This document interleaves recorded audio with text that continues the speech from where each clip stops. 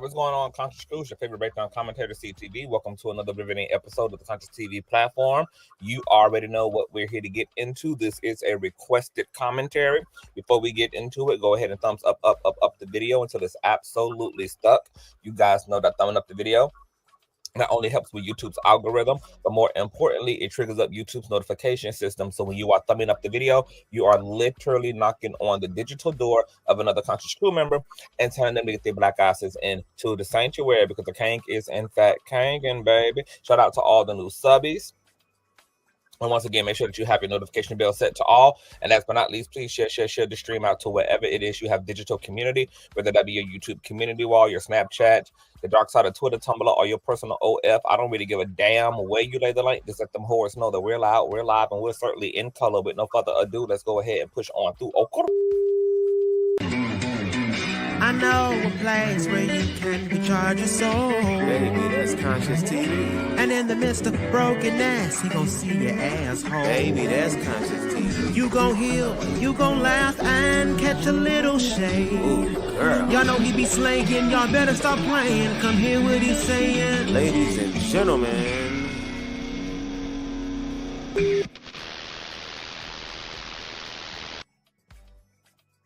All right, what's going on, Conscious crew? Happy hump day, happy hump day, happy hump day, child. We've been humping and we've been daying, all right?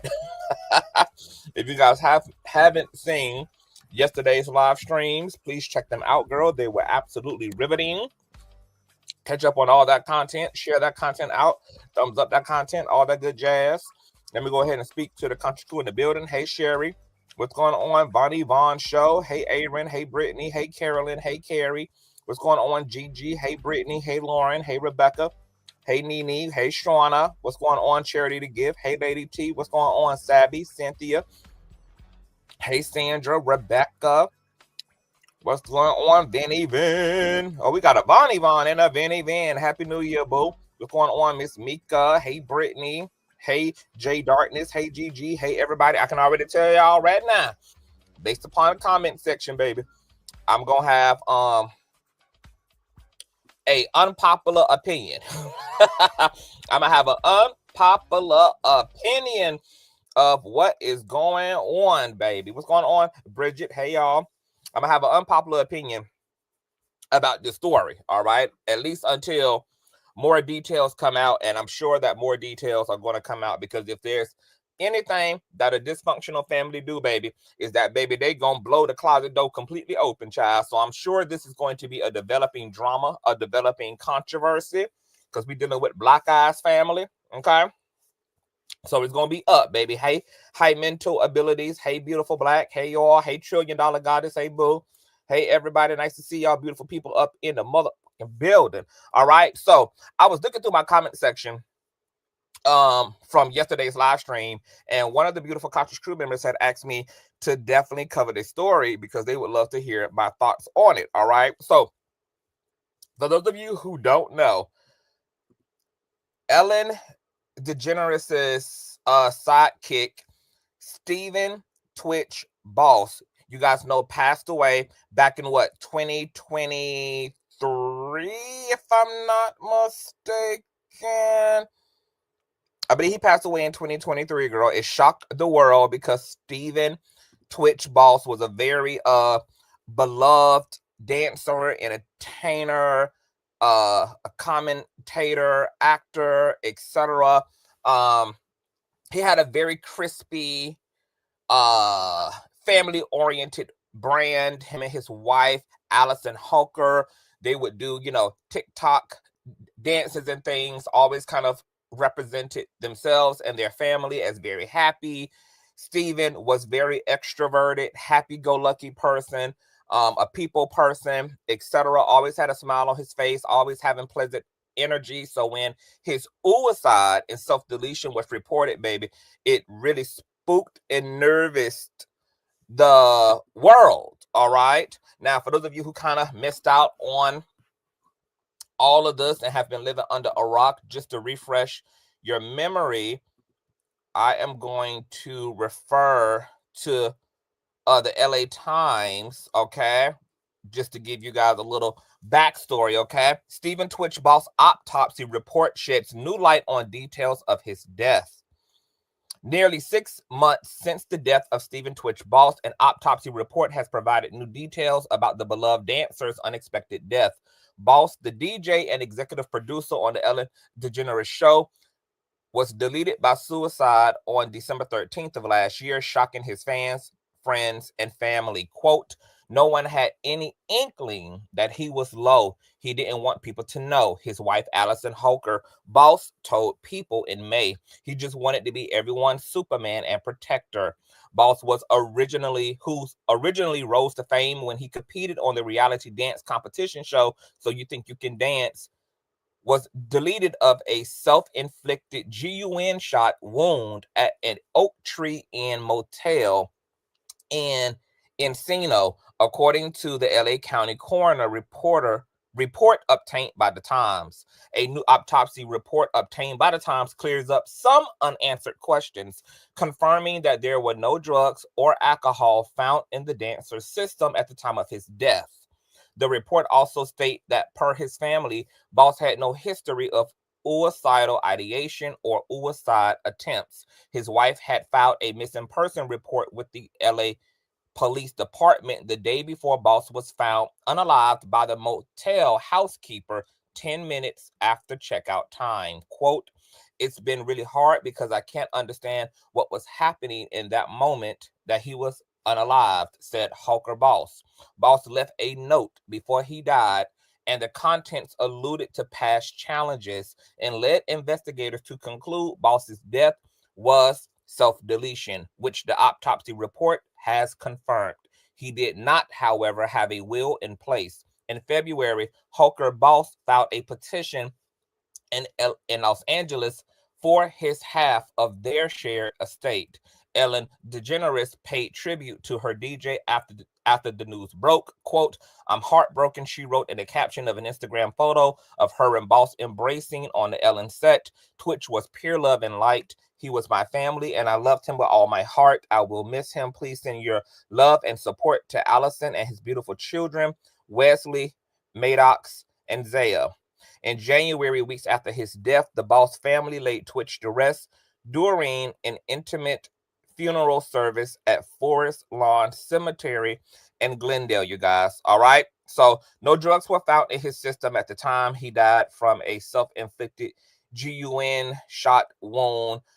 He had left his car, his phone, his keys, and everything at the house the night of his suicide, and a housekeeper, as the article said, found him the next morning, I believe in the motel bathroom, already unalived from a GUN shot wound to the head. All right. Now, there's major controversy and backlash going on right now against his wife and widow, Alison Holker, because she is releasing a memoir, and that memoir alleges that she has found drugs in his shoe boxes, in his closet, along with other substances. And this has caused Twitch's family to spiral, and a lot of them have taken to social media to combat Alison's allegations and or findings, and also have told the world that she has refused to allow them to see his children since his passing. All right, courtesy of usatoday.com, Stephen Twitch Boss family and friends irate over Alison Holker's drug use allegations. 2 years after the death of her husband, Stephen Twitch Boss, Alison Holker is speaking out, and Boss's family and friends are outraged. Holker, 36 years of age, opened up to People magazine in a revealing interview to promote her memoir, This Far, out next month. In the interview published Tuesday, Holker recalls discovering a cornucopia of drugs in Boss's shoeboxes ahead of his funeral. Boss, a choreographer, DJ, and former co-host of the Ellen DeGeneres show, was unalived by suicide at 40 on December 13th of 2022. Quote, It was a really triggering moment for me because there were a lot of things I discovered in our closet that I did not know existed, she told the magazine, describing the drugs as mushrooms, pills, and other substances. She continued, quote, "It was very alarming to me to learn that there was so much happening that I had no clue about. It was a really scary moment in my life to figure that out, but it also helped me process that he was going through so much and he was hiding so much, and there must have been a lot of shame in that." Now, family and friends are outraged by Holker's decision to speak about Boss's alleged addiction and release a memoir. On Tuesday, Boss's cousin replied to a post on X about Holker tarnishing Boss's legacy, claiming that Holker hasn't let Boss family see their 3 children. The family member added, quote, "He wasn't an addict. He smoked weed and was actively trying to quit. He wasn't some junkie." USA Today has reached out to reps for Holker for comment. Holker has 3 children, 16-year-old Wesley Fowler from a previous relationship, Maddox Laurel Boss 8 and Zaya Boss 5. In a separate tweet, the family member account named What the Hell Dario continued, quote, "This crazy woman made me and his actual family, including his mom, sign a non-disclosure agreement just to even attend the funeral. She's been trying to tarnish his legacy only to exploit and lie on my cousin. Hell no." The same person wrote in 2023 that the majority of his family and friends were forced to sign an NDA just to go to Boss's funeral, including his mom. Other family and friends have chimed in, including friends Courtney Platt and Emmanuel Hurd. Quote, "This is by far the most tacky, classless, opportunistic act I have ever seen in my entire life," Platt wrote on Instagram Tuesday, confirming the use of NDAs at Boss's funeral, even his own mother, who you've treated like garbage this entire time. Platt continued, quote, "Not to share anything or ruin his name as if that was on anyone's mind in the first place. And here you go and write a book with all the dirty laundry, smearing his name and attempting to dim the bright, loyal, loving light that was your husband and my friend." In January of 2024, Holker published a children's book, Keep Dancing Through a Boss Family Groove, which named Boss as a co-author. They started writing the story in 2021, she said on the School of Greatness podcast that month. At the time, Holker addressed public opinion on how she portrayed her grief. Quote, "I am such a public figure that people have a lot of opinions on how I should be handling myself, how I should be handling the grief, and what they expect to see and what they expect me to say, what they expect to hear from me," she said. Quote, "I've always been a person that I have to do things my way, in my own pacing, in my own time. And that's going to come sometimes with a lot of emotion from other people," she added. And I think I've just had to challenge myself to stay my own course because I have to go through this at my time to be the best version of myself and the best version of my kids. And then I can come forward and use my voice to help as many other people as I can. All right. So, girl, a lot of moving parts here, you guys. And Alison has been responding to some of this criticism on social media as well, courtesy of the Jasmine brand.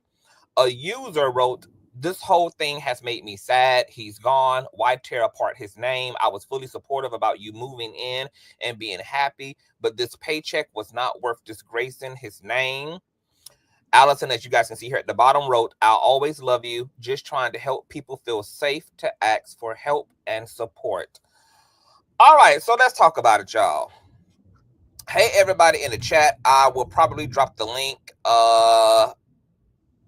if we got some time, if you guys are moved to come up. Hey, Vili, who says something in the water isn't clean about this. Why would the widow make his mom sign an NDA? All right, so let's talk about it. I do have probably only one piece of criticism as it relates to Alison Holker, and that's the whole drug thing, but I'm going to be even very balanced in that. My first initial thought when I read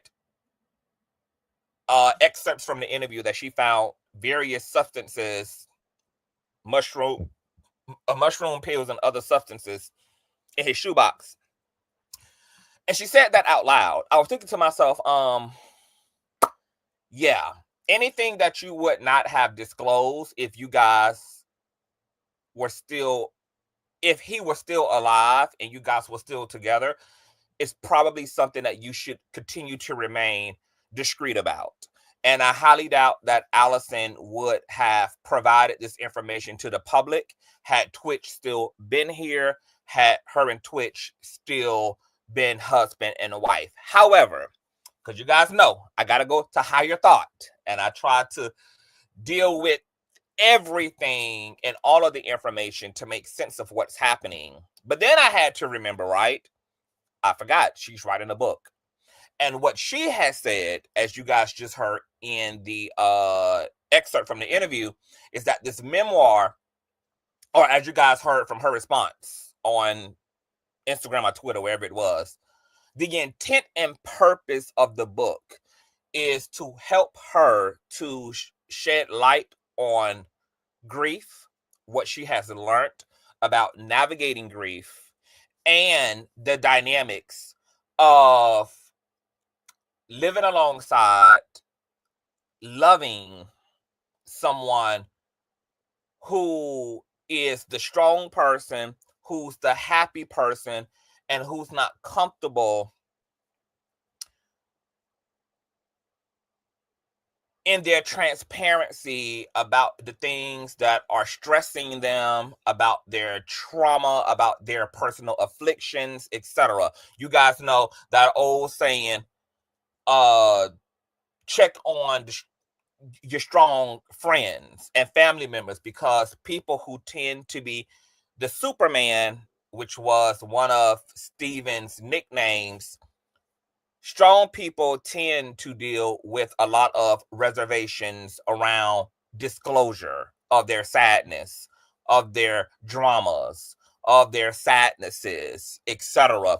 So sometimes they have to be surrounded by a very communal community that will seek that information from them, because typically strong people won't just divulge that, because they are so programmed, socialized, accustomed, and in a habit of being there for other people.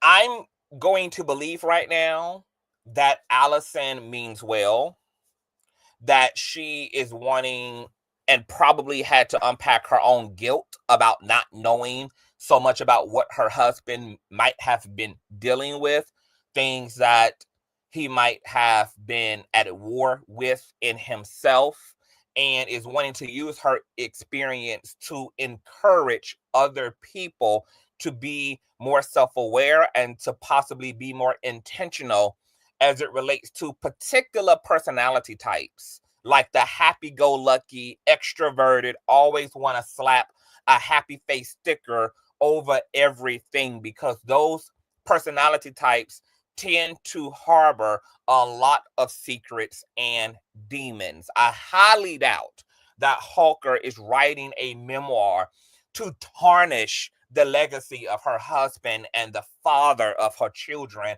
and the man she was married to. I highly doubt that her intent in talking and being transparent about what she has come to know over the past 2-3 years is with the intent to hurt her husband, more so than it is a intent to help other women like her, a intent to help other men like Twitch, and to use her own anecdotal experience in order to hopefully improve and deepen other people's awareness, whether you are the extrovert, introvert in this case, like Twitch, or whether you are the standard supportive partner who takes your partner at face value, like Alison. Okay? So keep it in mind why she's writing a memoir and what the intent of the memoir is. In her words, just trying to help people feel safe to ask for help and support, something her husband did not. He did not even tell her goodbye. And let me tell you something. What the fuck you don't get to do is tell somebody else how to feel about a person they loved, a person they fucked, a person they procreated with, who didn't even have the audacity to tell them or their children or their family goodbye. And the fact that you have raggedy ass relatives jumping their ass up in a frenzy to criticize, critique, condemn, crucify, and judge a wife who was forced to wake up in the middle of the night to find her husband not where he was supposed to be and deal with the insane, almost diabolical news from police officers that her husband was 15 minutes away with a goddamn bullet in his motherfucking head in a motel room by himself is absolutely inappropriate on a family's behalf. Y'all might be family, baby, but y'all are not Alison. Y'all are not the same, boo. Y'all not entitled to the same feelings. Y'all not entitled to the same experience. Y'all are not entitled to the same reality check. Y'all are not entitled to the same, baby. Y'all are not the same. Y'all all family. But she is queen. Y'all are community. And understand and respect and honor that difference. Now let's move into a little bit more of this drug piece.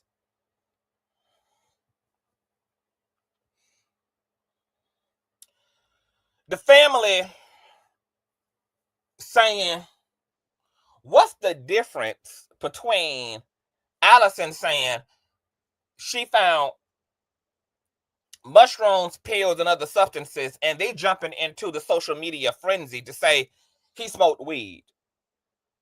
I think it's always funny at the hypocrisy of our democracy. So Alison doesn't have to be socially aware. Alison doesn't have to has to practice discretion fully, but y'all just greenlit y'allselves to jump into the media and admit that he smokes marijuana and does cannabis. It's the entitlement and the hypocrisy of it all for me. Secondly, this drug thing. She didn't say her husband was an addict. She said she found drug paraphernalia in his shoebox.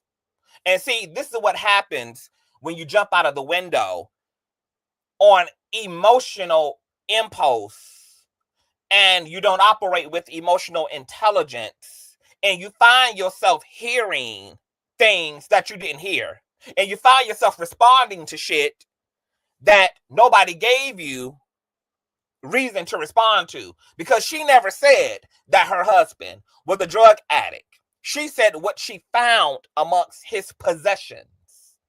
Okay? And with the relative saying, he ain't no drug addict. He ain't no drug addict. He only did weed. Baby, you only knew what he allowed you to know. And instead of making that about her, why don't y'all make that about y'all? Now ask yourself, since you knew your cousin and you knew your relative and your loved one so much, you knew your loved one so bad, why was he not comfortable disclosing that he also had mushrooms, pills, potions, and other white substances that he dilly-dabbled in? Because that would be the bigger question for me as a loved one, rather than making that information and deflecting from my own discomfort about Alison. More so than why in the fuck did this nigga not divulge that information to me? What did we not create in our relationship that did not allow him to share and to provide said information? Because that's the work that Alison is doing, which is why she's writing a memoir. Because something was missing in their relationship and something was missing in Stephen. And now, as a result of the family not even knowing that he dilly-dabbed, because once again, you can do drugs without being an addict. And once again, she never said he was an addict. She said what she found amongst his possessions. Shrooms, mushrooms, Adderall, crystal meth, cocaine, powder is something he might have did when he would spiral, when he would get into a very dark place, possibly. Obviously, if Twitch was not in the business of being emotionally and mentally intimate with anybody, not even his wife, not his friends, not his relatives, then this reality check around the fact that he might have participated in drug use is possibly how he would self-medicate and how he would treat his silence, how he would treat and medicate his injuries, how he would treat and medicate his problems, how he would attempt to regulate or desensitize himself or disconnect from the things that he was struggling with in his mind and in his being. And this is also not uncommon for happy-go-lucky, suicidal individuals who slap a happy face over their lives to hide away their shame and their guilt and their inner battles and demons to self-medicate. That's also not uncommon. That's very, very uncommon. I mean, it's very, very common. So for one, I want the family to pump your brakes. Because, see, I know when it comes to grief, especially when it comes to Black families and grief, a lot of times we try to heal by finding someone to blame. Alison is going to be that person in this situation for this family.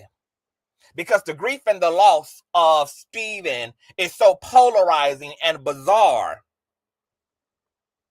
and so left field and unexpected that you need someone to punch down on in order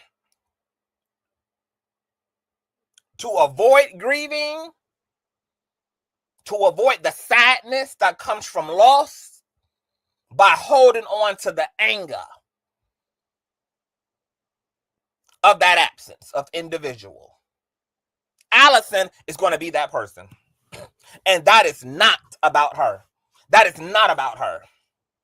As much as that family wants it to be about her, it ain't, baby. You got to go through your valley of the shadow of the death. You've got to hold Twitch, Stephen, boss, accountable for his actions, for his silence, for his decisions. And you've got to hold him accountable for the mess he left behind. Because that's what self-deletion causes, a goddamn mess. I don't care how you want to flip, dip, and remix this situation. Alison didn't put Twitch in this predicament. Twitch put his family. Stephen put his family in this predicament. You left a world of questions behind. You left a trail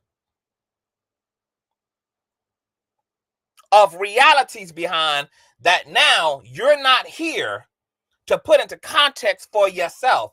That's what Stephen left behind. And everybody that loved him is forced to pick up the pieces and to make sense of that fragmented picture. She never called her husband a drug addict. She said what she found in his persons and possessions. Okay?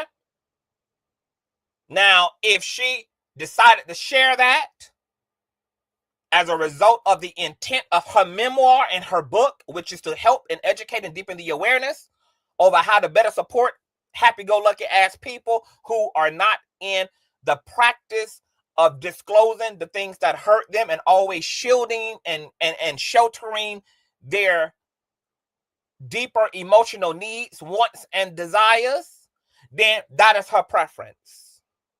And I can understand I can empathize with the family for being uncomfortable. Okay? Because I'm sure, like anybody, when it comes to loss and grief, you just want to remember the happy times, because the happy times is also the self-soothing medication we utilize in order to treat and comfort our grief. But I'm also not mad at Alison as a public figure who married a public figure who had a very public relationship, using her very public platform in order to do a greater work as a result of the experience that Twitch left behind, which is to talk about the dynamics of being a woman left in the closet, about her husband's condition, and only found out by going into his closet what his truth was. Because so many people like Alison are married to people who don't speak their pain. People who don't speak their reality. People who don't speak their truth. So many women and men are in relationships of all kinds, platonic, romantically, etc., with people who do not put words to their pain, who suffer in very deep and profound silence. What I'm getting from the intent of Alison's memoir is an attempt to help educate those who are living just as in the dark as it relates to certain personality types like that of Darius. These happy people 24/7 who always feel that they're obligated to smile, that they're not obligated to be sad, they're not obligated to be upset sometimes, that they are not entitled to having problems, and they are. And I can understand, because this is a loss very close to her. This is a very intimate loss because it involves her intimate partner, that her experience is compelling her to educate everybody else so that they don't have to end up as a widowed spouse just like her. Because, baby, that is a pain beyond all else. What the family need to motherfucking do is worried about their own goddamn healing. What they need to do, and see, I'm going to put my extra foot on black ass families. Because, see, I know how we do. I know the level of in denial we practice. I know the level of sunken placeness we practice. I know the demons were never in the business of confronting, of chastising, of rebuking. I know the level of secrecy and smoke and mirrors and disillusionment that black family systems historically have a horrendous pathology of practicing and implementing, only leading to more intergenerational transference of said trauma based upon the powerful principle and pledge to denial. Alison is stirring the pot right now, baby. by bringing forth information that challenges the family's practice of disillusionment, the family's practice of lying, the family's practice of concealing the bruises and the black eyes with makeup. And the family is taking it personal because Alison is willing to be honest about something they still are not in a place to be transparent about.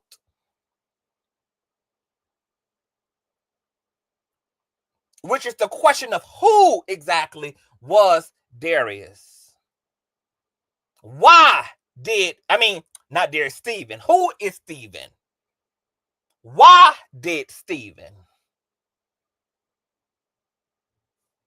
And what does it mean that he did? Everybody loved him, but nobody knew these things. Not his cousins who so mad, not his aunts and uncles and friends who so mad, not his wife. It seems like everybody dropped the ball. From Stephen to his community, dropped the ball. And this is the problem with having surface relationships. This is the problem with having people that like you but don't love you in your life, because the people that like you, they're not going to ask you no deeper questions. They're not going to really check in on you. They don't take notice to the subtle changes in your demeanor, in your mood. They don't even notice when the fuck you ain't being yourself. But hell, even the people that love you can also have those things go unseen if you are a master manipulator.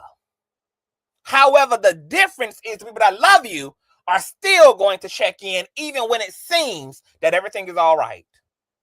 The people that love you are still going to pull you aside and say, hey, everything all good. I know you're winning right now. You're making money. Everything look good, but you all right.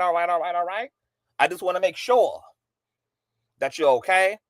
I want to make sure that you know that I'm here for you. I want to make sure that you know that you got a safe place in me to confide in. And I want you to know that you can always speak to me and divulge to me, etc. See, the people that love you, they're going to do that anyway. They're going to pull you in close anyway, regardless of how happy things look. The people that like you ain't going to never do that, baby. Even when you crying aloud with your emotions on the side. It seems to me that Twitch was incubated in a system with a lot of people that practice living on the surface. There's a reason why Twitch felt ashamed and felt he had to live parts of himself in silence and in the dark.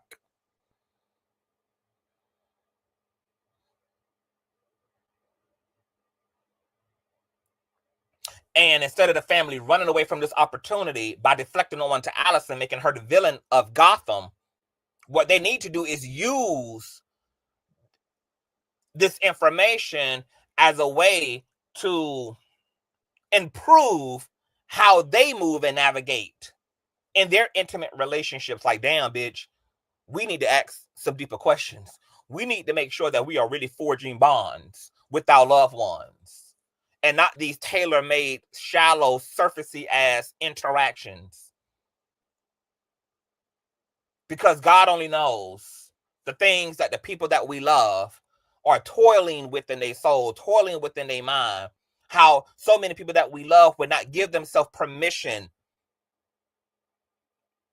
to participate in the safe place that we have created for them. So we might have to offer our hand first to encourage them to come forward with anything that they're dealing with. Shame, trauma, guilt. These are all very, very, very powerful afflictions and injuries upon the psychic body of mankind.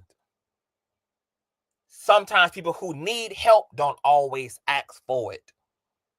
That's why we got to do better as a community and make sure that we offer it and put it on the table, because not everybody who is suffering has the strength to cry out in distress. Y'all better ask about me, baby. All of my friends and family, baby, they'll tell you right now, baby, CTV get all up in my shit, baby. He gets all up in my stuff, baby. Some things I don't even want to tell CTV because I know he gonna shovel. Yes. Because I love you down boots, baby. And I want to make sure that you're clear about your clear, baby. Wherever we got to go in your stuff, baby, let's go. Let's go, baby. Let's go. I got time, baby. Let's go into your stuff, baby. Because I don't want nobody around me not having the space to fully unpack anything they need to unpack. I don't give a damn how grueling, how critical. Oh, yes. Ain't gonna read your rights, baby. That's what somebody who love you does, baby. Because, baby, ain't nobody gonna be jumping out of the window without a parachute on in my camp. Nobody. I'm somebody who takes relationships of all kinds very seriously. I am somebody who feels like other people are a reflection of me and I am a reflection of them. And their wellness is predicated upon the wellness of our relationship. If I'm well, those around me should be well too. Should be. And I want to make sure that they have the space to do what needs to be done and to say what needs to be said and to do the inner work. And I position myself for that. And we all should as a community. Why you think there's such a high suicide rate amongst young people right now? So many parents are finding their young people hung in closets, hung in the bathroom stall at school, deceased in the tub. So many people are suffering in profound silence and do not have the strength to say they're in trouble. And if you have ever been a person who suffered in silence, then you know how disempowering that is. And just because people wear a face and they dance and they do the damn moonwalk does not mean that they are fulfilled. Just because people have money, people may have fame, people may have seemingly everything on the surface that constitutes a happy person living a happy life doesn't mean they are in fact happy. Look at all of these high profile, very wealthy men who are ruining their marriages because they can't treat addictions and traumas that lead to their infidelity. Look at how many children of the wealthy class have died by suicide, who are on drugs, who seemingly have it all. Look at the Michael Jacksons. Look at the Princes. Look at the Amy Winehouses. Look at the Britney Spears.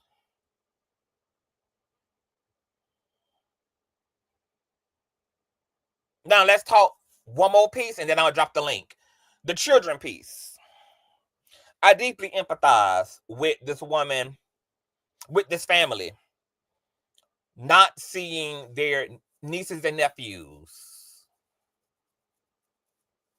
grandbabies, for what now, 2 years allegedly.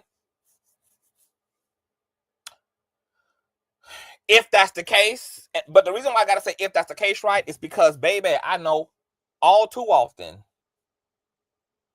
how families are full of shit. There may be reasons why Alison have withheld her children from said family. Okay? It's two sides to every story. Okay? What we're hearing is their side. We have no idea what her side is. And for all I know, there may be good goddamn reason why they do not have direct relationship and access to her children.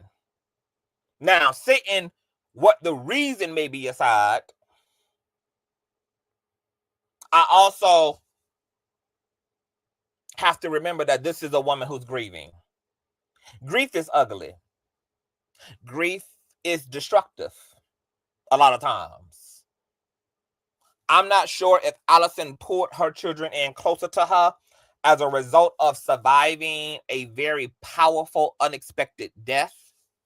Because sometimes when something is ripped and raped away from your life immediately in the blink of an eye, you are totally caught off guard. Something is just snatched and raptured from your reality. It can cause in its place a severe self-preservation need.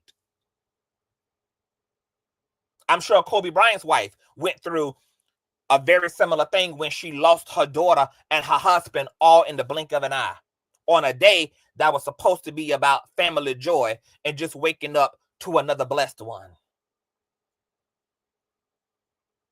So it could be possible that Alison, who acknowledges that she has had to navigate grief, she's had to navigate the complexity and the depth and the multifacetedness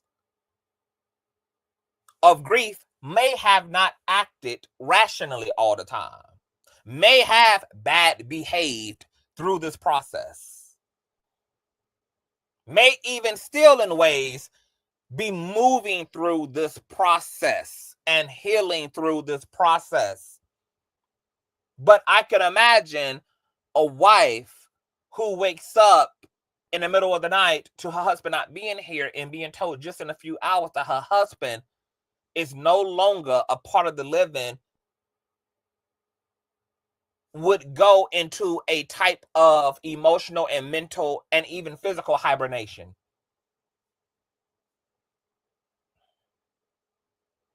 Maybe after she found these drugs in this shoebox in Stephen's closet,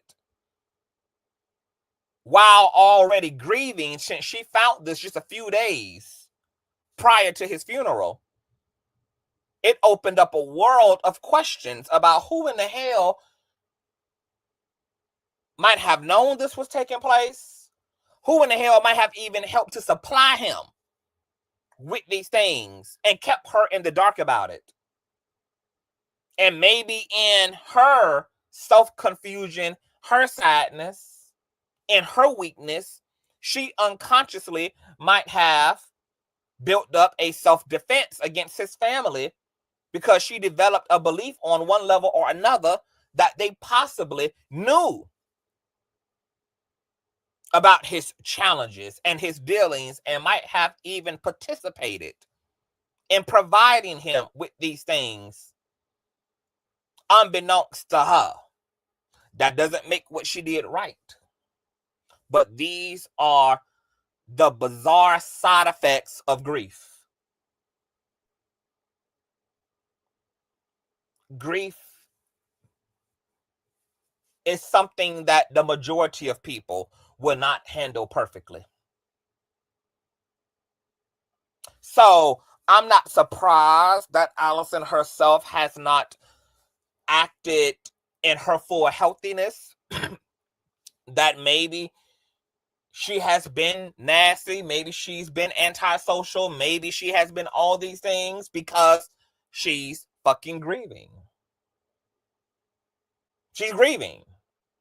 And the family, especially if Alison is willing to turn around at some point, hold herself accountable, and acknowledge that some of the ways that I have been over the past 2-3 years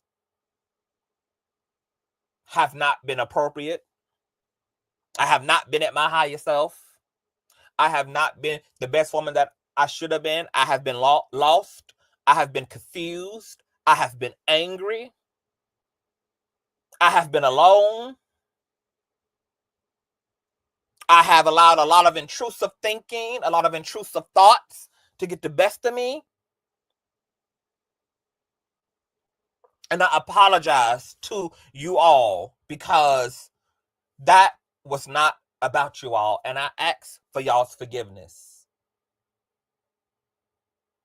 I would encourage Alison, if the things that Stephen's family is saying is true, and her withholding these kids are not rooted in something they have demonstrated that makes them dangerous as it relates to the custody of her children and time with her children, that she take a deeper look into her grief and her behavior, and she extends an apology. And I hope that for Stephen's legacy's sake, since the family is so concerned about his legacy, and for the sake of the kids, for the sake of everybody, Alison, for the sake of them, for the sake of Stephen's mother, for the sake of the cousins and friends, etc., that they accept Alison's apology. Because grief is not perfect. And you have to have a lot of empathy in order to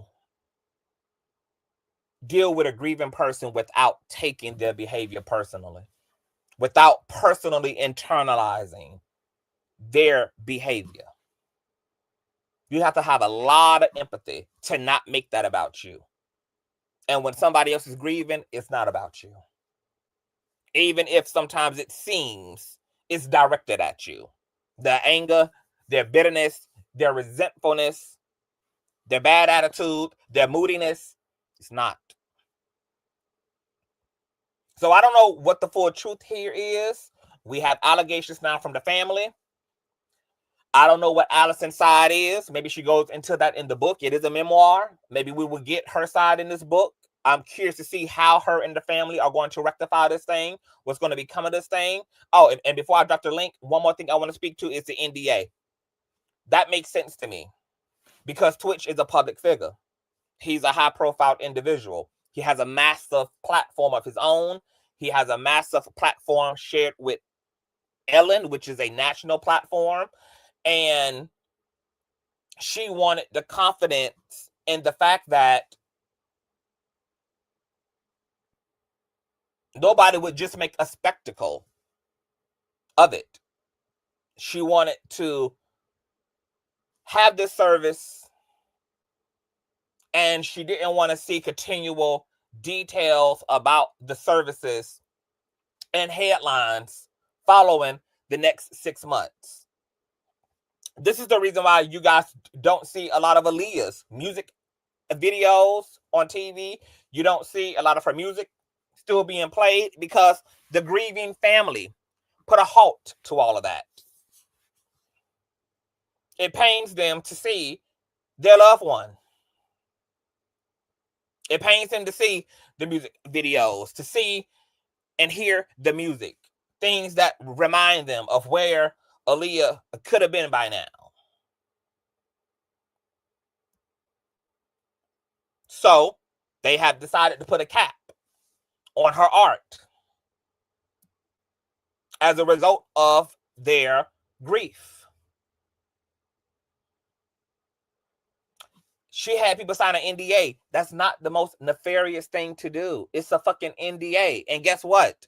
Y'all signed it. So shut the fuck up about it. You signed it. You signed it. You signed it. So I don't give a fuck about how you feel about it 2-3 years later. Your black ass signed it. You signed the goddamn NDA and pushed your ass right onto the wake and right onto the goddamn funeral. I don't give a fuck. And she don't need y'all to trust her. None of y'all in the comment section know her. Half of y'all can't even sit in the restaurants. Half of y'all can't even shop in the same stores. Half of y'all won't even be in the first class and on the private jets that Miss Alison will be pushing on through, baby. She don't need y'all ass to trust her. She don't know y'all and y'all don't know her. What is supposed to be so redeeming and necessary about your trust of her? About your belief in her? About what you think about her? Is she not going to wake up tomorrow rich as hell because you don't like her ass? No. Is she going to wake up tomorrow not in her mansion just because you don't approve or because you think you know what the hell going on? Based upon a short-lived family spat on the internet? Make it make sense. Move the hell around. Move the hell around. Y'all don't know these people. Y'all don't know these damn families. And half of y'all families is just as fucked up and upside down. And if you ask any one person in y'all family what the hell is going on, y'all will get 10, 12 different damn versions of what is going on and who apparently the problem is. This is what is created in families. This is why I got a lot of empathy, and I'm going to keep my particular perspective real broad. Because, baby, when it comes to families, baby, it's just toe up. When it comes to families, baby, it's toe up. It's just toe up a lot of times. You get a lot of subjective ass realities that everybody ass is sitting in. And there's a different supervillain in everybody's personal damn experience. It's the grandparents, if you ask one motherfucker. It's the aunts, if you ask the other. It's the nieces and nephews, if you ask the other. I don't get paid to unpack all that. Baby, they ain't, and neither side is coming with enough information for us to have a super clear picture of what is really transpiring here. But y'all had to sign an NDA. I mean, he's a public figure. She don't want information leaking. And she wasn't ready to relive that funeral over and over and over and over again because the family was willing to talk to everybody under the sun following it. Because you got to remember, this is the funeral. This is the height of her grief. So I can understand why she made everybody shut your motherfucking mouth disclosure. She wasn't ready to live that several hundred times over for the next year. Because all the people who attended the damn funeral wanted to go and speak openly about it to the public over and over and over and over again. This is where the family just has to have some type of fucking compassion. And there might have been separate issues going on with this family even before tWitch died. I mean, there always is. But my whole thing now is, since memoirs are coming and folk are taking to Twitter, baby, y'all might as well just come outside with it now and just give us the whole entire goddamn picture if you're going to talk. Don't give us bits and pieces and edit shit and you just throw this thing out and you don't expand it. At least Alison is coming out with a full-on fucking memoir, baby. She about to expound upon her side. So if the family gonna jump outside, come on and jump outside, baby, and tell us all your story. Because this is her story to tell. tWitch didn't just belong to his cousins and his friends. It was her motherfucking husband and the father of her goddamn kids. And she can tell whatever goddamn angle she wants to motherfucking tell as long as it's rooted in the goddamn truth. She can tell whatever aspect of her history, whatever aspect. Y'all ain't had no problem when Tina was out here telling y'all why the fuck love didn't have to do with it. You ain't hear Ike damn family out here contesting Tina ass. It's her history. It's her side. It's her story. It's her intellectual property. And she gets to share it anytime, any way she goddamn sees fit. As long as it's rooted in the goddamn truth. And she don't need nobody else to agree about it being the goddamn truth because she was the only bitch who saw what was in the goddamn shoebox.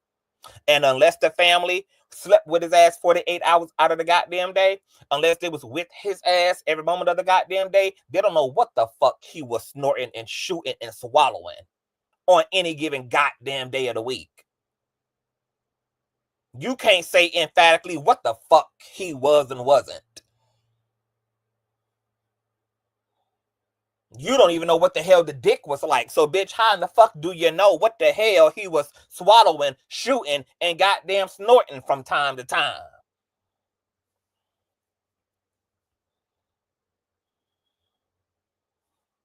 But nobody got a problem with it going both ways. And as you guys see here, Alison don't got a problem with it going both ways. She ain't hooting and hollering.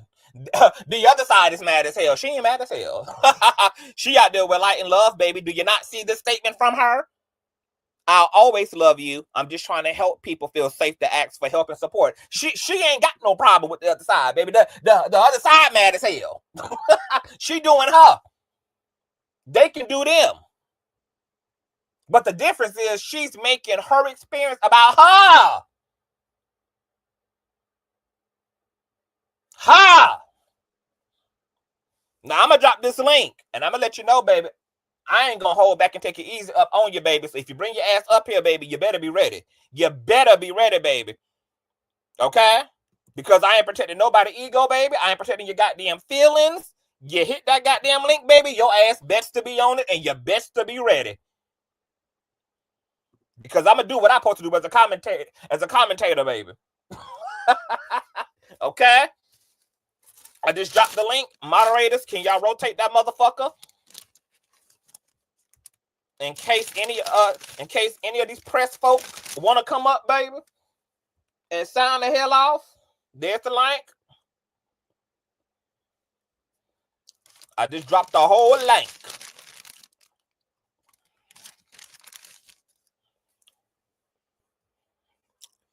There's the link, child.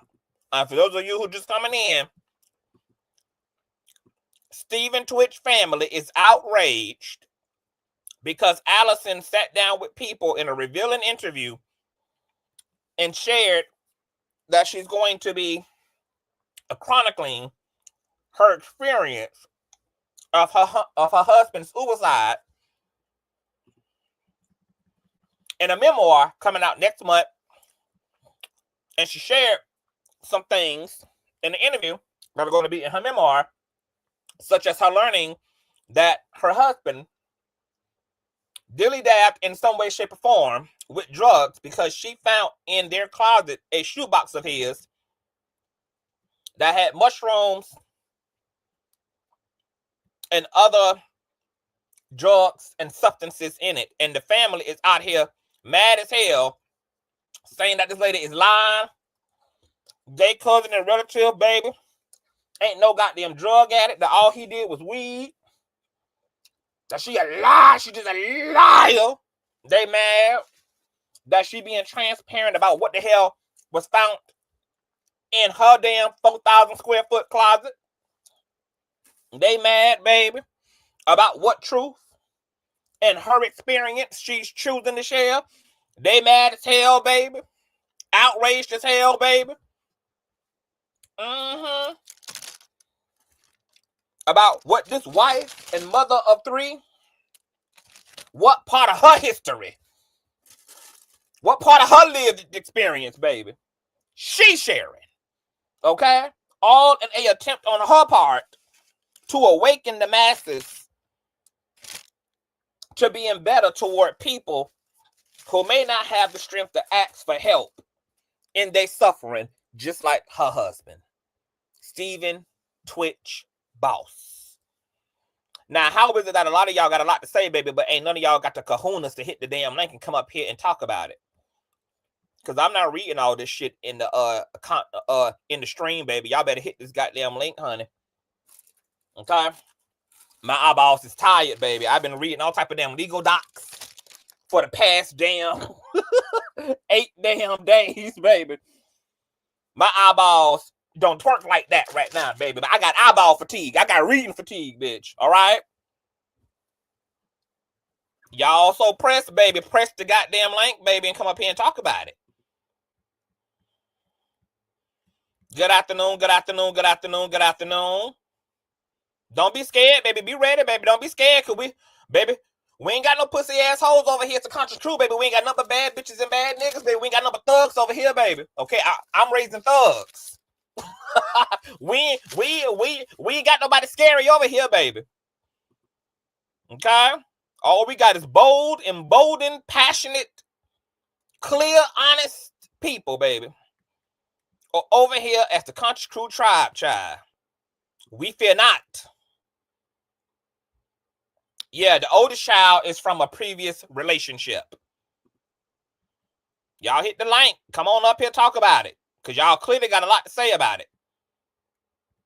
And I'm ready. I'm ready, baby. At 3:42 p.m. on Wednesday, I am ready, girl. Hit the motherfucking link. Kiki says it didn't make sense to make his family sign an NDA. That's in your opinion, baby. Then her come out. It's a funeral. See, y'all don't keep context together. She was burying her husband, sweetie. She was grieving. This was the height of her grief, is when she's burying. You don't bury somebody a year after they die. You bury somebody within the first 2 weeks of their passing. So this is the height of her grief. It makes a lot of damn sense. It might have been a choice you didn't make, but it's a choice that she made. See, you're not married to a high-profile man, okay? You with Pookie. Nobody gonna give a damn about coming to his funeral or not.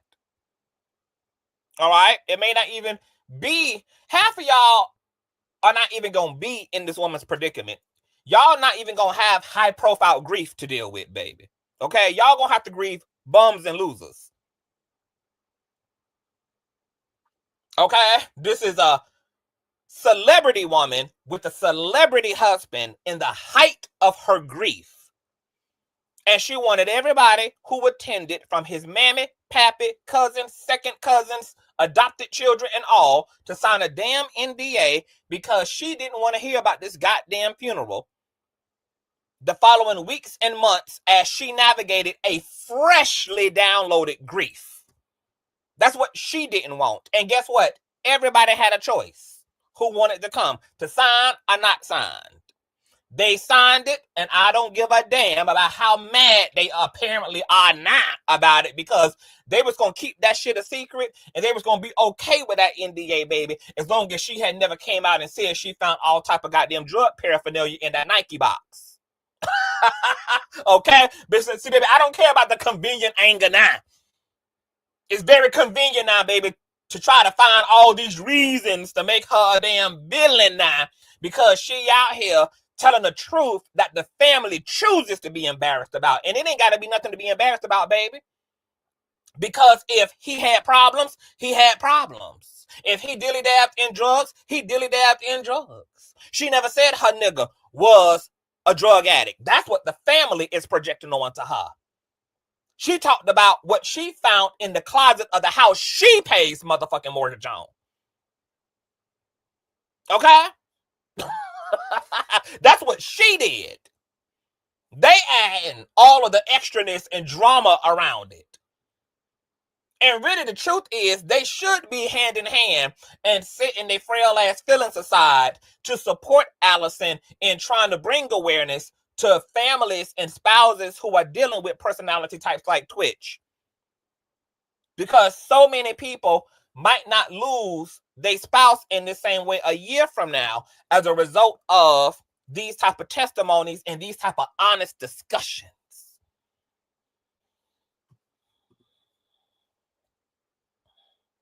So it might not have been a decision you made, but it doesn't make her decision to have everybody sign an NDA wrong. And baby, if you don't like her, bitch, you ain't gonna like me. Because baby, let anybody in my life pass away, girl, and let me know the real tea. Baby, some of them hoes ain't gonna have an NDA to have to sign because your black ass ain't gonna be invited to send a motherfucker off with your fake, dumb, diabolical ass. Bitch, you ain't gonna have a motherfucking NDA to sign because your dusty ass ain't gonna be invited to begin with, ho. Baby, she better than me, bitch. Because all them two-faced upside down assholes who wasn't there, who I knew done abused you, done betrayed you, done had so much to say about you, done you every which way but right, baby. You won't even have your bitch made ass at the funeral. How about that? How about that, baby? At least Alison gave you hoes an NDA, baby. She gave you options, bitch. When it comes to CTV, baby, you don't have no options. This is not a democracy. It's a dictatorship, bitch. So if you ain't liking her, bitch, you're damn sure ain't gonna like me. And just like her, I don't give a damn. I don't give a damn about it, baby. Don't give a damn. Write about it. Tell it in a memoir. Serenity says, do you think that stuff could have been planted going along with the narrative that he unalived himself, which I said from the jump that he didn't do it? I mean, it ain't no, I ain't seen enough evidence to suggest that he didn't do it. The coroner said he did it. The experts in the situation say he did it. I mean, there's witnesses at the motel. He checked in. He checked in by himself. Ain't nobody plant his body there. He ain't just show up in the hotel room dead. He checked himself in. He pooched on through. I mean, I just ain't seen enough evidence to suggest that he ain't do it. They ain't found no evidence that he didn't do it. So, I mean, you know, what's eerie is that the Twitches of the world are all kind of universal. Extrovert, happy-go-lucky person that was suffering in silence took his life. That is what happens. I was just scourging through damn Instagram yesterday, and there was a reel of a woman who was dancing all in her kitchen, baby. She was twirling, baby, and just having the time of her life, and took her life like 7 hours after that video was recorded. And the caption was from her relative saying, "This is what suicidal ideation looked like." This is what it looks like. Okay? People mask their suffering. And because they're already dealing with suffering on top of amplifying it through silence, like all human beings, they have a breaking point.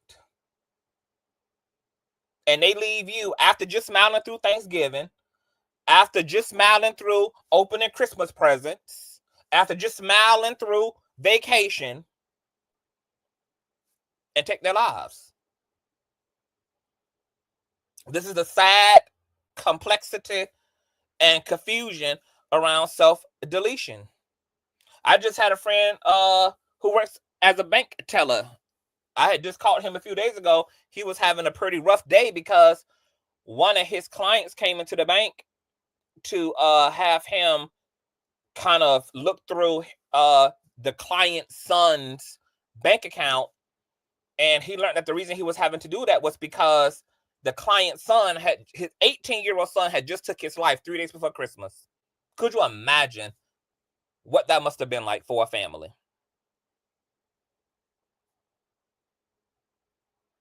And that family will now always have a dark stain over them as the holidays approaches, particularly New Year's and Christmas, because the son took his life just a few days, and the son started giving his money away to friends, to family. Usually people who want to self-delete, sometimes they get very charitable and they get very excited because they're excited to die. They're happy that this is all about to be over. They start giving away flat screen TVs, and they start emptying out their accounts, and they start just giving away their things, and they're happy. They're happy that their relief is finally here. They don't have to do this another moment, another day. It's almost celebratory. These are the complexities of suicidal ideation, and this is the tragic, fragmented reality that is left behind for all those who loved that individual to deal with. It's very sad. It's very complex. And it's a lot. And that's why I think that this family would do better to just deal with what they're dealing with privately, since they got so much respect. Like, don't claim that Alison don't have no respect for the legacy of Steven, but then y'all outside as his relatives acting just as goddamn ignorant. Somebody got to act better. Somebody got to call themselves to a higher place. Somebody got to call themselves out of a dry place. Don't hang Alison out there and claim she acting undignified. But then y'all outside in comment sections on Twitter and Instagram tweeting, going the fuck off, acting a goddamn fool. Because you ain't no different than she is. You want to correct her narrative? Write your own goddamn memoir about your cousin and how much of a non-addict he was. You do that.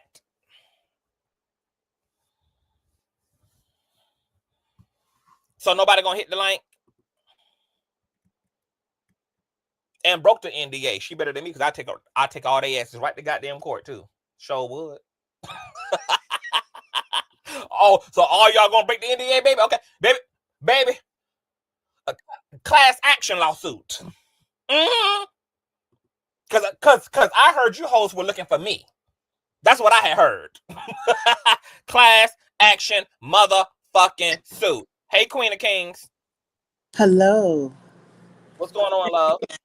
Thank you for bringing me up here.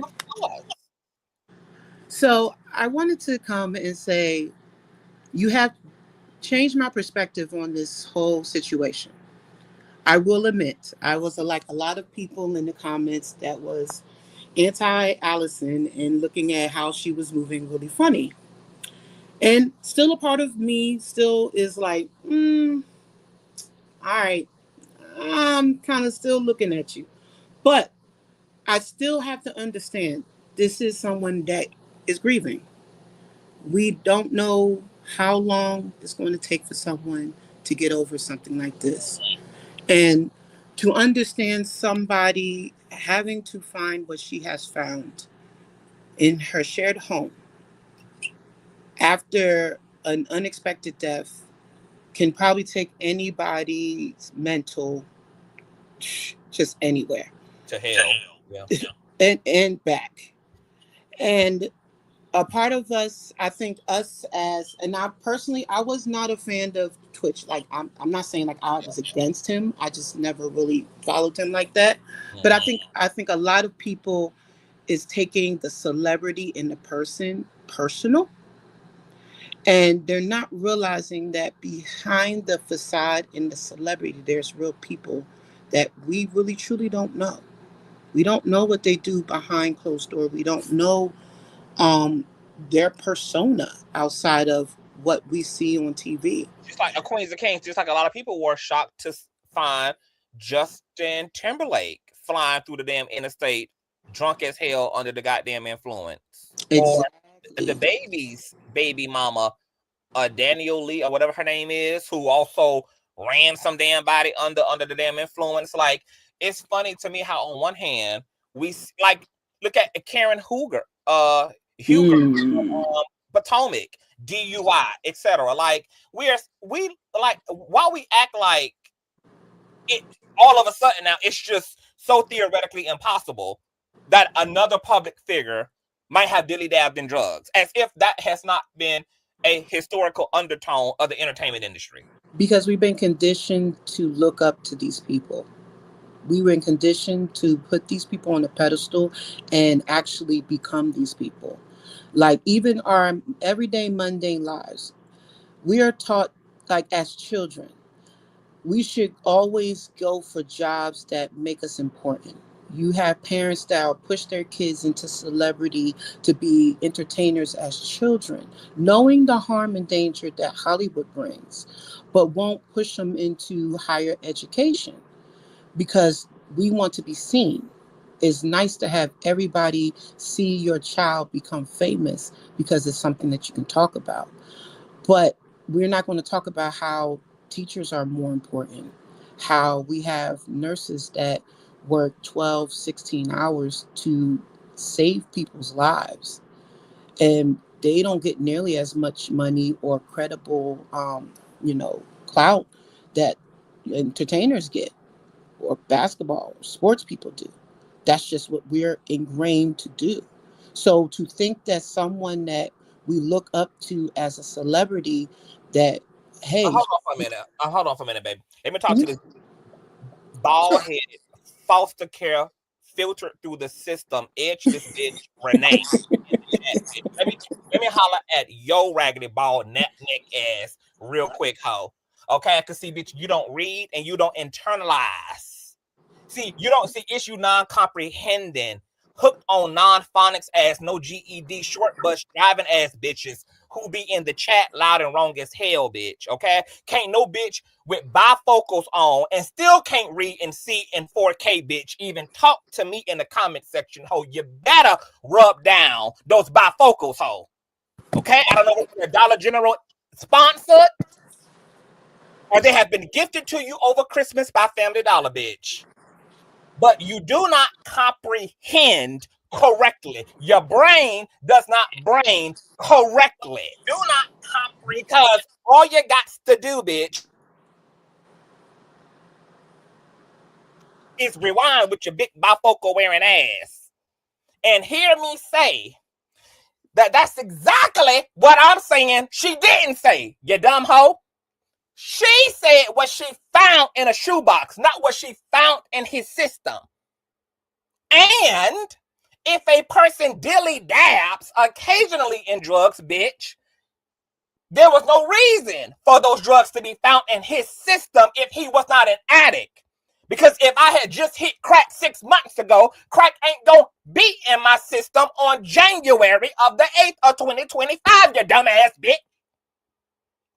So calm your non-comprehending, non-reading, big bifocal wearing ass to fuck down, bitch, and find you another goddamn chat to chat in. Cause it be you type of motherfuckers who be loud, wrong, uncomprehended, and unintelligent as hell in somebody damn chat thinking you got it going on, bitch.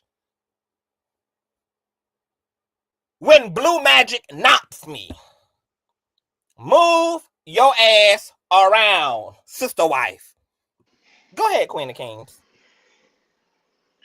handle your business. I understand. But again, this is one part of it. It's like there's facts there.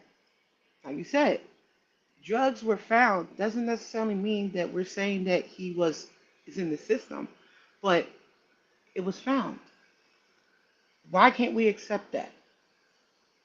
He's human. He's not a god. He wasn't perfect. And if this is what Allison feels like she wants to be told, what is up for us to say? Now, could I also say she's doing it because she needs to survive? I'm not going to think that Twitch left a lot for her and her kids to survive off of. Oh, so you don't think that Twitch was coined up like that? I don't think he's coined up like that. I don't really think so. Entertainment business, even at the time that he, left, it was already on the downward swing, especially with Ellen. Ellen's show was already getting canceled at that time. And yes, he was on, I think his, Do You Think You Can Dance? Yeah, that was his breakout, but he didn't have any actual stake in that show to actually make any real money or have any collateral money behind it. And if we actually know, she was also a dancer. That's the other aspect of it. They both are entertainers. So for her to even make money, she will have to leave her kids with someone or have purchase and have a nanny or some kind of daycare to actually go out there and make money. So she's probably hard up on cash and probably some kind of funds because you're talking about like what? You have the oldest is probably like going into middle school, going into high school, and you have the babies. I think the youngest one might be going into elementary school, and the other one is in elementary school. And I believe right before he died, they was joking, or she wanted to So hold on, have a fourth child. I'm Uh-huh. so sorry, baby. Let me gag the fuck out of Renee a goofy ass one more time. No Because problem. God gave me one more round with this bitch. No problem. You know what's so funny about your dumb bifocal ass, you bicycle backwards driving ass bitch, is you have the unmitigated gall to say that no drugs were found in his system, but yet you won't contest the fact that his own relatives corroborated that he did weed. So are you also saying, you dumbass bitch, that he was not a weed smoker since weed was also not found in his system either? You verse cherry picking ass bitch. See, your own logic ain't logicking. Bifocal. And I double dare your ass to hit this link, baby, because I'm going to let you know right now, bitch, I'm going to turn you and them 4x4s on your face, bitch, every which way but loose, baby. I hope you bless this platform today, baby, and you enter before the throne, baby. I want you to make yourself available to the king today, baby. Okay?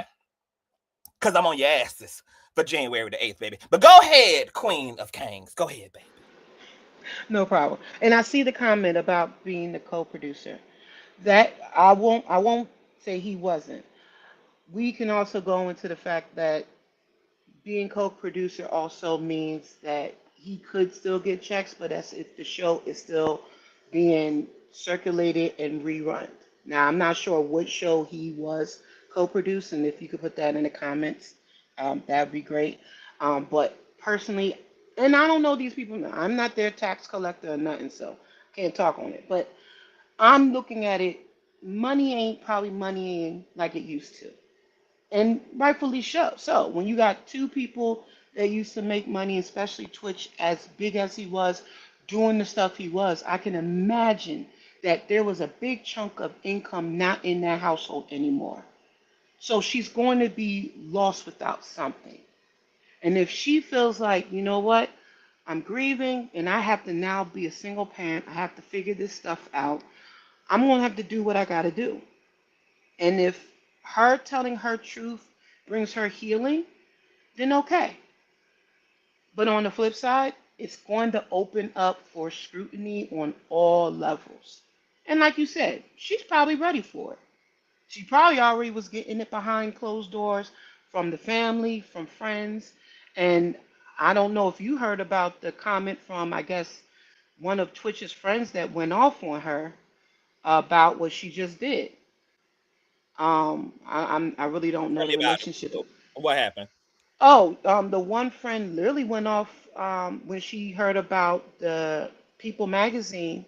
Pretty much just blasted her, like talking about the NDA Mm-hmm. and saying, "Why are you putting all this out, messing up his legacy?" The whole everything that everybody been complaining about, and pretty much is like, "Yo, I was standing next to you when y'all got engaged, when you got married." Your whole relationship, and now you want to put this out there and exposing him to the world. Now, let And me it's ask you this question, hmm Queen of Kings. Why does that have to be the only way to perceive a thing? Because nothing that I heard and read sounded like she was exposing a damn thing. It was a woman who already said the intent of her book is to deepen the awareness of being married and loving people who suffer in silence, and sharing things that she found in her husband's possessions that could lead to a better understanding of maybe why he took his own life, why he was struggling in the way that he was. Uh and the family has just taken to one single attitude that you are destroying his legacy and you are intending to do that. Now, my question would be, what in the fuck would be the benefit of her doing that to her husband and to the father of her kids? well, the answer to the first question, what I feel like is you're destroying the perfection of who they feel Twitch will be appearing to. See, if you think of what Twitch always seems to be pushed into the media and even to the fans, Twitch was always a happy-go-lucky, cheerful guy. That's always what he's being presented to everybody. That's why when people talk about the suicide, even when they were saying, oh, they found him dead, people wasn't even willing to accept the suicide. They wanted to say someone killed them because they didn't want to think that Twitch, the happy-go-lucky guy that was dancing all the time, They had refused to believe. yes, they refused to They believe that wanted this to man believe. was not perfect. They wanted to believe in the mask. Yes, the mask was the way you saw him smile. Every picture you see him smiling, that beautiful smile that he had. That, and I have to admit, his smile was beautiful. But then now, hindsight, you look at it and it's like, was it really a mask? And then that's where now you got everybody asking, all the questions and pointing it back. So that's just to answer your first question.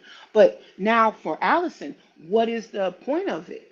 Well, I can't even do that because that can go into speculation. That I can easily go into my feelings about her, and that can go into like, okay, how do I even feel about her as a person? Or do I even feel like she, how she feels about her husband now? Because we can have Allison prior to, the death and how she saw her husband, and then Allison after the death.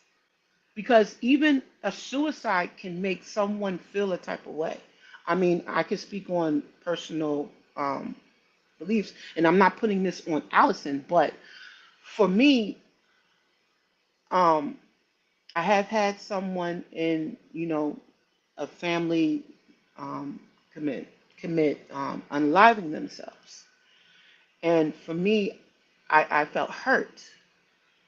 And yes, they went through what they went through. And we felt like we did our best to try to give them the help that we thought they needed, but it wasn't enough.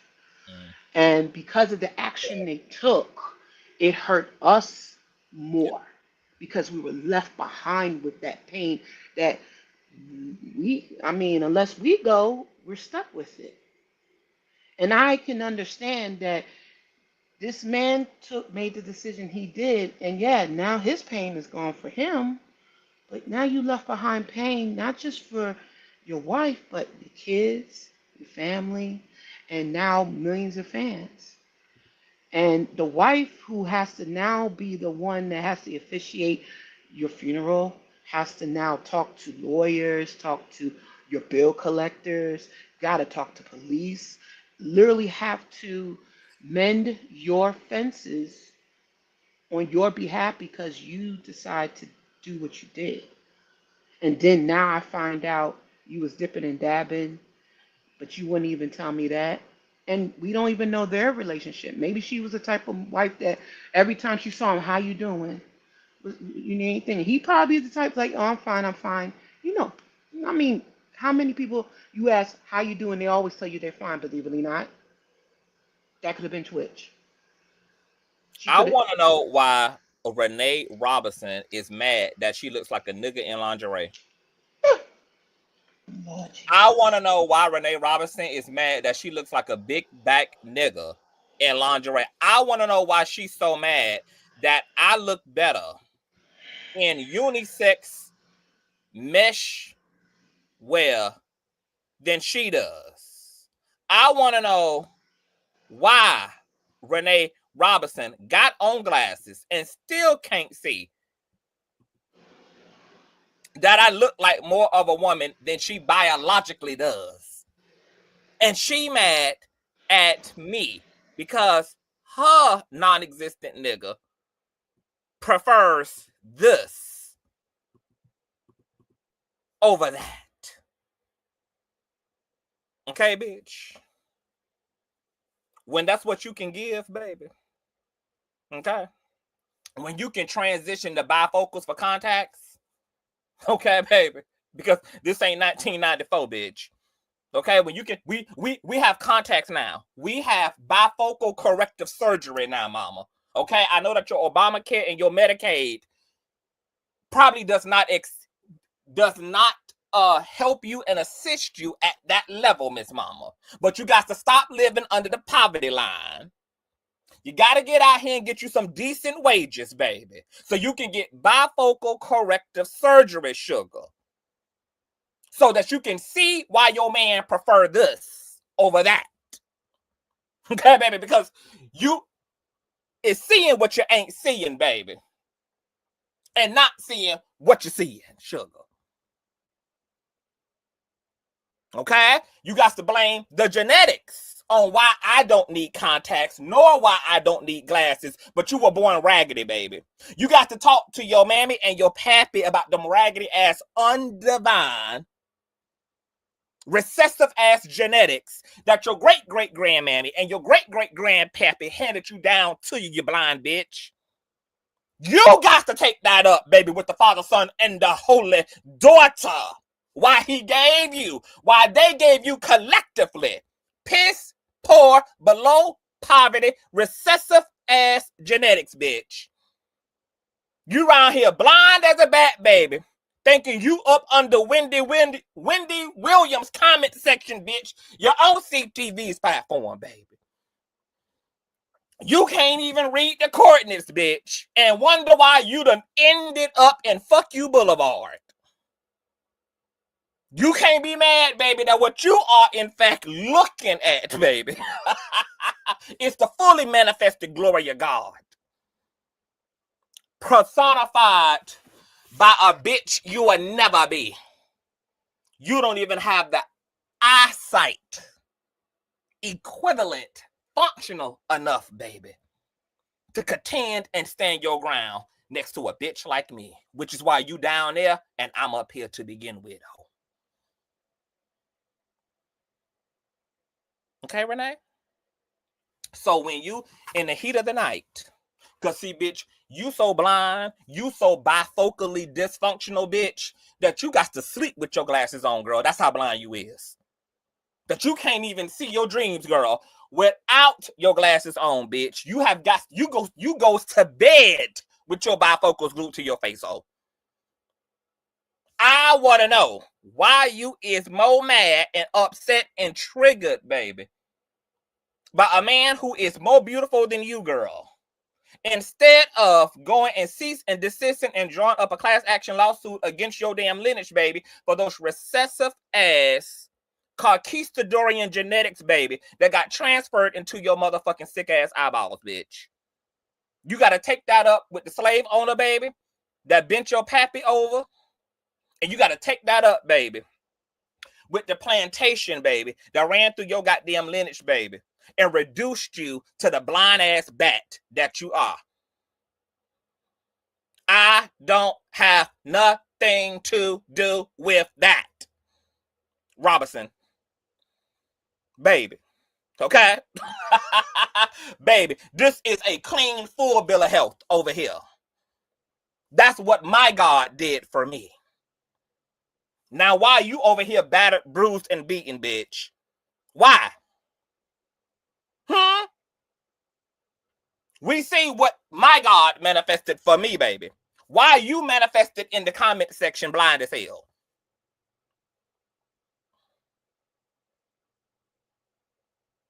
Why, Renee? Okay, so until you can figure out how to get prescription medication in your glasses outside of Shein and Temu, bitch, you are to cease and desist your fuckery from the comment section. Go ahead, Queen of Kings. I love the roasting. I'm just saying, why don't they just get on the line anyway if they got something to say? Because they ain't that type of bitch, Queens of Kings. Okay, well, that's why they need to sit That's there. the only thing that's what a woman would do, not a bitch. Facts. Okay. Not a gutter snipe from right up out of the hood would do. That's what a woman would do, is approach the throne. A bitch would never. I say we all have our own opinions, and I know some people in the audience do not agree with mine. Don't care. You don't pay my bills. I'm going to say what I need to say, and it is what it is. I just feel like we won't never know until the truth gets revealed. But I'm still going to talk about it because, hey, if you put it out there for me to consume, I'm going to judge it. But thank you for allowing me to speak my mind. Okay, boo. And if you want to stay up, because we got Andrea up here, she said she got some questions. Oh, no problem. You're more than welcome. Okay, before we get to Andrea, a conscious criminal in the chat had wanted me to pull up what the relatives had said. For those of you who just coming in, the relatives took the Twitter, and one relative saying, quote, "This crazy woman made me and his actual family, including his mother, sign a non-disclosure agreement just to even attend the funeral. She's been trying to tarnish his legacy only to exploit and lie on my cousin. Hell no." Another relative wrote back in 2023 that the majority of his friends and family were forced to sign an NDA just to go to Boss's funeral, including his mother. Other family and friends have chimed in, including Courtney Platt and Emmanuel Hurd. Quote, "This is by far the most tacky, classless, opportunistic act I have ever seen in my entire life," Platt wrote on Instagram Tuesday, confirming the use of NDAs at Boss's funeral, even his own mother, who you've treated like garbage this entire time. Platt continued to say not to share anything or ruin his name, as if that was on anyone's mind in the first place. And here you go and write a book with all the dirty laundry, smearing his name and attempting to dim the bright, loyal, loving light that was your husband, my friend. And he also can now add an alleged drug addict or an alleged drug dealer. See, tell the whole truth. The problem here as a people and as Black people is that we are not fond of the truth, and then we wonder why we fall for anything over and over and over socially. We fall for anything over and over and over politically. We fall for any and everything over and over and over and over because we don't stand for truth that leads to actual motherfucking justice. The problem with the Black community is that we like to edit and we prioritize our comfortability over the profound liberation of truth.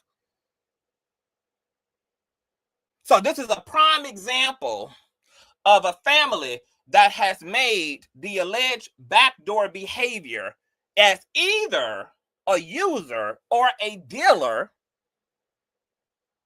about Alison, rather than make that about Stephen. And as Renee said, or as Ray said in the comment section, what's even more fascinating is that they can make a bigger monster out of Alison, who is simply a woman surviving the behavior and actions of her now the late husband, rather than, if you're going to be angry at anybody, if you're going to be, that you wouldn't be more upset at Stephen, who traumatized and left his goddamn children here without as much of a goodbye or an answer.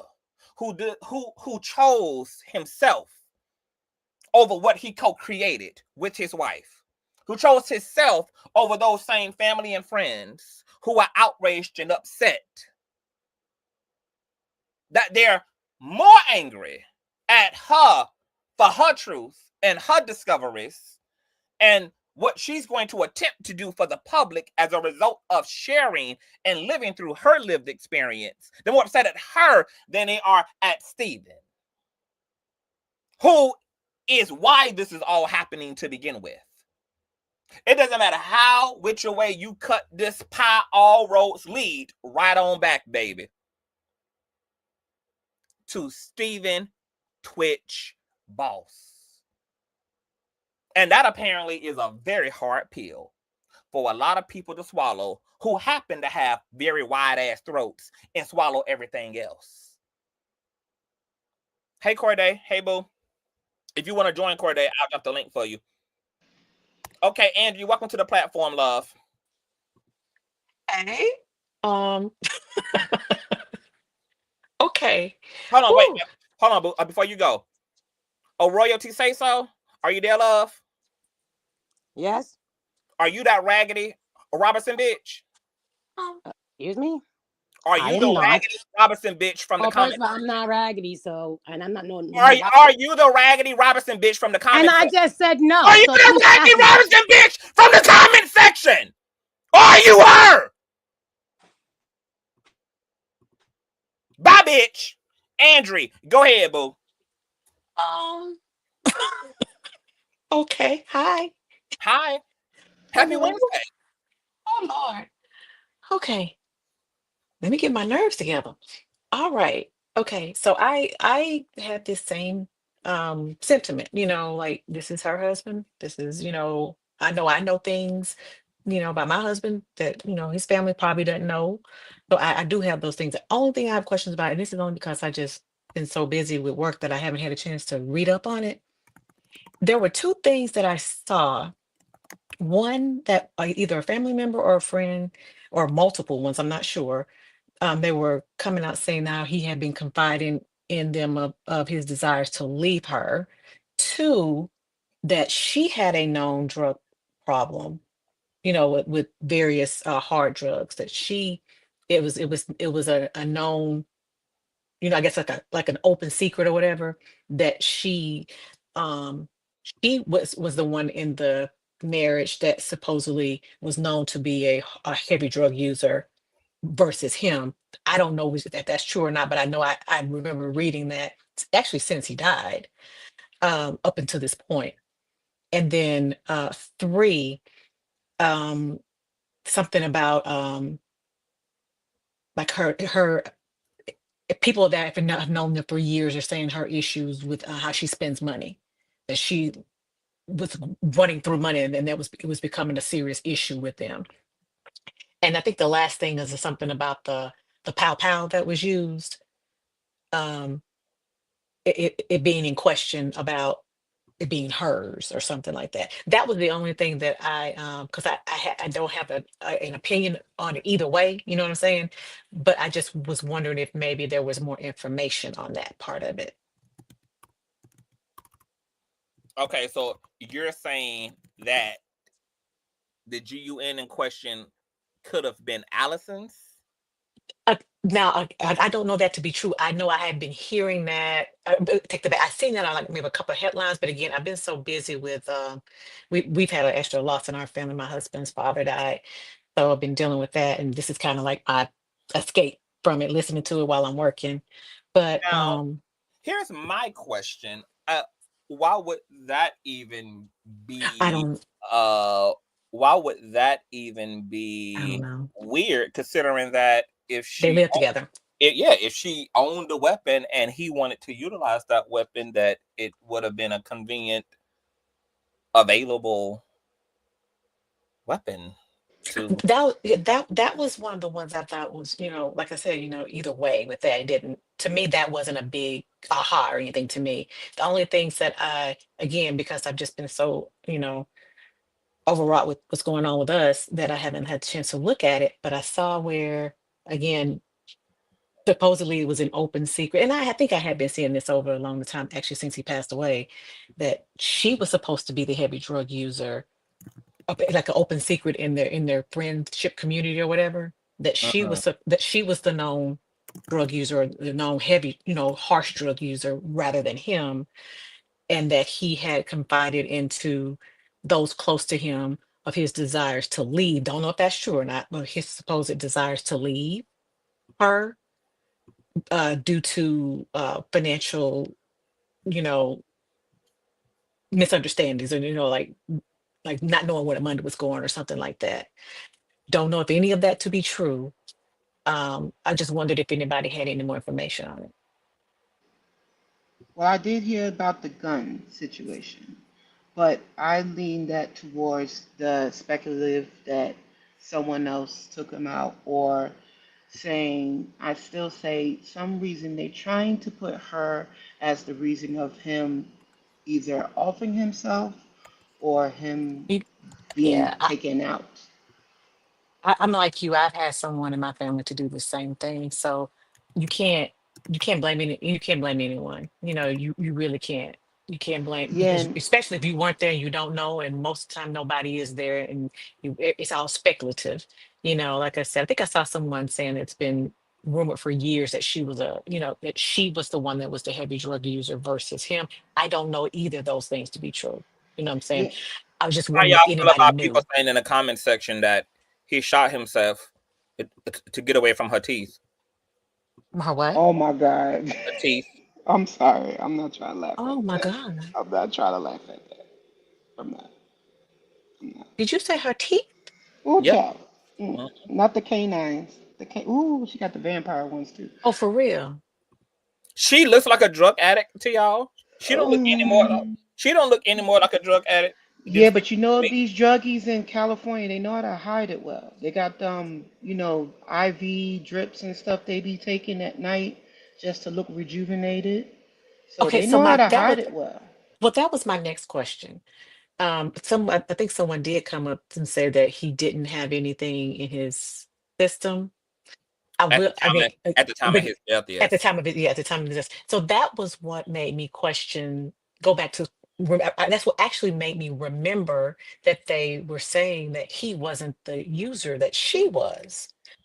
And so if I'm that's the only thing that's kind of got me wondering more about it, right? Because if everyone that knows him, again, people hide things, but if everyone that knows him is saying he was not a harsh drug user, you know, every other than her, everyone, and now he had no drugs in his system or on his person or in his vehicle, because they searched all those things, so there was no drugs found in him or on him. But she's saying she found all these drugs that no one else had ever heard of nor seen before. I I'm mean, he now also took I'm his life, so he held a lot of secrets and truth, but a oh lot of right. secrets So nowhere as I say, else.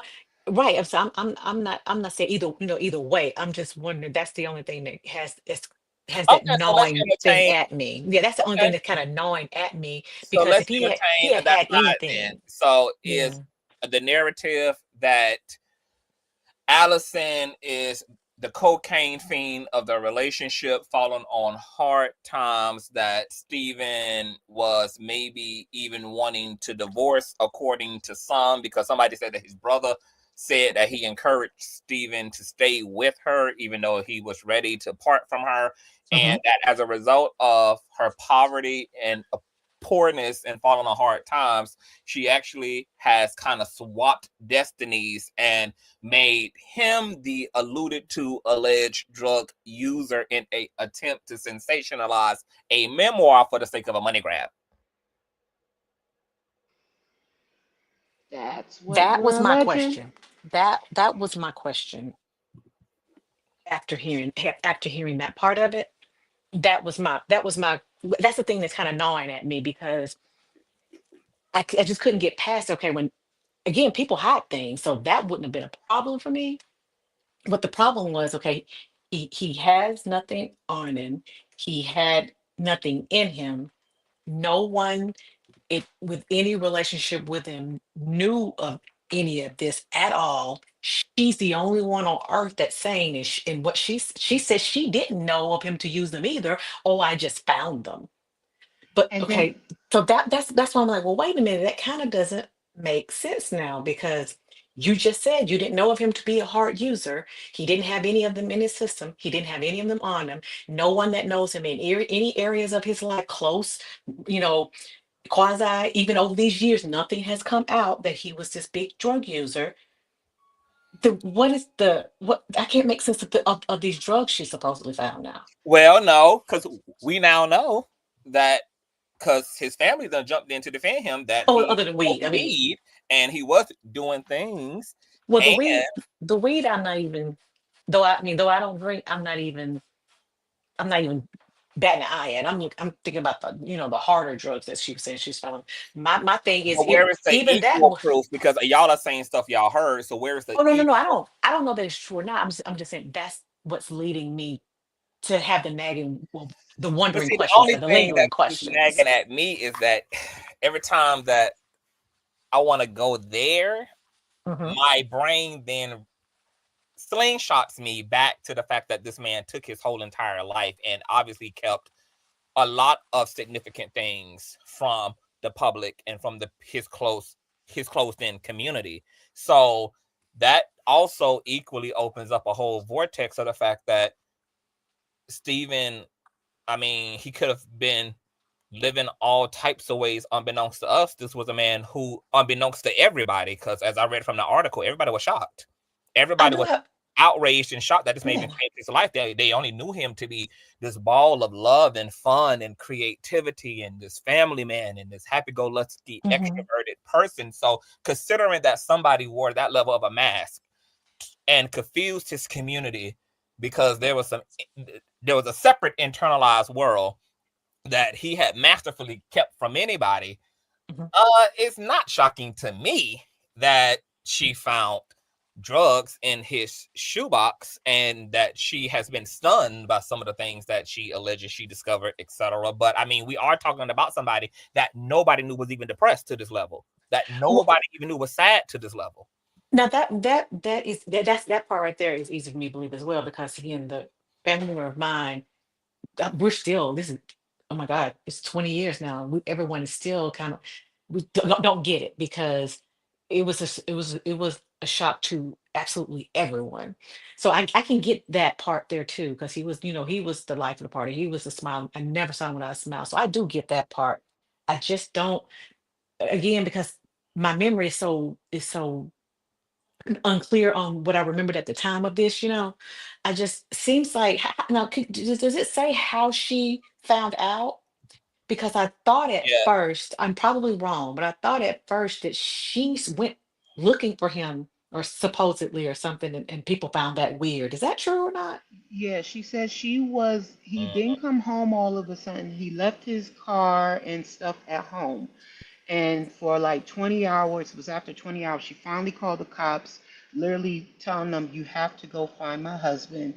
And while she was on the phone with the police, she got a call from the hotel, actually called the police saying that they had a guest that didn't check out and they found his body. And at the same time, while she was on the phone with the police, they got a call and found his body at at the hotel at the same time.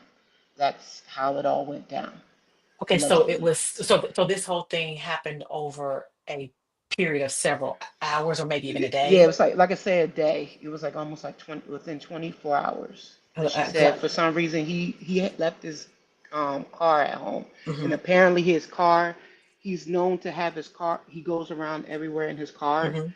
and it was just weird that his car was home, but he wasn't, Okay, and that so was her red flag. here's my next question. Again, I'm trying to do two things here. I'm trying to understand what happened, but I'm also trying to understand, like, the suspicions of the public and her family, and his, excuse me, and his family, right? So there there was no um Andrew, I think your audio had went out. Andrew, can you hear me? oh, I'm sorry. Can you hear me now? Okay, there you go. Okay, you're back. Oh, so sorry. So there was no what do you call it? He didn't have his car. The car was at home. This has happened over a couple of days. Um, Yeah, was Rain she miss was right. were her whereabouts unknown? Because now I'm wondering about why they're bringing up about it was her gun, Okay, right? hold So now on. I'm trying I trying just to want to understand read all of this that. Was she article. missing? I just want to read this article just to refresh everybody's memory. It's a Yahoo article. On December 13th of 2022, beloved the Ellen DeGeneres show DJ and So You Think You Can Dance alum Stephen Twitch Boss was tragically found unalive at the Oak Tree Inn in Encino, California. The LA County Medical Examiner later confirmed that Boss died by suicide via a self-inflicted GUN shot wound to the head.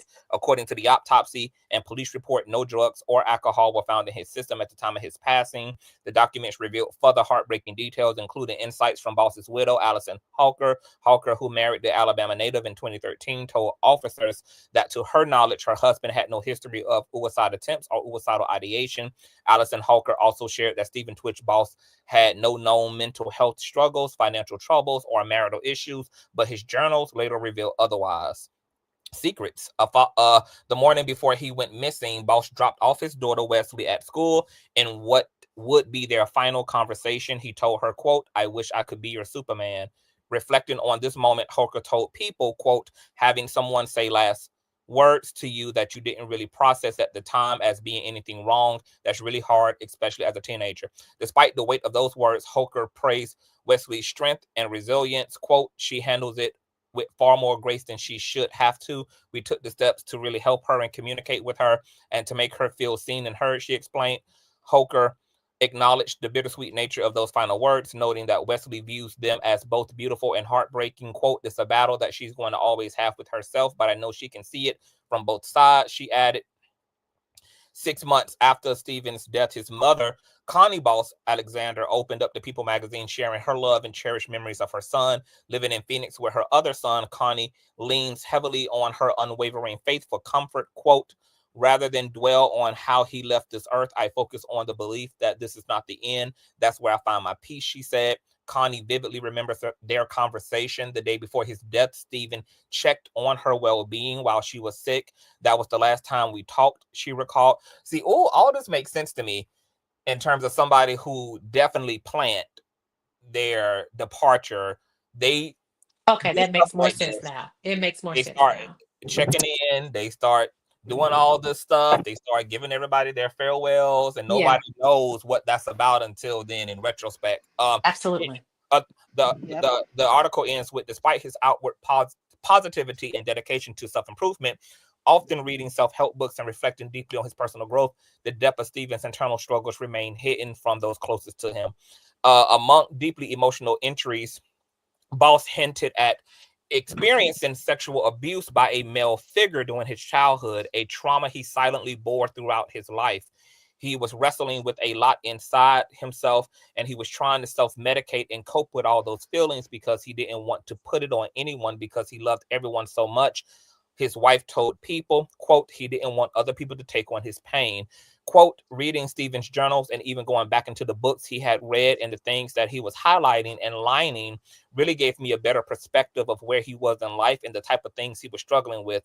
She shared, quote, it did have me feel a lot of empathy towards him and sadness for all the pain that he was holding on to. Stephen tWitch Boss first wrote the show eventually made a prominent DJ, following heartbreaking. Stephen tWitch said goodbye to Ellen DeGeneres show. Executive producer Andy Laughner also expressed his sorrow on social media with a simple yet profound message. Rest, my friend. When the Ellen DeGeneres show came to an end, Twitch shared a heartfelt farewell, expressing gratitude for the 9 years he spent on the show. In an Instagram post, he reflected on the laughter, the memories, and the powerful stories shared on the set. Quote, I'm going to miss the place of love, laughter, and family that I was able to experience the last 9 years. He wrote, today's episode of the Ellen Show was incredibly special and such a surprise to me. This show has changed my life in so many ways. I already miss y'all, the inside jokes, the games, the dancing, the laughs, and unforgettably inspiring stories we got to witness of wonderful people doing extraordinary things. I was hoping this actually kind of went line by line through everything, but that actually gave a lot more insight too. But go ahead, Andrew, if you want to speak to that. Oh, can I say something real quick? No, that was the end for me. I think I got all my questions asked now. Y'all have a blessed one. Oh, bye, Andrew. You too. Okay, Andrew. I just want to say something real quick. Because I'm at work, I gotta get back in. But I think that there's a huge elephant in the room that the family and other people, but no one's closer to the situation than the family. If they think she had something to do with his death, which they are definitely implying it, then I need them to say it, for one, and then follow up with what have they done to try to prove that she has something to do with it, instead of just slinging all these innuendos and little, by saying he used her gun, what's that mean? I don't know. I mean, if you really think this woman has something to do with his death, meaning she actually shot him, that's what you're implying. Then I'm going to need you to follow up on what you have done, i.e. contact the police and asking them, whatever. I need you to do all that too, and let us know, since you're telling us about your suspicions. And that's how I know that. And that's how I know that those allegations are shallow in nature. Oh, yes, and offensive. Really offensive. I mean, because we're saying it without saying it, but it's like, do you realize how heavy that is? You're saying this woman shot your brother. Is that what you're saying? Because you're implying it, which is not. That's not cool. Say it. If you think it's true, then say it. You know, and then let us know what you've done to Well, try to prove it. I also think there's something, and it's an even bigger elephant, and it's going to be a little controversial, but maybe the family also has another issue with Allison that might be even deeper than what we want to admit. They might just don't like her because of her ethnicity Oh, too. totally, because she's white. I'm sure it is. All right, I gotta go. All Oh, right, but boo. thank you. Bye. Sure.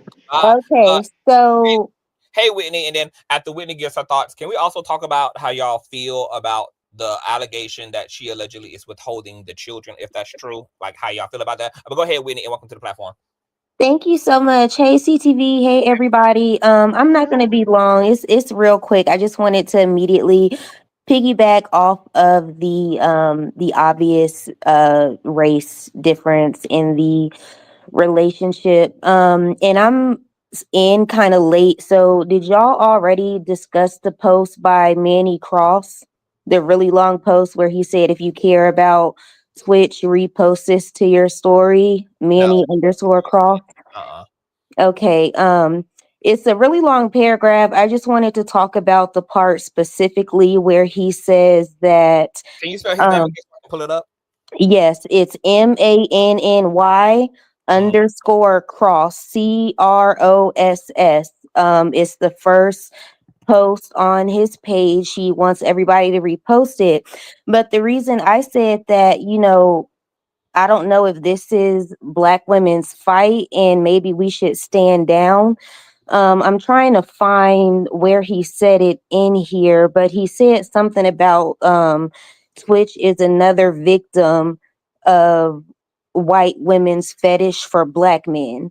And Oh no. like we've learned our lesson and all this other stuff. But I'm like, how many times do we have to go through this?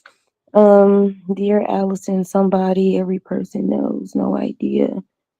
Okay, I'm about to pull up the post right now. Actually, I just found it on Instagram. Okay. Okay, it reads, he's citing her as a liar. He says, if you love Twitch, screenshot this and post it on your page.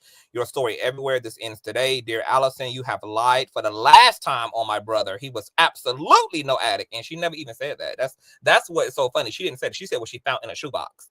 She didn't say he was an addict. She didn't even know.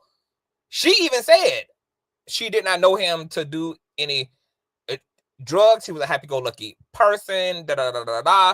They are projecting onto her, and this is interesting to me. He was absolutely no addict, even though she didn't call him one. She will say and do anything for $1. An addict. When did the woman say addict?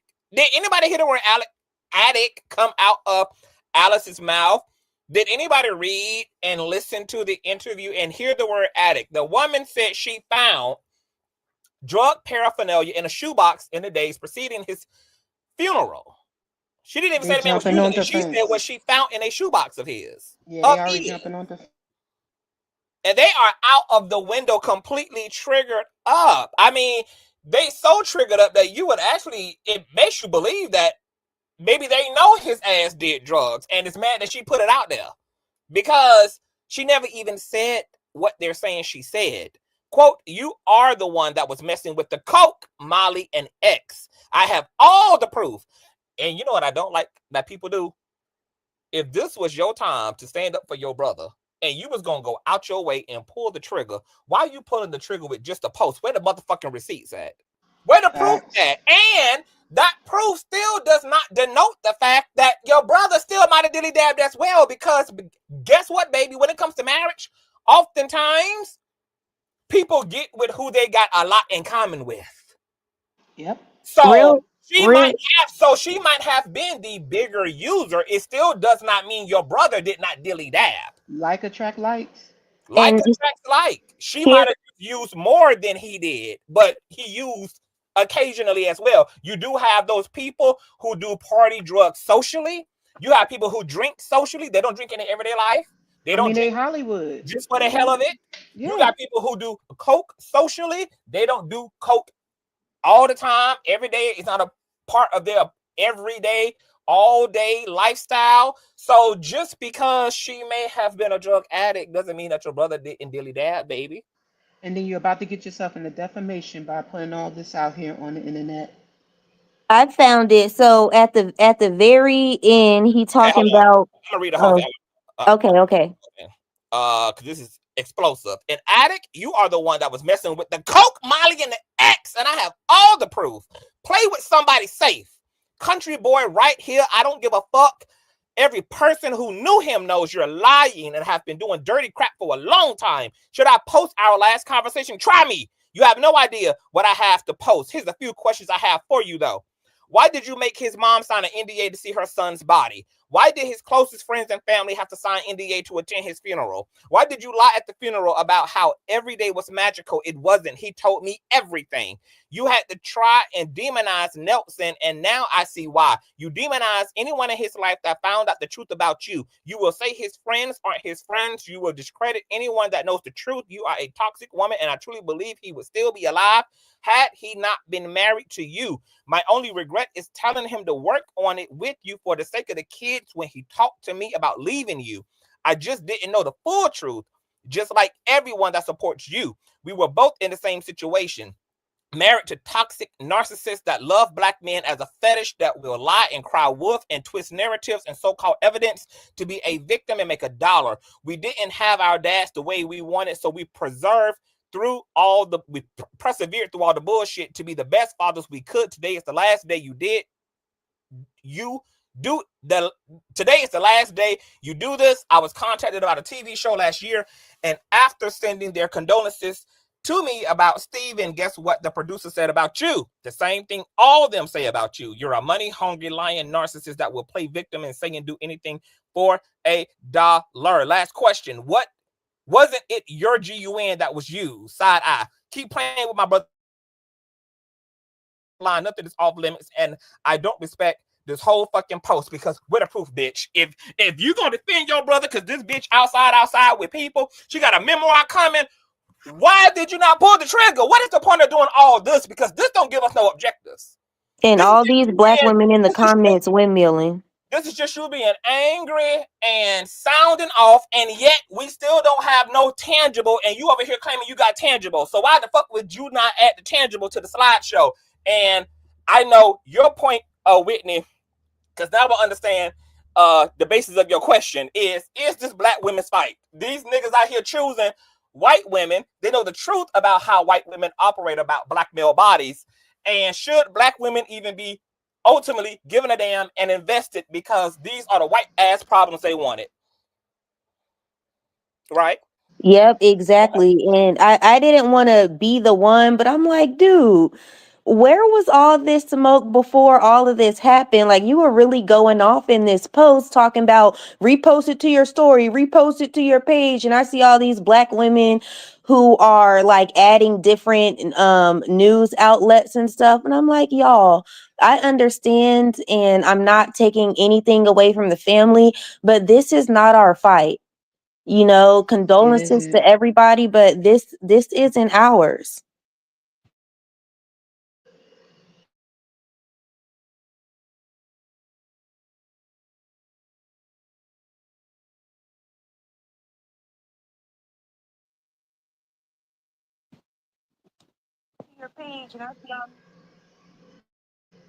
I think you're muted. Oh, no, that was it. I just wanted us to make sure we saw that post and that you really are making a conscious decision if you're going to post it or not. I just find it funny that he brought up the fact that he tried to stop his brother from leaving a toxic relationship to work it out and make it work for the kids. But then in the flip side, saying that, oh, you're making us look bad, and just the vanity of it all. And I'm like, ain't that the vanity of you trying to keep a relationship together for the toxicity? If the relationship is bad, you shouldn't be pushing your family to stay in that. It's just hypocritical, in my opinion.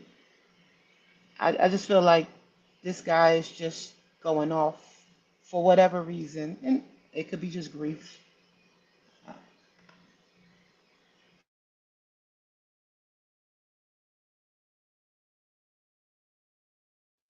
And has Ellen said anything? Do y'all know? Like, has she made any type of statement or comment, liked anything?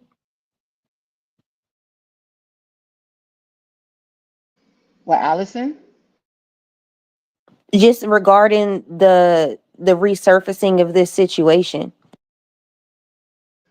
I think she did um her People magazine thing, and then she just went dark. No, no, I Y'all ain't mean gonna hear from Ellen. Ellen. I mean, y'all not gonna hear from Ellen.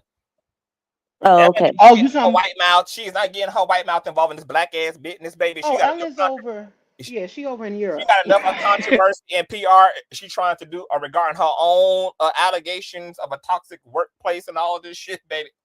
Baby, it ain't no real friends in Hollywood, so ain't nobody gonna really get up involved in this Exactly. Yeah. in Hollywood, except for maybe the media. But Ellen, like, what can Ellen really say anyway? Yeah. What can she really say? Once he died, that was the end of their relationship. Yeah, That was it. it was all business, baby. She probably Oh, ain't even okay. talked to the widow since the passing. I Yeah, mean, she sent the little money to the family, probably to the kids, and that was it. Yeah, okay. yeah, but wow. The brother is making explosive allegations, trying to allude that this woman might somehow, in some way, on the back end, the front end, be connected to his brother's death. Talking about, wasn't it your GUN that was used? And baby, he ain't posting no receipts, and if he ain't got none, baby, you might find yourself on the end of a white woman's lawsuit against your motherfucking ass for defamation. That's what Mm-hmm. I'm saying. Yeah, That's because all it's giving. I would have Oh, been came to the front with my receipts before I made this explosive post because this is a lot that he's accusing her of. and then why wait until she posts up that she's doing a memoir to come out with the truth of it?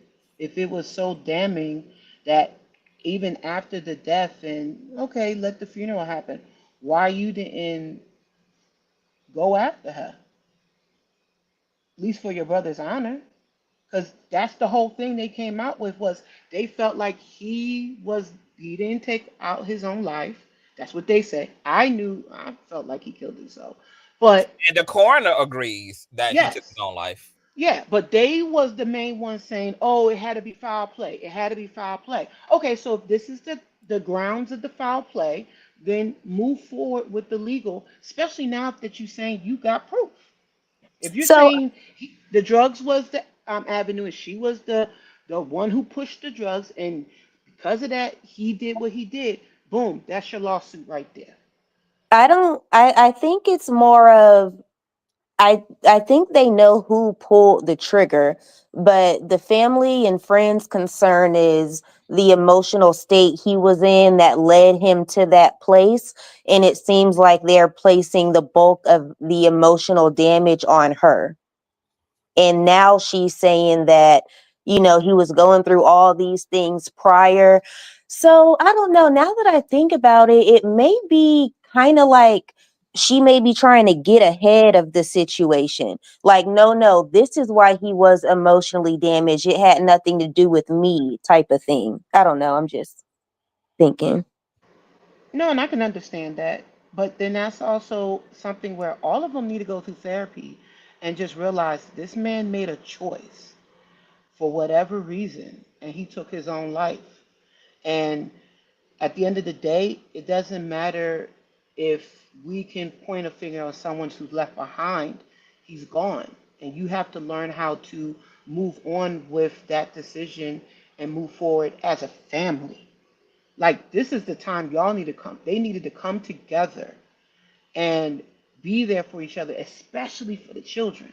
Because at the end of the day, the ones who's really suffering out of all this is the kids. They will grow up without a father right now. I agree with Ray. She said that Ellen may not be adding her 2 cents because of respect for the family. And I agree with that too. That's the reason why I was asking. I didn't know too much about Twitch when he was on the show, but it seemed like him and Ellen were close behind the scenes. So that's why I was asking if anybody had heard anything at all regarding Ellen, but that makes sense. She just wants to stay out of it. Trying to she done fled the country, trying to flee in all of this Diddy association, all this shit going on at the Ellen show around sexual harassment and toxic workplace experience. I just heard that she was in a documentary or something like about the Ellen show. She's finally addressing all the allegations and all the stuff. Baby, she avalanching home a white business. She actually she addressed a little bit of it in her stand-up, in her latest stand-up, like in a roundabout way, saying basically that she was too nice, and she started to get the lines blurred between professionalism and friendship and stuff like that. So I really just can't believe that his family is jumping out of the window over a memoir that isn't even designed to be slanderous. It's designed to help grieving people dealing with people who live in secret, which is why she had to find out most of her own man's tea by walking into the goddamn closet, opening up shoe boxes and reading his goddamn journal. Because they haven't even, as someone said in the comment section, even addressed the actual abuse that he chronicled in his journal. And the brother said he was told everything. He said his brother tells him everything. So did he tell him about the No, because the brother also said he wasn't told the whole truth, but he was told a lot. why is everyone upset that I heard something about she removed her last name out her bio, and the oldest daughter did too? So people are a little up in arms about that. Yeah, someone said earlier that she dropped his last name like 2 days, either after the funeral or after or before the book. 2 days before something. She with her new white man, and people saying that's what she wanted all along and all of this stuff. I don't know. They were together for a long time, so.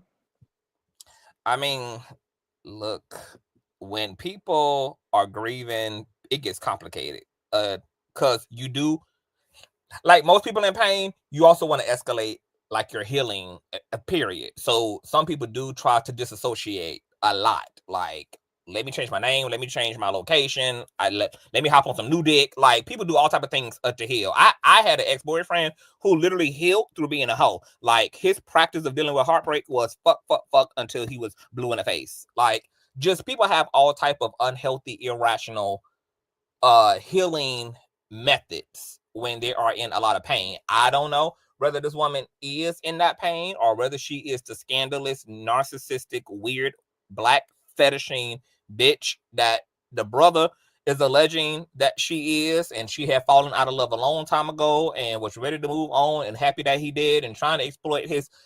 All things could be true in this situation. It's either those things are true or those things are not true. But what I am really pissed at is the fact that he ain't add no damn value in this conversation by coming to us with a bunch of allegations while claiming he got facts. So then when is going to be the appropriate time for the facts, baby? And why would you come threatening the facts, but be willing to sound off and say everything else instead of giving the people the 1, 2, 3 on Instagram, not at the precinct? I can't stand when people add gasoline to a fire. Like if you're gonna come in, baby, set it off, baby. Set it off. Put this bitch down. Lay it down. If you got the facts, you got the receipts, you got the whatever, you got the smoking GUN, lay her motherfucking ass down. Lay her down. What you doing all this for? What we spreading your allegations around for? Because that's all you put here in the post was a bunch of allegations. Hey, Todd. Good afternoon. How's everybody doing today? We're wonderful. Good. And I'd like to say thank you for allowing me to come on the show. There's a few things I wanted to point. There's a few things I want. Your audio. Yes, can you hear me? Your audio is real bad. Oh, okay. Okay, I'm sorry. I was on the elevator. I'm sorry. Can you hear me now? Yeah, it's a little crunchy, but we can push through. Okay, awesome. There's a few things that I saw that was very interesting about this case here. The first case is that oftentimes when people do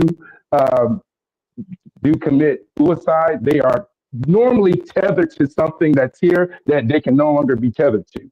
I noticed in the article there was a lot of talk about him loving the show, understanding the show, wanting to be on the show, being part of something, and then when that left, that could have been a trigger mechanism for him to do what he did. The second thing is this. I'm sorry. Go ahead. I'm sorry. Oh no, we listening. Oh yeah. And the second thing is this. I have a degree in communications, right? Interpersonal communications with a concentration of interpersonal communications. And there is a term that they call dramaturgy, right? And basically what dramaturgy is that people kind of live their lives as a stage. There's a front stage and there's a backstage. The front stage is what everybody sees. That's the mask that you guys were talking about earlier. They kind of come out laughing. For him, he may have been working, right? And then when he stops working, that's when the real person, that's when people behind the scenes see the real person. I just found this all very interesting. Wow. So okay. So what do you believe then? So you believe that the self-deletion narrative is true? I believe it's true.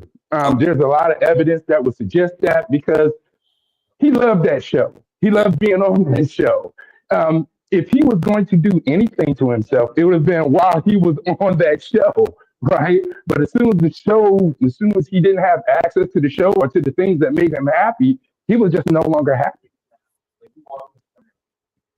And I did hear a lot of those type of narratives when his death happened, that it could have been due to the loss of the show and everything. I do remember hearing those narratives.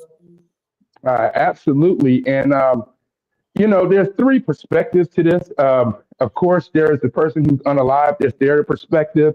The people who are close to him. And then there are others, right? And that's what we're dealing with, three perspectives. And unfortunately, what's happening is the information is so disjointed that we can't get a grasp on what's happening. That's what makes all of this very interesting, because most of the time when people do these things right here, right, you're right, it's in stages. The first thing they do is they maul about it. They come to a conclusion. When you saw him happy, people are like, well, he was dancing before this. How could this happen? Because just like you said, Conscious, he probably made that decision. It was a hard decision. The second thing they do is they go about making peace, right? They make peace with themselves. They make peace with other people. They check on other people. Because remember, once they're gone, they cannot come back. And they're very well aware of this because they're leaving everything behind, all right?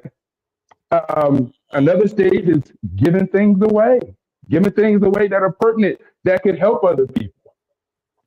Then lastly, the last thing they do is they do what they're going to do. Hold on for a minute, Todd. Renee, you are a natural woman. I am a natural man, and I look naturally better than you. And on top of you being a natural woman, you naturally ugly as hell. Okay? Yes.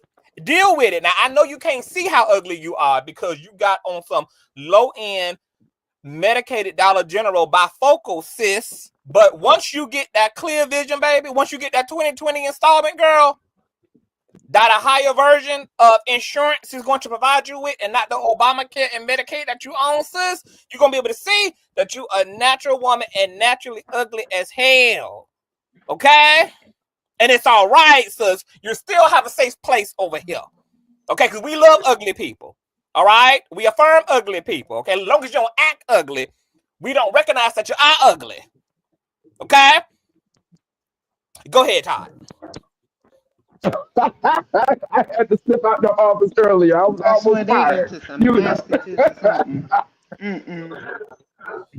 But yes, and that's normally how these things work. They work in stages, and they're very hard to recognize.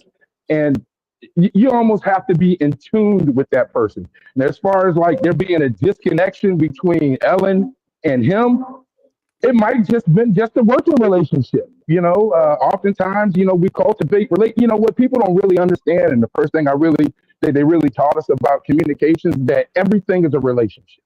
Everything. If you walk past somebody, you say hello to them, and they say hello back, you've established a relationship. Because 9 times out of 10, if they did something awe-inspiring in your life, or if they wore something that was just like something that just caught your eye, you will probably remember it, right?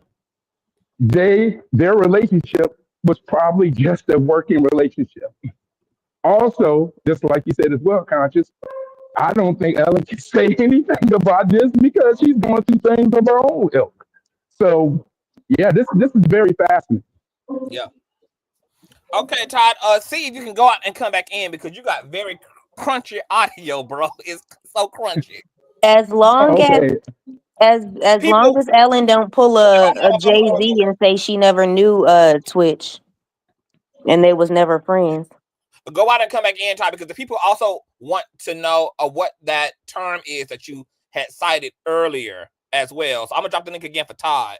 All right. Well, I'm gonna bounce off, but thank you for allowing me to be up here. But I'm going to continue listening while I'm off. Thank And you so thank you much for for all the joining the discussion, posters. Queen. Thank you. And Todd, yeah, he gave some great information. I'll be listening. Okay, boo. All right. Hey, San, welcome to the platform, boo. Thoughts? Hey, boo! Happy New Year, Happy New everybody. Year, love. I'm wondering one thing. Why now? That's what I'm wondering. Number two, I On don't whose part? On her part or the family part?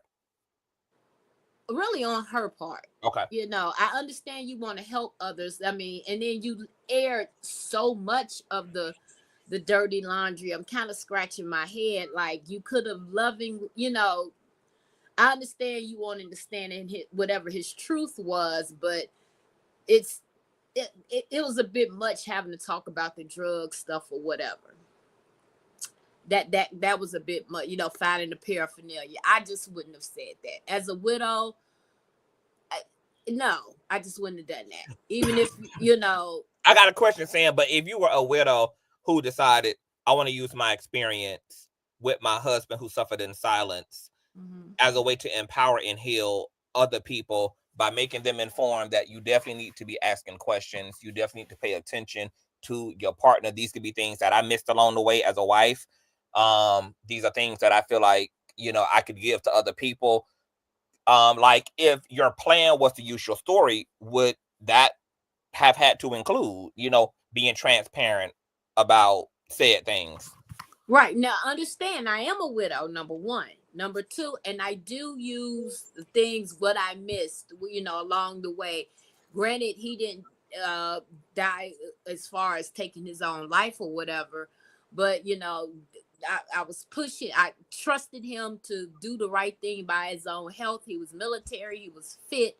I was the one that always had 11 doctor's appointments. So I use all of that to empower other women, especially now with a lot of people I've been working with and encountering lately are widows. So, some of that I can speak to, but I don't air all the dirty laundry.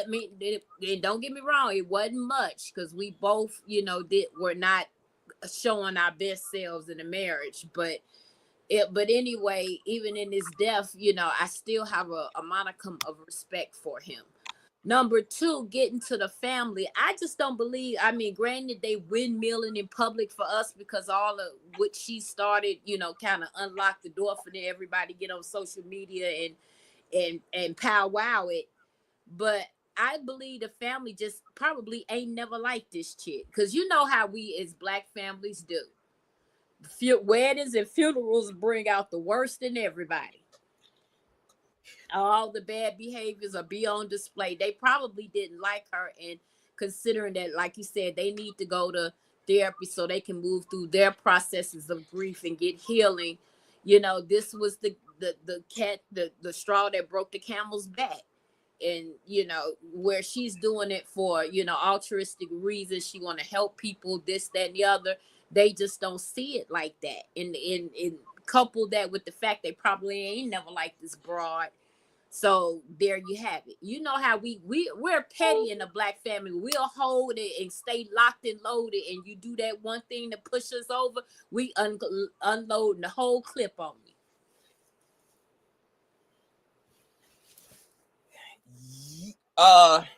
Yeah, but you know what a lot of people got to accept is that it's a thing called preference, and everybody don't have to make the same type of choices. Like I was saying earlier, like somebody else had kind of said something similar, like I wouldn't have aired it. I said, you know, I probably wouldn't have aired it either if I had not planned on doing what she plans on doing with their story.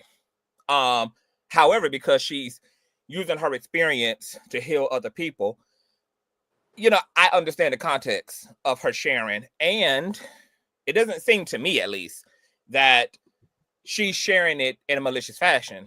That's the way that the people around him are taking it, because, you know, like I said earlier, most people want, when people die, you know, you want the best of them remembered.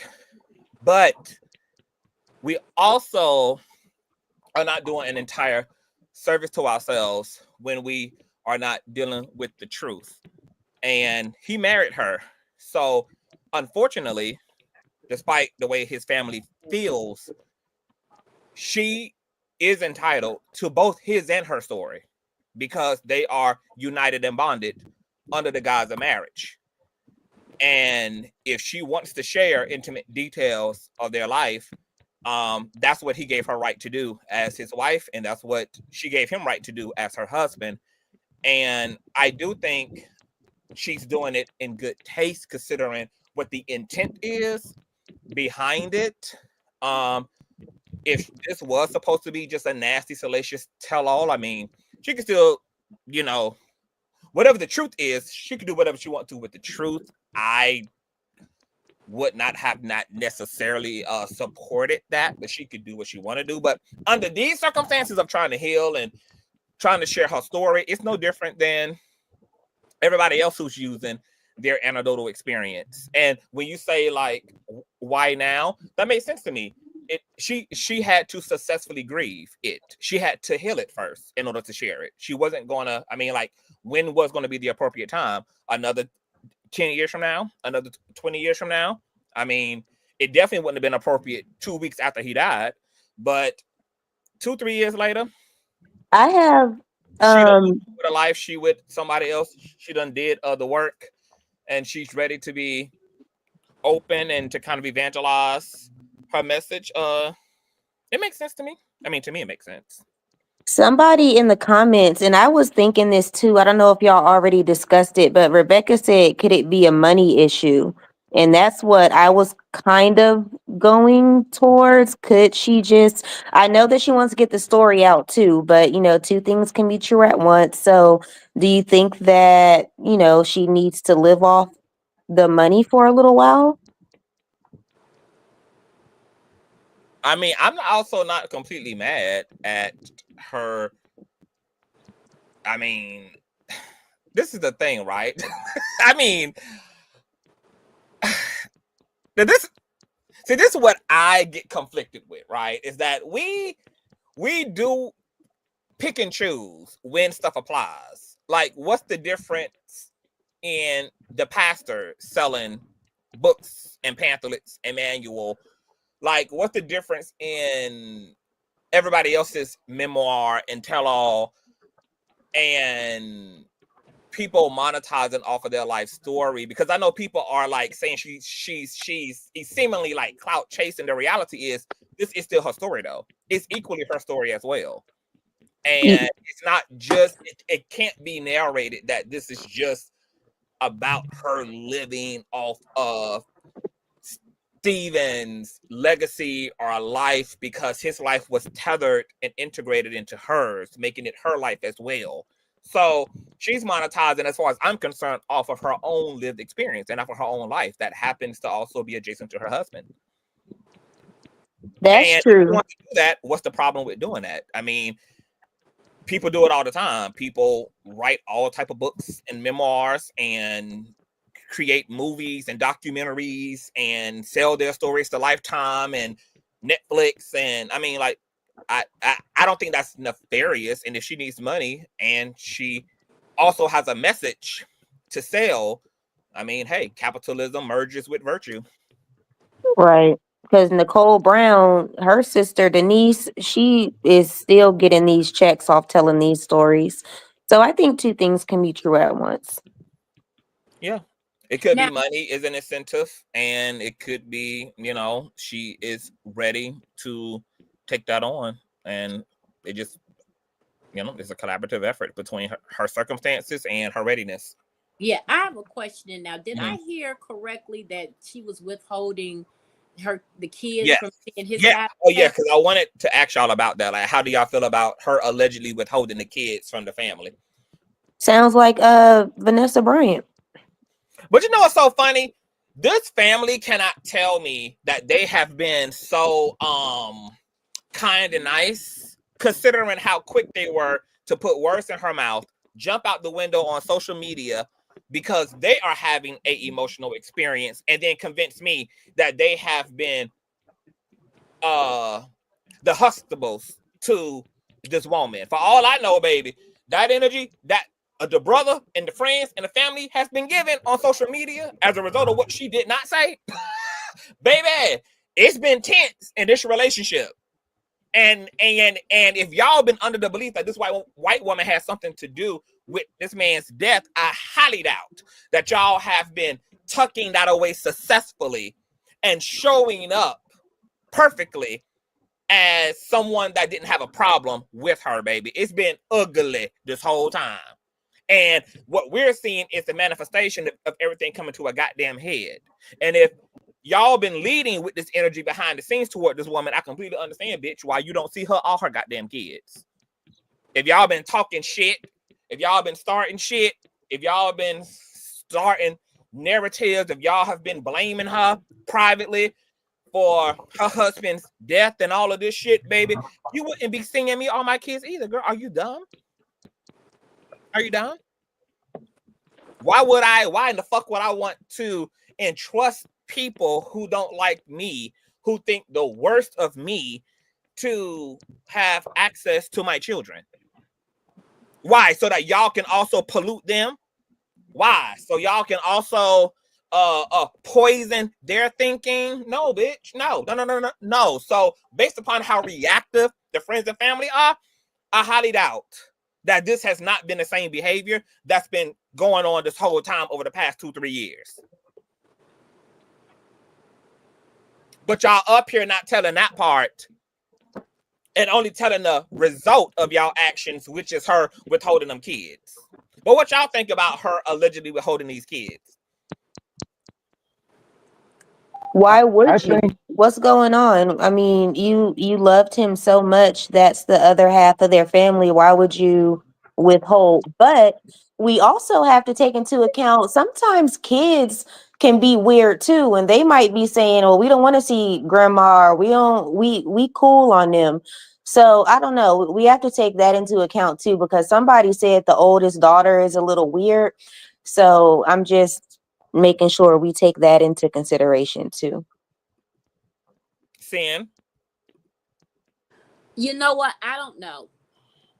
And I'm gonna be honest to tell you, I've seen this more times than not in 51 years. As many of my kin folks dying, or even still living, and for the pettiest of reasons. And in the end, it hurts the kids. Now, if the kids are old enough to establish the relationships themselves, be equally responsible for the relationships themselves with that side of the family, and they don't, then that's their decision for whatever it is. But with adults, and we're talking about minor children that really have no say so in that, if you're that type of parent, old school type of parenting, I don't necessarily agree with it.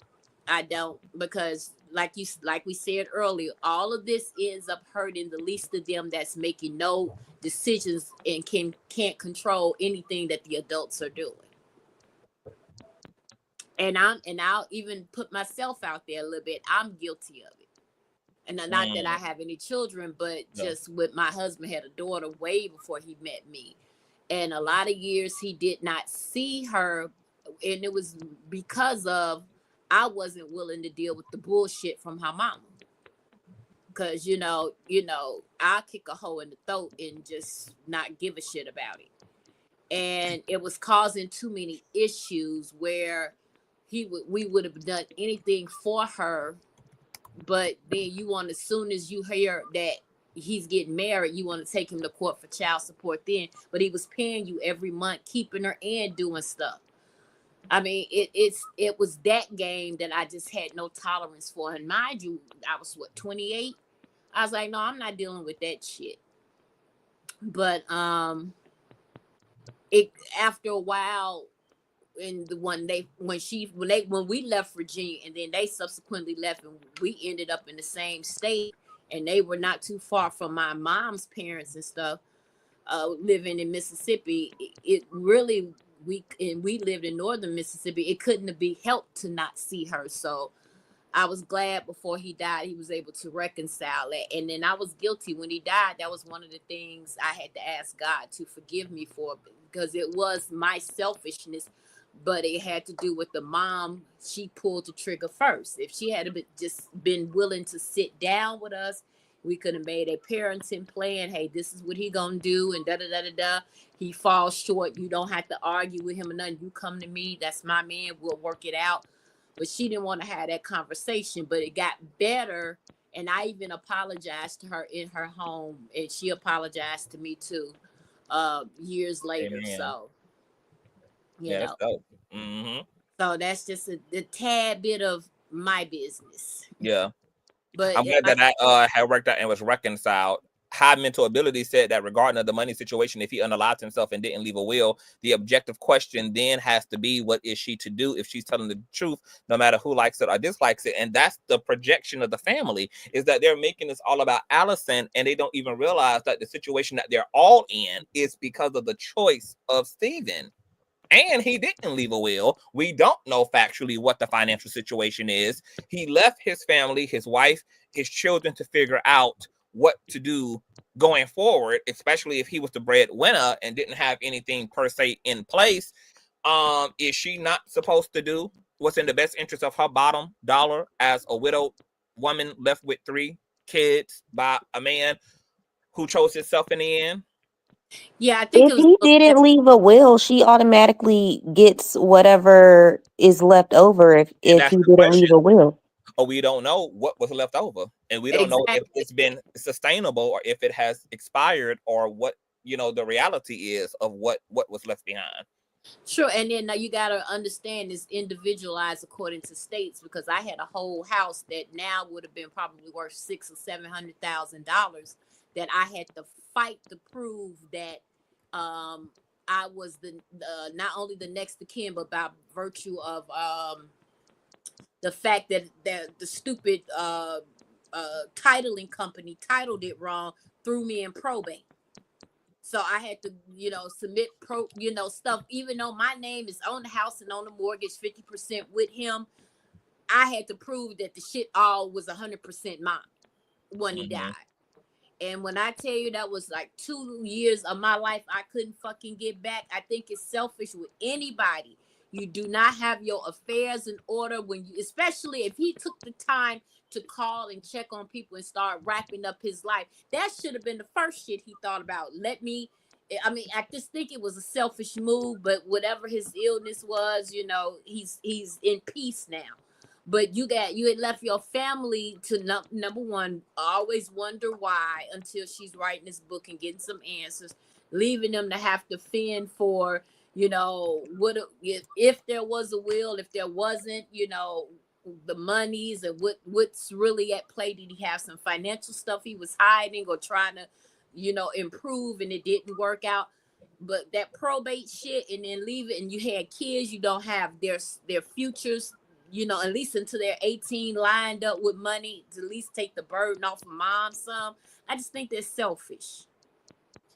Quick question, Conscious, are you going to read the book? I probably am now. Okay, I'm gonna read it too. We should do like a little book club.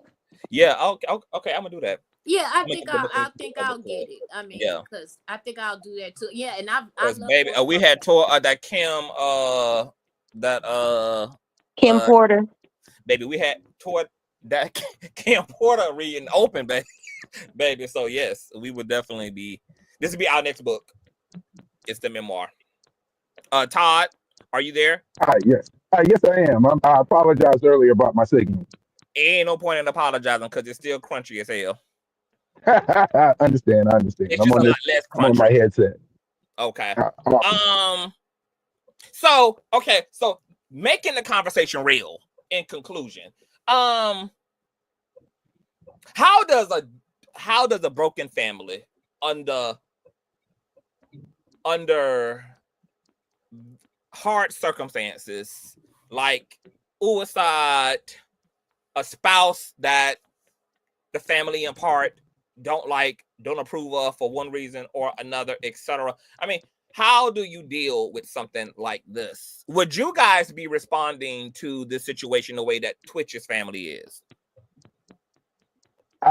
Here's one thing I will tell you. The beauty about communication is there's two words to this: there's social dynamics, right? And these are unfortunately are the things we don't know. So what we try to do in situations like this, we try to use some, case study analysis, right? One case study analysis comes to mind is Courtney Love. Remember, Courtney Love went through this with the whole Nirvana thing. Different strokes. Arnold, remember, he fell down the stairs mysteriously, right? So we do have case studies of these, but the problem with the case studies is that we're human. So we don't think on a monolith. We don't exist on a monolith. We're all completely different. So the way we grieve and the way we communicate is going to be completely different than what everybody else thinks. Two things that could be said about this situation. Number one could be defiance. Perhaps they controlled the narrative for so long that she said, look, you're not going to control this narrative. I'm going to put this story out. This is my story to tell. As you said, she did have everybody sign NDAs, right? So this is it. This is her story, right? Todd, you are a great commentator, but your audio is killing. It's killing the vibe. Like, are you talking through like a microphone or something? Yes. Let me see if I can disconnect my headset. I'm sorry. From the headset, because sometimes headsets and StreamYard, they be having a very complicated relationship. And y'all, thumbs up, thumbs up, thumbs up. I dropped the link again in case anybody wants to join over this very controversial, explosive Wednesday story regarding Stephen Boss Twitch widow coming out in a People magazine saying that she found drug paraphernalia in a shoebox in their closet following the days to his funeral, and she's coming out with a memoir with the intent to help heal and bring awareness to people who are suffering in silence and trying to support somebody who has a practice of silence. And his family has responded in utter outrage, calling this woman a crack cocaine fiend whore who is narcissistic, abusive, and is exploitative and fetishizes Black men. Girl, it looked like not only is Alison Holker going to be coming out with a book, baby, she's going to be coming out with a lot of lawsuits as well. So Conscious. Mm-hmm. Would you have been comfortable signing the NDA, or how would you have felt about that with the family member? If I would, I'm a very understanding person. I'm a very person that understands human psychology.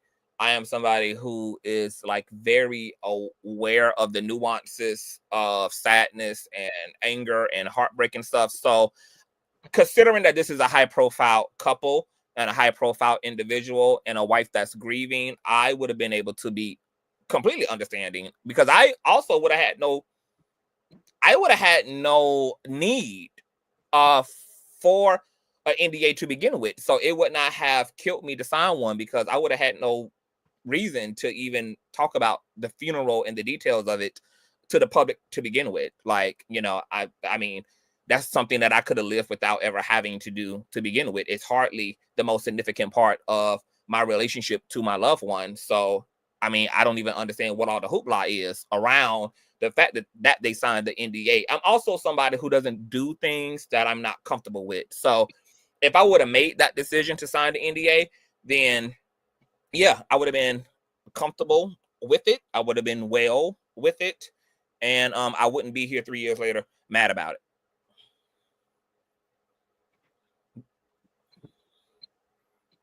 Right. And Ray just said that everybody had to sign the NDA for MJ. Yeah, like this is very common amongst like high profile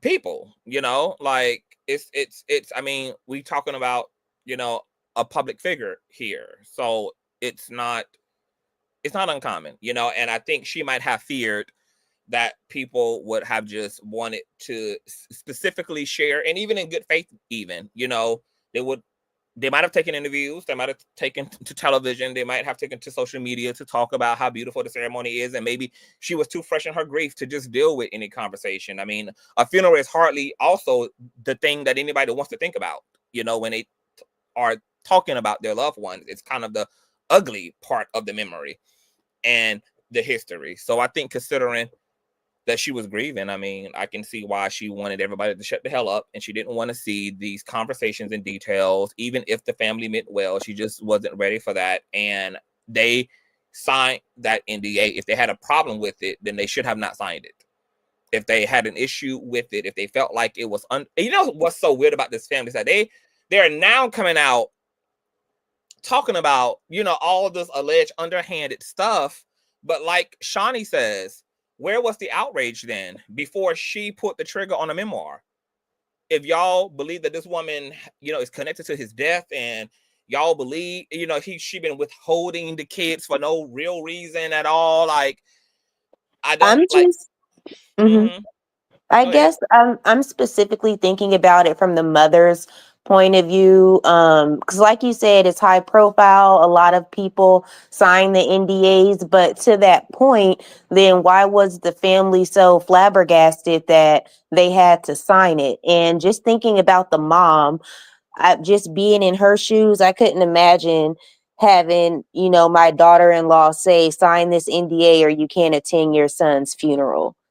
Of course she's going to do it because she wants to go, but just think about how that makes her feel. Yeah, but also think about how the wife feels, and think about how you still can get both things, because now I'm questioning, Whitney, why would anybody have wanted to talk about the details of the funeral to begin with? Why is that even something that like I feel like that's a very small price to pay. Like, this is something I don't have to talk about publicly. Like, why would I need to be talking to anybody on a public platform about the intimate details of the funeral ceremony to begin with? If that's what the wife needed, because she is in the public eye, unlike the rest of the family, and she has to deal with social media, she has to see her Instagram algorithm, she has to see her YouTube algorithm, she has to see her TikTok algorithm all the time, and just did not want and was not ready to deal with all of that shit headlining. Like, you know, this is I what got the you. family has to have. Yeah, like this is where the family got to have some damn intelligence here. Like, I got you. y'all are not the same as her. Yeah, Y'all are not in the same situation she is, and not recognizing that difference is what's causing them to kind of possibly misrepresent her actions and misunderstand why she's doing the things she's doing. So yes, I understand like the mom, but you know, like the mom was able, she still has a right to talk, you know, like the wife didn't ask anybody to not speak about Twitch. She just said, you know, she don't want nobody speaking about the details of the arrangement. And maybe that would have been something she wanted to keep to herself. She just wanted, you know, some sense of privacy and some sense of sacredcy. And I think that's a small price to pay given the circumstances. And somebody just made a very incredible point. Coco said, Conscious, I also wondered if the possible SA situation has something to do with withholding the children. We haven't even considered that yet. What if she read that goddamn journal and the details of that involved essay that happened to him at the hands of a family member, and Twitch was, you know, the result of someone who had experienced ancestral molestation or rape at the hands of a relative. And if he was harboring these type of secrets about things that had happened to him in his tribe, I mean, I could definitely understand the concern of a mother I mean, even though there's still a way for her to allow the family to see the kids, you know, they don't have to spend a night at nobody's house. You know, the family could still come over. You know, they could all do lunch together. You know, they could do a play dates. There doesn't have to be a situation per se where she has to leave the kids in anybody's custody and leave them unsupervised with anybody if that was her concern. But, you know, once again, it's also just very hard to talk about the way somebody should behave when they're grieving, because when you're grieving, you're not necessarily completely rational and grounded. It is a very emotional experience, and you are up and down all around. It's just a lot of fuckery going on in your brain, going on in your being, going on in your heart. And so it's just difficult, you know, to really say how somebody should deal, especially in a situation like this where it's like Twitch didn't have a natural death. It's like he had he took his life, which is very polarizing, because that just alone kind of explodes in your brain, because you have a big why and you have a big gap and a big hole, and there's just a lot going on when somebody like it's a very, as somebody who also has experience losing a loved one at the hands of self-deletion, there is something particularly unique about the grief around somebody taking their life. Like, there's a very weird energy that's just different from losing somebody to a car accident, losing somebody to old age, losing somebody to a disease. Like, the self-deletion thing has a weird frequency on it. It has Yeah. a weird ass frequency, and what it does to those who are surviving the person that claimed their life, it's horrendous. It's horrendous. Yes. It's a lot. It's a lot. My It's weird. my brother took his life as Sorry well. to hear that. Thank you so much.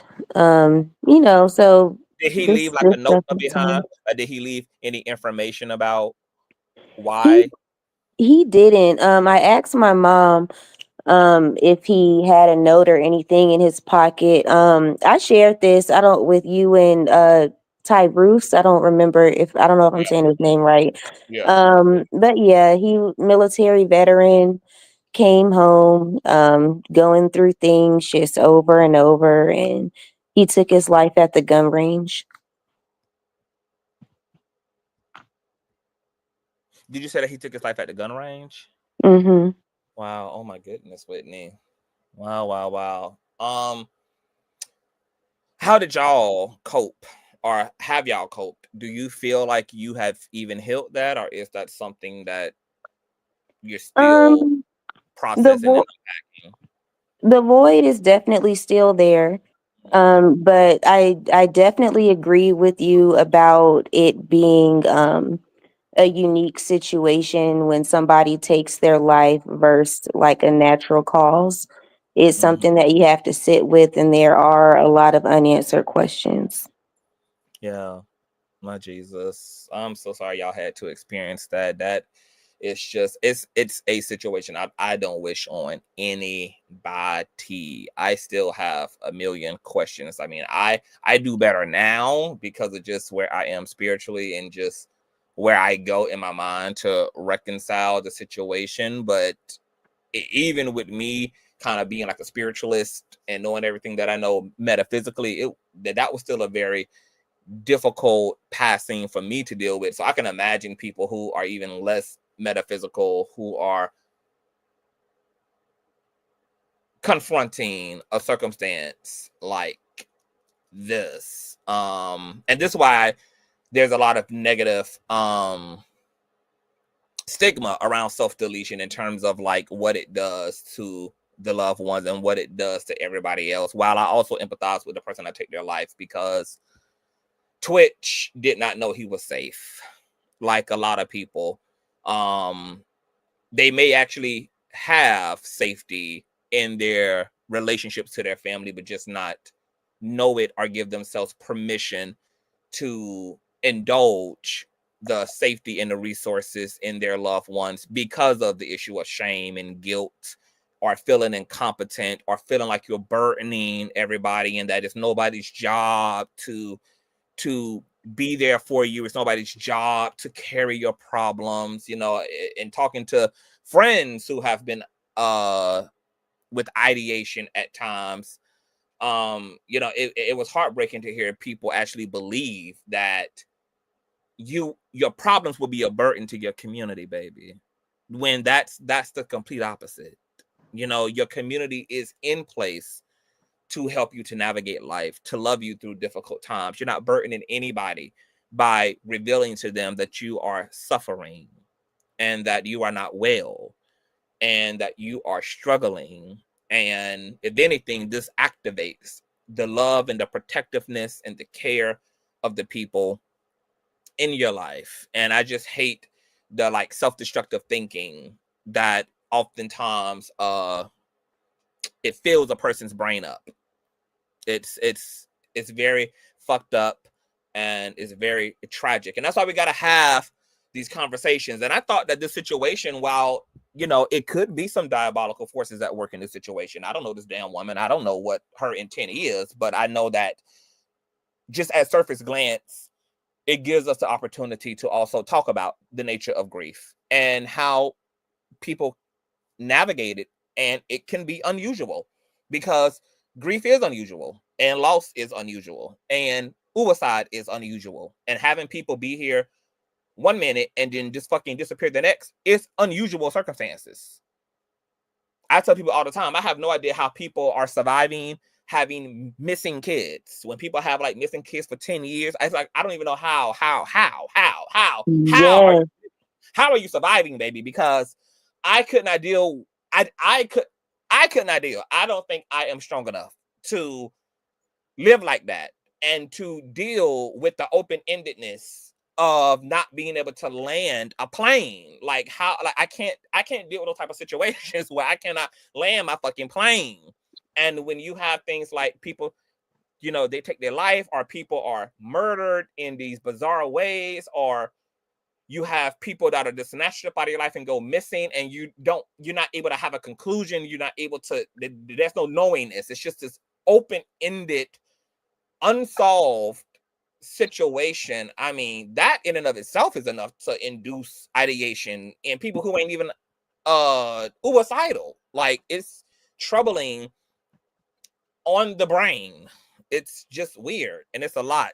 But I'm glad that your family is doing well, and shout out and much love and light to all the families who are living under all of these unusual type of circumstances. And even to Twitch's family, it's like, this is such an unusual situation that this is what it does. It leads to massive division.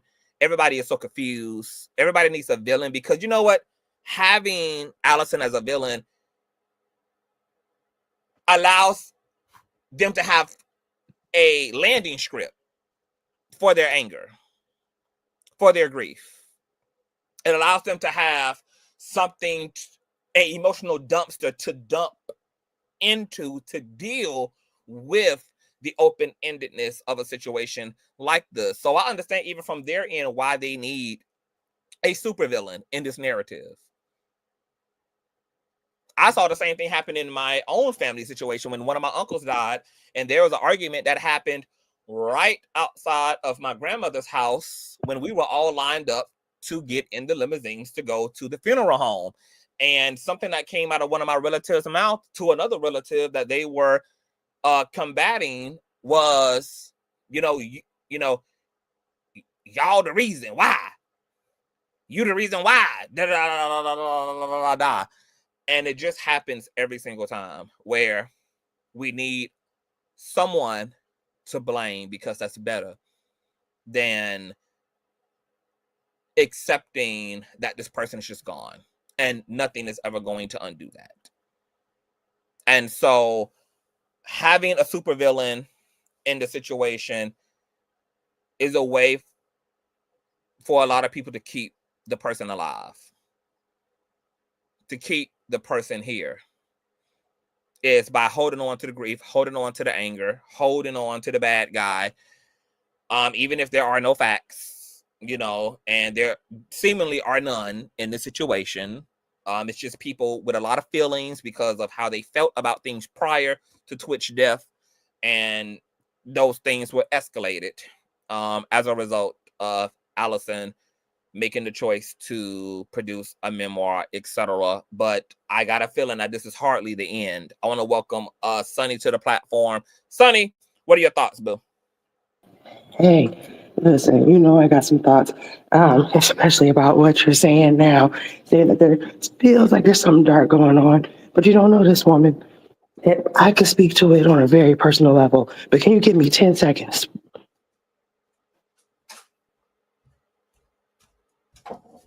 And everybody thumbs up, thumbs up, thumbs up, thumbs up the video, you guys, because we working today, baby. Town hall meeting. This has been a very dynamic show so far, okay? We've talked about Alison possibly being the Wicked Witch of the East. We've talked about the family being disjointed and emotionally unintelligent and projecting. And we've talked about grief just in general. It's been a lot, baby. It's been a whole lot. It's been a whole lot, but I always have my experiences to throw in the hat. So, interesting enough, today is actually the anniversary of my wife's passing. And I'm sorry, I'm losing my voice, so bear with me. But she passed away 8 years ago. This situation with Twitch is interesting to me because I've seen how this plays out with family. And all the things that you said up to this point and the whole panel has said is really true. But there's an element that we have to remember about this situation, and that's estate. You never know who you're dealing with until somebody passes and there's an estate that have to be handled. What do I mean by that? When you are taking care of the arrangements of someone who has moved on, there has to be a person designated to handle the estate, unless that was already, prepared in a will. And even then, people, especially when it's an estate the size of Twitch's, people will fight it. They will argue it. They will do all kinds of diabolical things to get in the way of it, even for little money. And I'm speaking from experience. Now, I promise you, if I really told the story of what I went through when my wife passed, you be seeing me windmilling out here, because the way I had to unload the clip on so many people and dump secrets that I spared them of, and they didn't deserve to be spared, that's diabolical. And I know somebody was mentioning like, oh, why didn't the family say something before? Why are you only mad now that she's writing a book? When you're in that moment and you are trying to grieve a loss while simultaneously having to plan a funeral and clear an estate and file legal paperwork and keep adding it on, the last thing on your mind is having to check the ever-loving life out of somebody. You even trust people that you shouldn't in those moments, because you think that the way you love that person is the way they love them too, even if you did not experience that in reality. When somebody passes, when you truly love them, the people around them, you make space for them in a way that you normally would not. You give leeway in places that you should not. And you think that their intentions for your loved one is the same as your intentions. But, oh, baby, does that damn estate change things? You have to add that into this equation. And I only say that because his death always was weird to me. And I have actually paid attention to her over time since his passing. And everything about her is somebody that is irresponsible with money. And you'd be surprised what people would do to access money. You think they won't take you out, you're insane. To have full access to your money in ways that they're scared you're not going to allow them to have access, whatever it may be. Okay, so wait. So to be clear, are you alluding to the possibility that she does have something to do? Possibly. I do think that was not natural. I do think that she knows far more than what she's saying. And I think that the NDAs were in place because she is concerned that he may have been on to it, felt some type of way, and told other people things that if they all started talking could add up. And the only way you can prevent people from doing that is signing NDAs. So that they can discuss amongst themselves as much as they want to, and as long as they can't talk about a crime. Say again. I said, but the only problem with that is that she didn't have them sign NDAs that kept them from talking in general. It was just to keep them from talking about a funeral. He was already gone. But here's the problem with that. Here's my point with that, because you're correct. But here's my issue with that. When you are holding something like that, and it may not seem like a big deal that it's a funeral. But when you hold that moment of closure over somebody's head and tell them that their only way to come is to never speak on this, right? And I am sure I'm willing to place bets that the detail of what was in the NDA was deep enough where it precludes things that occurred before his passing, right? It would only make sense because what you don't want is for people not to speculate anything. You don't want speculation. You don't want people speaking about what happened that day, how the funeral went down. Like you would have to protect yourself. Just be honest. Like saying if nothing was weird about her, right? If she genuinely didn't want people to speak on what happened that day, you kind of have to put a clause in it to make sure that it stands a little beyond that. But what's the problem with that? If I'm a grieving widow and I have to care for this man's children after this, and I am concerned about possibly everything that you're saying, that there may be some contentious moments because everybody is not getting along in this moment. Correct. There may be some bullshit going on. Why would I want that exploited? Why would I want, if I'm I'm in the midst of me and my children's grief over father, husband, and the funeral could go left. Like I told people, she did better than me because any even sort of kind of problematic ass bitches wouldn't have been invited at all. It wouldn't have been no NDA for you to have the option to have. So because anybody I would have been concerned about would not have even had their black eyes invited to begin with. So she did better than me under these circumstances by even permitting a NDA to be signed in order for people to have access. But and that's a fact. What you're speaking is big facts. What if I'm doing it to look like a concerned mother protecting my kids, making sure that they don't have extra shit to deal with on top of losing their father? And I say that because I've experienced that. So let me tell you where my thinking is coming from, because I honest to God, until I experienced it, I never even imagined people would do something like this. So let me tell you. So with my wife's passing, she passed not at our home, right? It was from, she was late diagnosed with MS.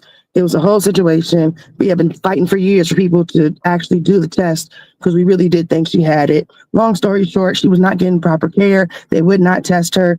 And then 3 months before she passed, she finally got the proper test. She did have MS. Her entire brain pretty much was calcified. So it was in stages.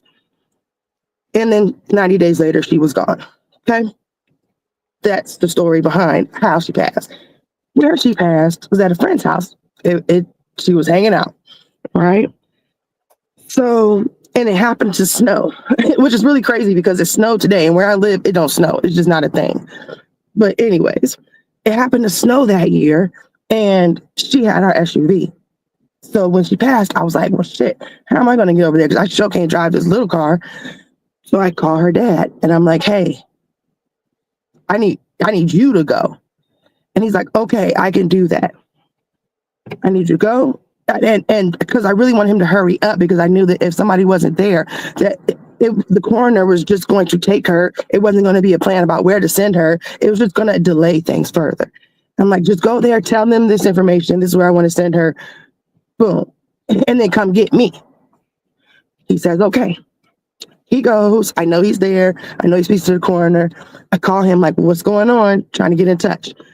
Long story short, In the time that it took him to drive from where he was to where she was, he had spoken with his family. And his family, I mean his children, her siblings, and her mother. People that she was not in communication with like that. But nonetheless, her family, people I respected, you know, but she was much closer to him than anybody else. They got it up their brains that they somehow are going to now try to start getting her estate. I'm not knowing this is happening in the background, right? At all. So I'm talking to him. He's telling me what went on. I'm thinking everything's okay. I'm waiting for him to come now and get me. Time is going and I'm realizing he's not here. So I call my parents like, hey, I need y'all to come get me because I don't know what's up with him. And now he's not answering the phone. Baby, let me just fast forward. I'm not going to put all these people's business out.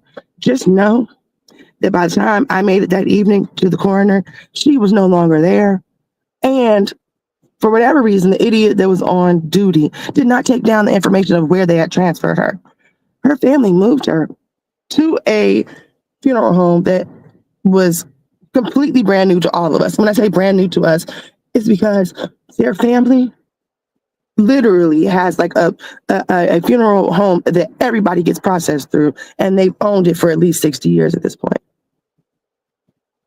So the idea that she wasn't transferred there was insane.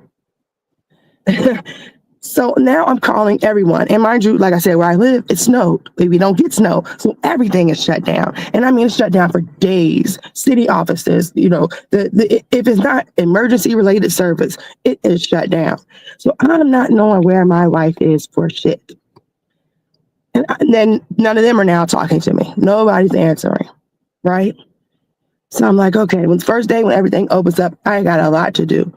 And I'm trying my best to keep my mind about me, to not completely lose it, because now I haven't even identified her body. I have not seen her since she went to her friend's house. That's it. So I'm like, okay, I get myself together. The day that everything finally opens again, I do a couple of things. I go down to the city to file for the death certificate. Excuse me.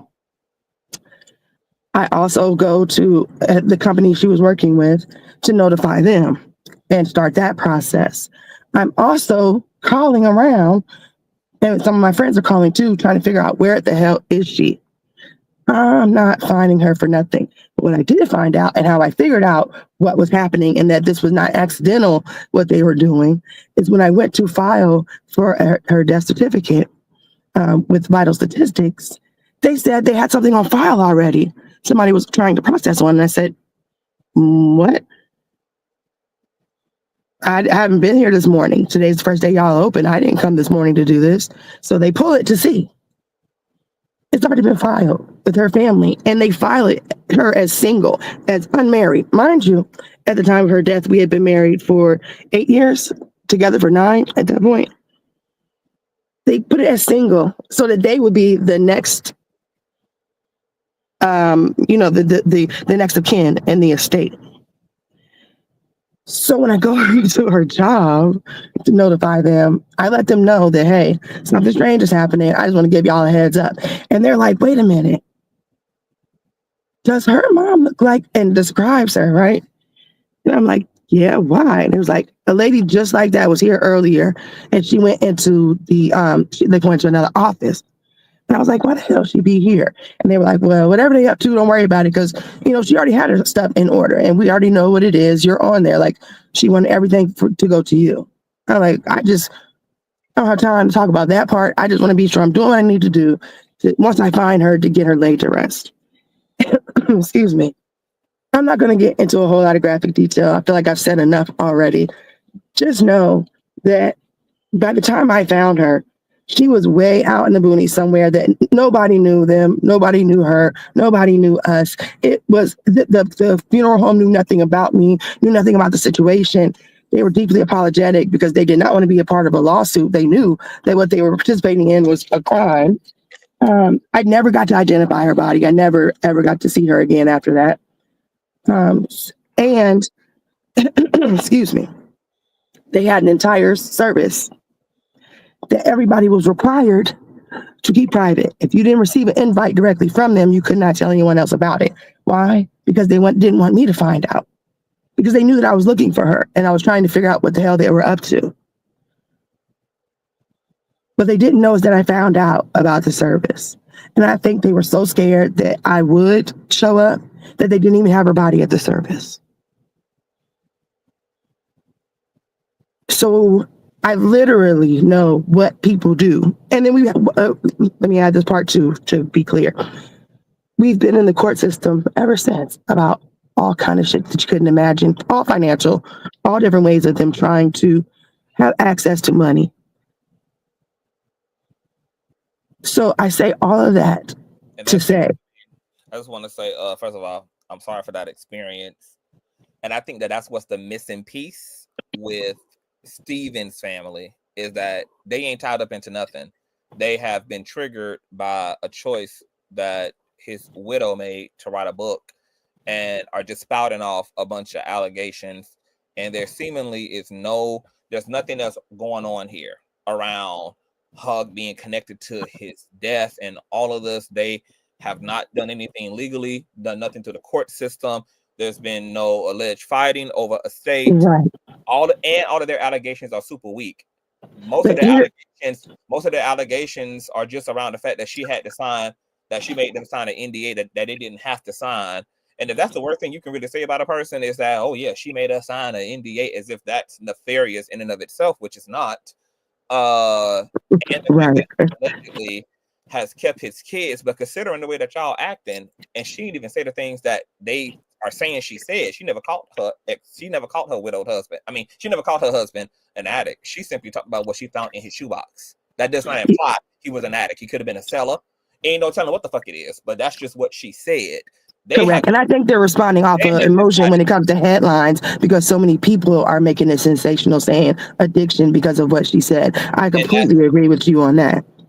And Sonny, if I can just say, just listening to the story and my deepest condolences, it sounds like the family has like maybe a pinch of homophobia. I don't know if you experienced that during your marriage, but for them to completely disregard you after the passing of your wife, it just sounds like they may have some sort of issue with not respecting your marriage. Did you ever feel that way? Funny enough, no, I didn't. What's crazy is we actually had, up until the day she died, literally, we actually had a good relationship. And on many occasions, they had thanked me for making their family closer by, kind of being the middleman, because they had a separation between all of them.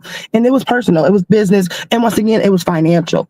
The thing that made their family fall out, her parents got divorced, but what made them really fall out was the family business. The company went under in the most bizarre way, and it was deliberate, it was intentional, it was all a whole mess. I'm trying not to put their entire life on blast, but it was money. It was money that made everybody fall out. And I was like, listen, y'all made some wild decisions. It was definitely some backstabbing things that went on, but there's space to grow here. There's space to reconnect, because obviously all of you want to be closer again. It's just, it ain't happening because you're still resenting where things went with the company, which was a multi-million-dollar business. Like, it was something to be angry about for sure. The way that it happened and how much was lost for everyone, including my wife and myself. It was a big deal. It was nothing small, but we never had that issue. Not one time was there anything of like, oh, we don't like that, or we're homophobic, or, we cool with y'all as long as y'all keeping it quiet. On the contrary, my family was more of the family that was like, I mean, we ain't against it, just don't have it be all open in the whole world, so, which never was anybody's choice. We did what the hell we wanted to do, but it was never that. But what I did want to say was the reason I wanted to kind of give that background to tell you why I was having this alternate perspective of her is not because I'm saying she did any of those illegal things to his family by any stretch. What I'm saying is I know what people are willing to tolerate and secrets they're willing to hold. in respect of the decedent, right? It's things that you know are wrong, that you're privy to, that you know that maybe that their spouse or a sibling or whoever it is, whatever this person is to you, that you know that others may not know that you know. But now that they're gone, it does something to you where it's just like any resolution about this ain't coming. And so I think that kicking up a storm about it and raising a stink about it is unnecessary. As long as you keep it cute, I'ma keep it cute. And I feel like this moment of her wanting to have this tell-all situation was the line for them of, now bitch, you're not keeping it cute and we ready to get ugly with you. I really do feel like that is where it's coming from. I do think that some things are triggering them that are not of her, such as the whole putting the title of addict on him. She never did that. That was titles and sensational, things that people were saying in their think pieces, but she never used that verbiage or implied that. So them, trying to malign her for it is unfair and unnecessary. But I am telling you from personal experience, I know the things that and I mean awful things that you learn to pack down and let go once the person is gone. I completely understand because I think that most of us, when death happens in dysfunctional ass families, it opens up a damn shitstorm. And it's hell and high water, and there are fights over estates and possessions, and where is Mama's pearls gonna go? Where her right? Who gonna get her freakum dresses? Who gonna get one half of the kitchen utensils? I mean, and people be ready to claw each other's heads off. I mean, when you throw money into the pot, kind of in any situation, it has the potential to do that. When you throw money in the pot or assets in the pot, when it comes to a dysfunctional system, it just gets even more. It really kind of exposes the level of dysfunctionality that is really. But even when there's no money, though, even when there's no money, sometimes it's just the respect is all you have. And when you feel like that line has been crossed, has been tainted, it really does something to you. It don't even if you have no chance of ever getting $1 out of an estate, sometimes it's just the things that the things that bind you, that you have chosen to push down and let slide, and just for the sake of the person that you love that is no longer here, just let it be what it is. Mm-hmm. And then a person pushes you. But here's the issue, Sonny, because unlike your situation, these people are dealing with a man that took his own life. And if they're going to be mad at anybody, why is there not more heat for Steven than there is for Alison? Because none of them would be in this situation if it wasn't for the choice he made. He left his family without a will. He took his life without as much as a goodbye to his loved ones. He left everybody to deal with all the pre-existing confusion that was already in the family that now escalates as a result of this bizarre scenario. And I don't even endorse blaming Steven, but if there's going to be blame, like if there's going to be heat, if there's going to be rage, if there's going to be confusion, how is there not more confusion for the man that left his children? Right. The one that created the whole scenario to begin with. That left his friends. Like none of the NDAs could have happened had Twitch made a different decision. None of Alison's choices afterwards would have been made had he been here. Everything that's happening to everybody else is a response to what Steven did, is a response to his choices.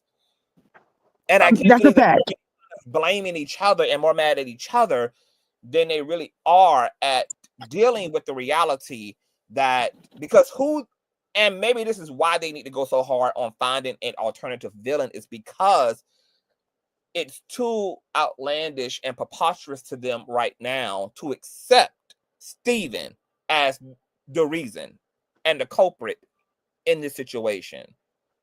There were a lot that happens all the time. People do that. You're right about that. People will find every excuse. There you go. And there are a lot of other things that Steven had option to do. He could have spoke to someone. He could have sought help. He could have divorced his wife if there was any trouble in paradise. He could have gotten himself professional help. There were a lot of other alternatives given all that he had achieved, all that he had manifested, and all that he was invested in, and that which was invested in him. And he made the most incredible choice a human being can make, and the most extreme decision any human being can make, which is to take his own life. And that is violent. That is violent. I'm not really holding him.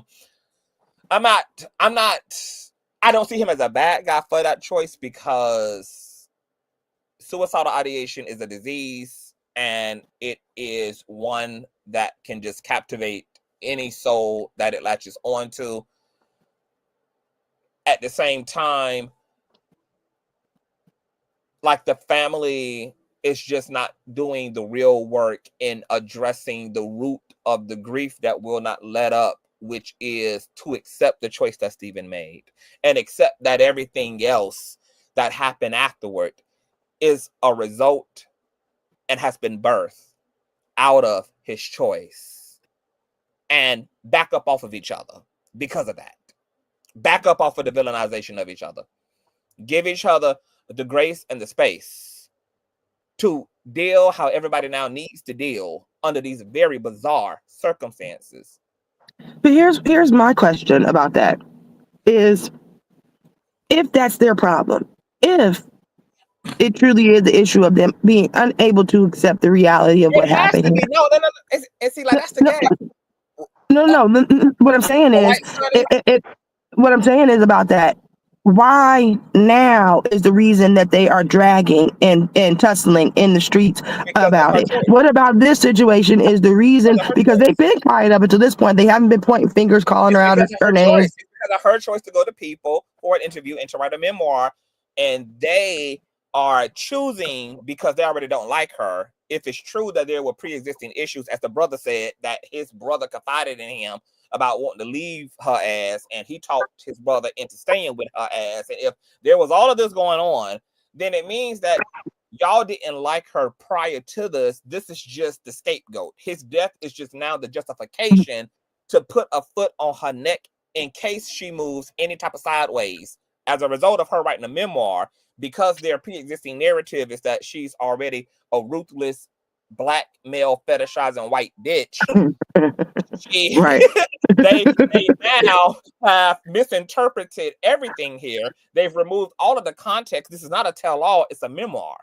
And it's a memoir produced with the intent to help other people in hopes that they could possibly save their spouses and be more communal and communicative and observant by nature. And it's a way to also highlight the tragedy and the fallout that happens when people make these type of damn choices. So it's also meant to bring awareness to those who are considering taking their lives and what it leaves behind and how it ruins people's souls and it ruins families, etc. And the family, though, because of their pre-existing narrative, have selective cherry picking observation here and are saying this is a tell-all. And she is saying that our loved one is a crackhead.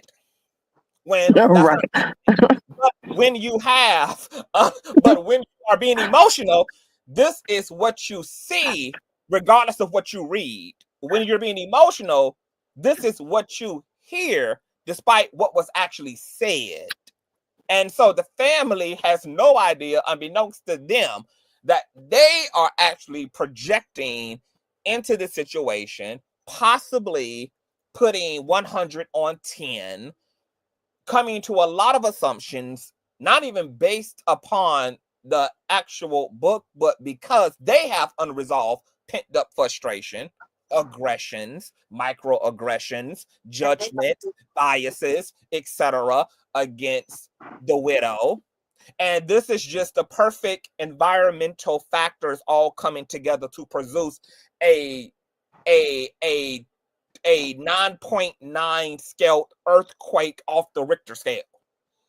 Right. But you know what I'm trying to point out in that, because I still agree with what you're saying.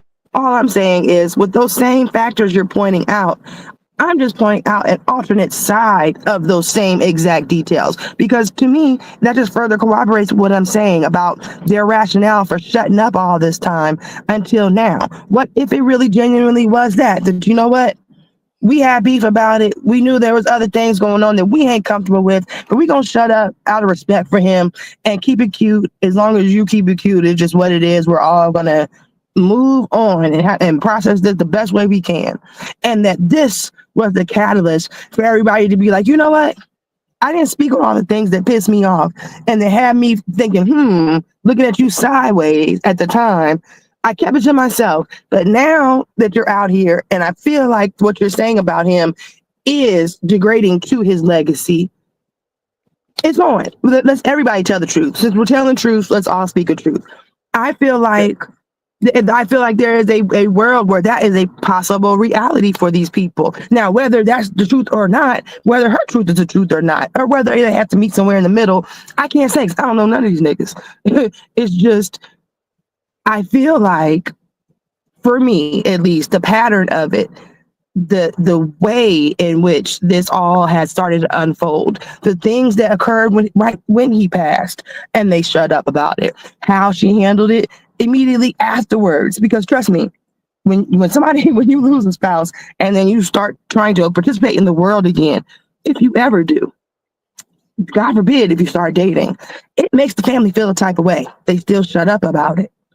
So to me, and believe me, that is the thing that brings them out the crypt. Okay, they're gonna be acting a fool in the streets if they feel like you moved on too quickly. So the thing, and see, this is the problem, because it gets so convoluted when we don't have emotional intelligence, right? Because it does. what you feel, 100%. what you feel is one thing, and your feelings are a separate reality from the actuality of things. And we all have feelings. We all, but I'm not assessing. I'm assessing the pattern. Feeling of circumstances, and their feeling about what she's possibly doing is rooted in just that feeling, like, which is why they don't have anything to substantiate their feeling. It's just emotionality bursting out of the seams. And if these people were a bit more emotionally intelligent, they would have been able to sort through their feelings before they even express themselves, just like we're doing here about their situation. Like, hold up, I'm triggered right now. I'm fucking triggered. Right. Absolutely. There's a formula for all of this, right? That they taught us. It's called the theory of icebergs, right? So like, what happens is this, right? Picture a boat traveling along, right? And icebergs are the issues that we have. On the surface, you can't really see what's happening on the surface, but below the surface, there's a lot of social issues, a lot of issues that we're having. So when people hit those icebergs, those problems, it activates something, right? It's called an activating event. And then once they're activated, depending on the level of response that they get, it turns into a triggering event.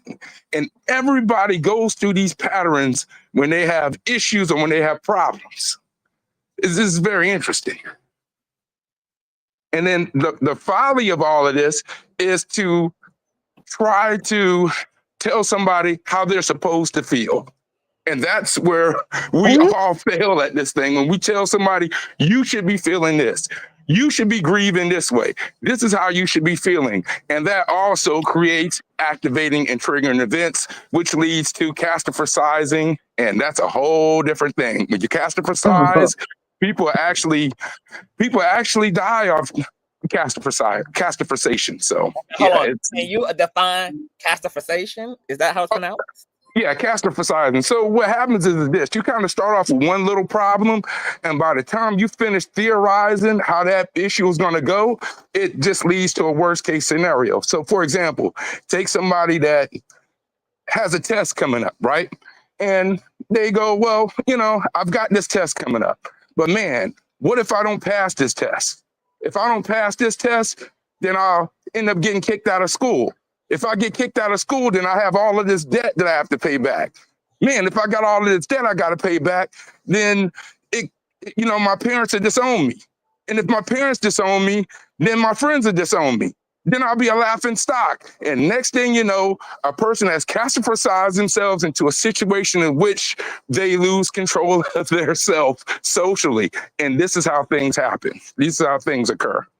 I want to read a Liz comment, CTV. I don't believe she did this to help anyone. We don't know that she even informed the family prior to the memoir coming out. I can remember how foul she was moving immediately after his death. That's the thing. She don't have to inform them. Just like Twitch didn't need their permission to marry her. Like she didn't need to. It might have been kind to do. It might have been considerate to do. But once again, we have to be mature enough to understand that, right? Some things that we think is absolute actually are preferences. You know, she could have preferred to tell the family, but given that I have made the argument that considering the way they're behaving toward her now, more than likely is not isolated energy. This energy has been showing up since his death. This energy has been showing up in their relationship, which is what might have led to her withholding the kids from them to begin with. It's because of their energy, their attitude, their nastiness. I could also understand why the fuck she ain't give not near bitch on that side an opportunity to have a say so in what she already knew she was gonna motherfucking do to begin with. So inform you for what? Because it's not like I need your permission to talk about my lived experience. I don't need your permission to put it in a book, a movie, a commercial, to make a podcast out of it. I need their niggas' permission to talk about my lived experience with my husband, my life as a wife, my life as a widow, my life as a woman reclaiming her time after an ordeal like this and remarrying and what that's like, etc. I don't need permission. I don't think they're really saying, and I'm gonna drop after this because I'm on 3% on my StreamYard phone. I don't think they're saying permission per se. I think they're coming from a place of respect. And I know that she doesn't have to respect them either. I'm just saying from the person who said the permission thing, I think it's more of a respect thing that they're getting at. But I'm saying that it's not going to be no respect.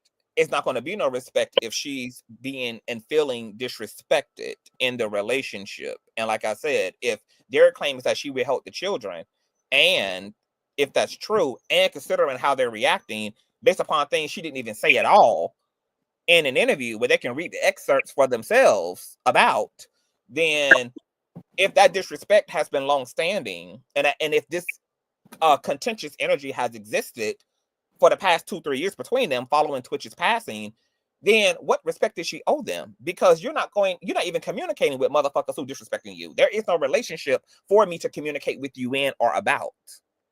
And if you already have a negative perception of me, and those have been the things going on privately that we maybe don't know about, that, you know, there's been all this tension in this family, there's been all this shit being said, you know, she's still plugged into people who are adjacent to the people she don't fuck with on Twitch side.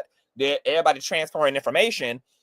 Nobody's been talking to each other as a result of this tension.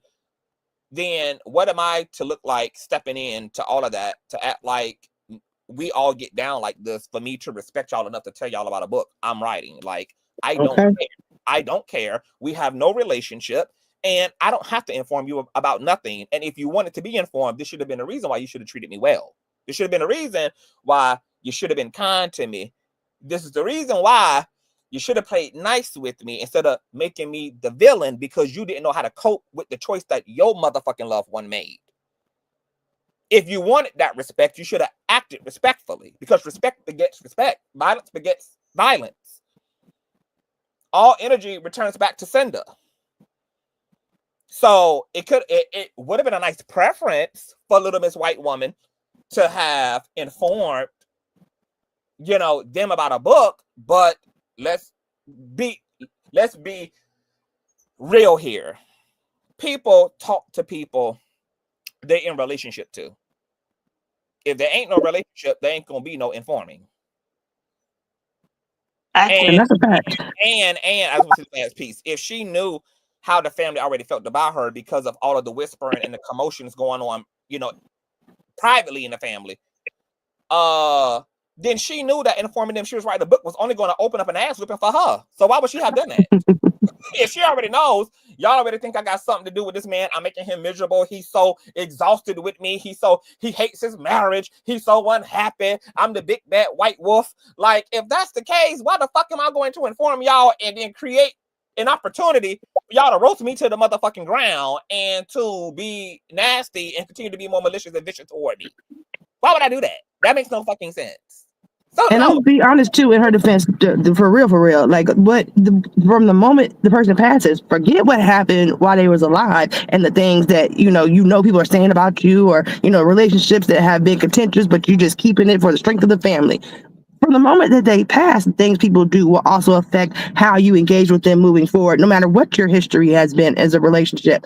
And I say that from personal experience, because I promise you that there are plenty of things that I've done purely off the strength of I felt like it was the right thing to do, but nothing in me wanted to participate in it because I knew that those people would not have treated me the same way. And they did not treat me the same, and trust me, there are other things too that I'm sure they wish I would have been kinder about, that I had absolutely nothing in me willing to participate in kindness because I was not received with kindness. So it's not just what you do prior to a person passing.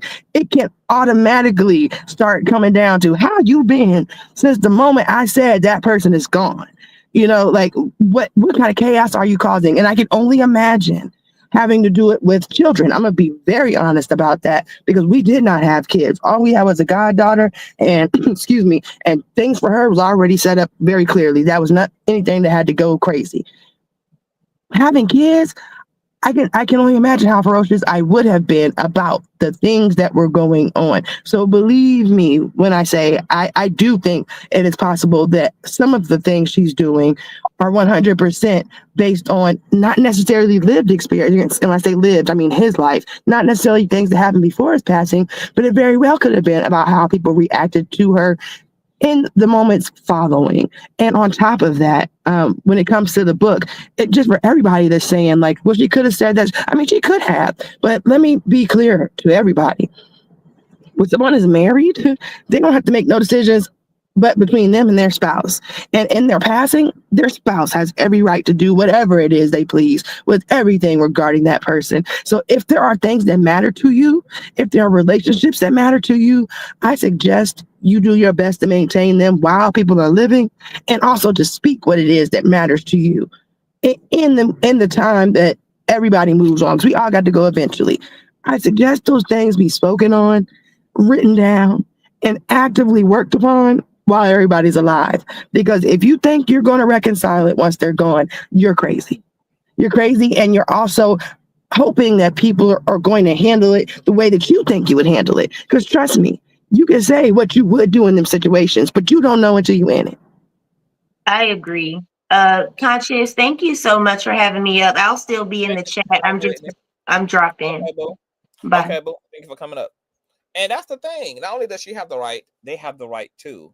Why are y'all? I mean, all of y'all had the opportunity the past 3 years to also control his narrative, to write your own books, to write your own memoirs about who he was to y'all.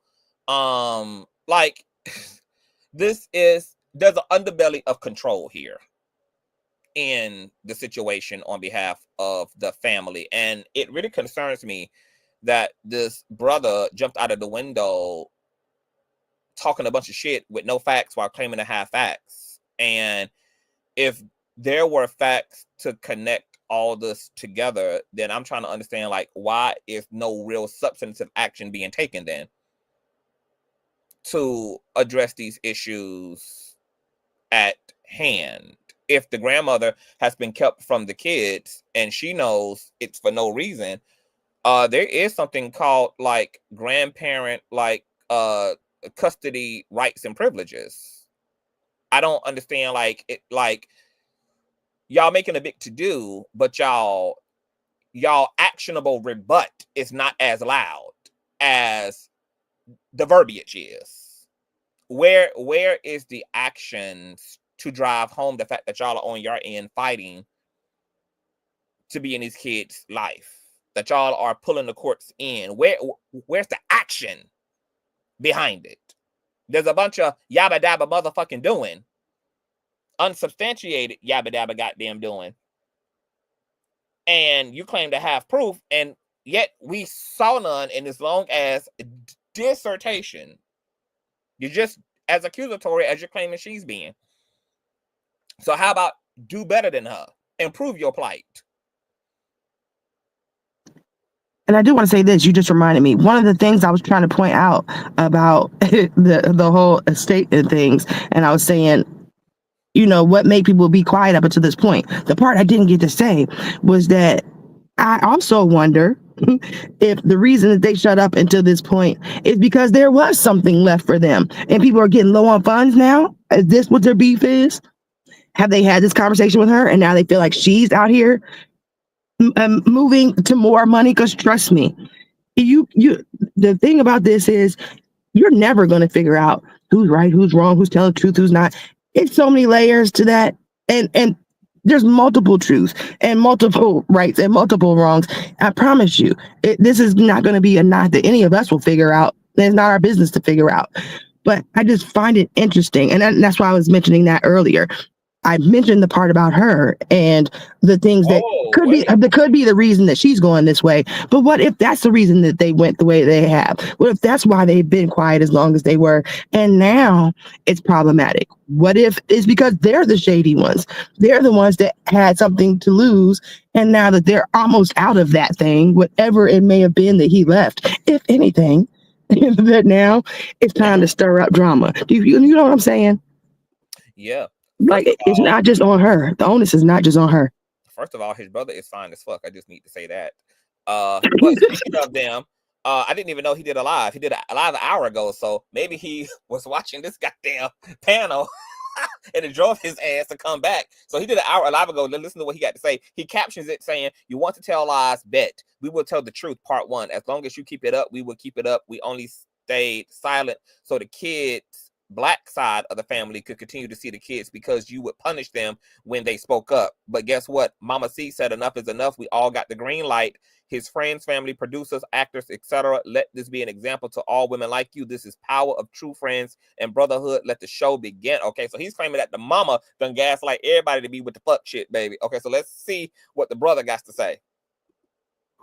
Baby, everybody on a Royce Reed. This happens every year where people just get explosive and people just tell all their damn business and it just gets the fuck shit be at an all-time high. Now, if he goes into some things, I'm going to end this live and begin again so that this live is not infinitely long.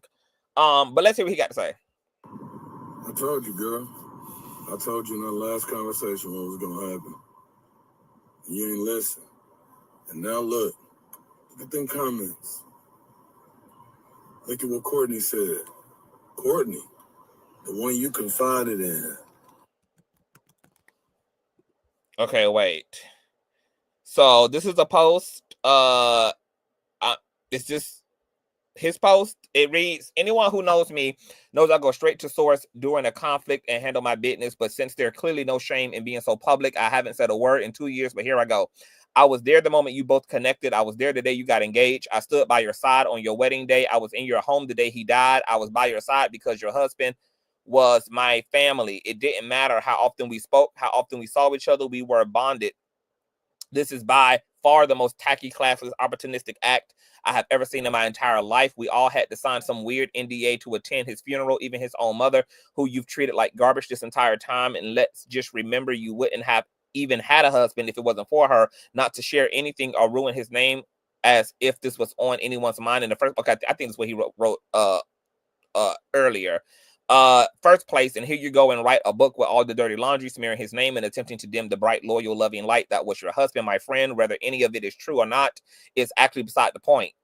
No, it's actually not beside the point. This is how you protect the boss's name you so quickly dropped on your social media platforms 48 hours after he passed. His legacy. Hold on, this is how you protect the boss name you so quickly dropped. You dropped his name so quickly on social media So quickly dropped on your social media platforms 48 hours after he passed his legacy. This is how you protect his children from any further humiliation, hurt, and despair. This is what you want them to remember about him. You have moved on. You're living your life. You're on every carpet you can get on, every celebrity role you can sit in, every magazine you can be in, and you needed to do this. Get a journal, a therapist, a friend, but publishing a book, shamelessly sharing the pages of your husband's journal. People magazine, what a joke. Yes, he took his own life, which is a fact all of us still can't fathom.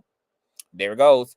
And he was clearly having mental health issues, hurting so deeply. Okay, so now he really just low-key admitted that that whole connecting her GUN to him is literally was just a low blow. Like, because they know he took his own life, etc.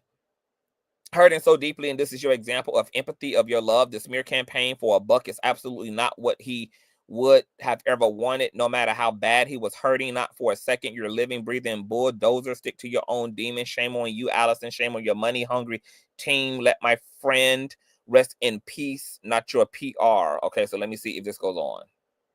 The one you confided in, the day he departed, the one that was there from the beginning. Look what she said. Everybody go read Courtney Platt's post. Go read my post. Okay, let me see. Oh, you make mom, son. Okay, okay. So this is the second part of the post. All right, we already read that earlier. Okay, and this is the third part. Addict, you know good and well that man wasn't no addict. All this to sell. She never said he was, baby. I'm so sorry that you and your bottom cricket teeth are just so emotional that you can't even hear or read and comprehend straight. This is the problem with emotionality. Huh?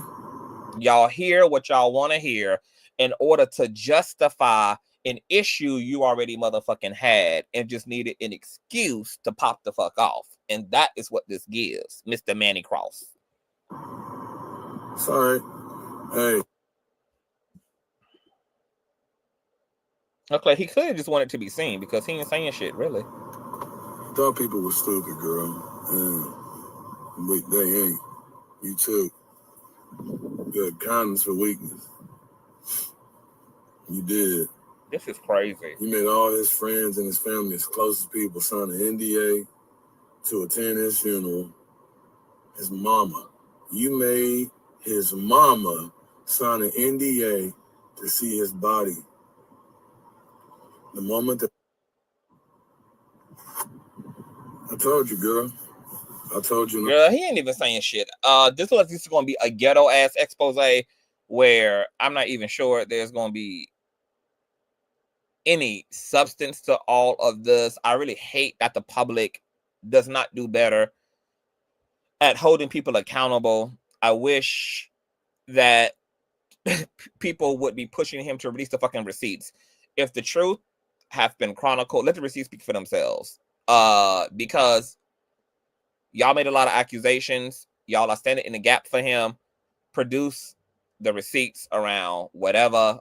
Lead with the facts and the truth. I'm not sure. I don't know how y'all feel. I'm just not sure if I have a lot in me. I don't know if I can continue to, like, these fucking 20-part damn series and these damn 35 people ass panels, and it's just like I just don't know how much it's not really it's not that serious. Like, I don't even know what's going on, and I can assume that this damn sure ain't gonna help, baby. Like, if y'all wasn't seeing them damn kids prior, baby, y'all damn sure ain't gonna see them now forever. Y'all better be comfortable waiting till they're 18 or 16 or whenever they can emancipate themselves or wherever they can flex some independency, baby, because this damn sure ain't gonna help anything. I also hate that the public is not, like, holding him accountable to say, sir, this woman never said that your brother was an addict. She said what he's found on his persons. Okay, and it's okay for you to have feelings about her sharing things that were between him and his journal, but the context here is that she's using this to help people, and I mean, that's her truth, her narrative. I mean, everything else is what you are choosing to assert on top of it and project into it, and just not willfully see it that way. And I would be curious, because if he sat down in front of a therapist, they would ask him, they would get him to do the work in terms of to find out exactly what you are upset about. Why are you willing to believe what you choose to believe? He kind of cited it in his little post when he said she dropped her name. That also makes a lot of sense to me. She's a grieving person. Do you know how many people have dropped their fucking names following a person's death as a way to try to soothe themselves and enter into a damn alternate reality because the one they're sitting in is too painful? Do you know how many people have jump states, have gotten rid of all of their spouses' clothes, the whole nine, the goddamn dogs? Some spouses have been so grieved that they left the goddamn kids to be cared for the family because they couldn't even see the goddamn kids. They couldn't even see the face of their spouse in their kids' genetics. I mean, this is what happens. It does not, like, I'm not ruling out that there could be some bullshit as a possibility, but there could equally, all this also equally can be non-nefarious behavior. All of this could equally be non-nefarious behavior. And until they come with something that is of substance, I'm going to have to take Little Miss Mayonnaise at face value because they now are the ones who made the allegation. So the burden is on them to prove their plight. But everything so far is explainable under the context of grief, including moving the fuck on in 24 hours. People have gotten married 6 months after a breakup or after a divorce in an attempt to disassociate. This happens in real life. This is what people do. And that's why I did my whole dissertation earlier about how grief is raggedy as hell. Grief is raggedy, is weird. People are not necessarily grounded in logic. They move in zigzag ways, all to avoid pain. That's what you're doing. You are trying to avoid pain by any and all means necessary. And you're not thinking about the way shit looks. You're not thinking about the damn optics. You're not thinking about how you may be even looking criminal, baby, because now it's looking like you done set your damn husband up for the life insurance money because you done moved the hell on. So, you know, like, it doesn't necessarily have to be for nefarious reasons. Grief does this to people. And everybody is not the same. So what he's doing is projecting onto her his expectations of how he think he would have handled things. But grief is not universal. People take their lives. Do you know how many spouses also took their lives as a result of losing their spouses? Because that's how powerful grief was. That one self-deletion led to another self-deletion. Do you know, aren't we hearing all up and down our timeline so many suicides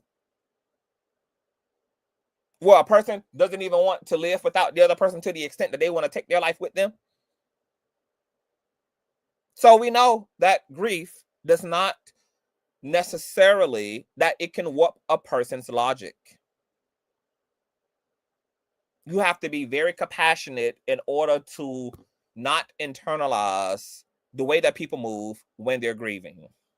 Because if grief gets behind the wheel, shit gonna look crazy as fuck. Do y'all want to add anything into that, Sin, Sonny? I actually just put it in the chat.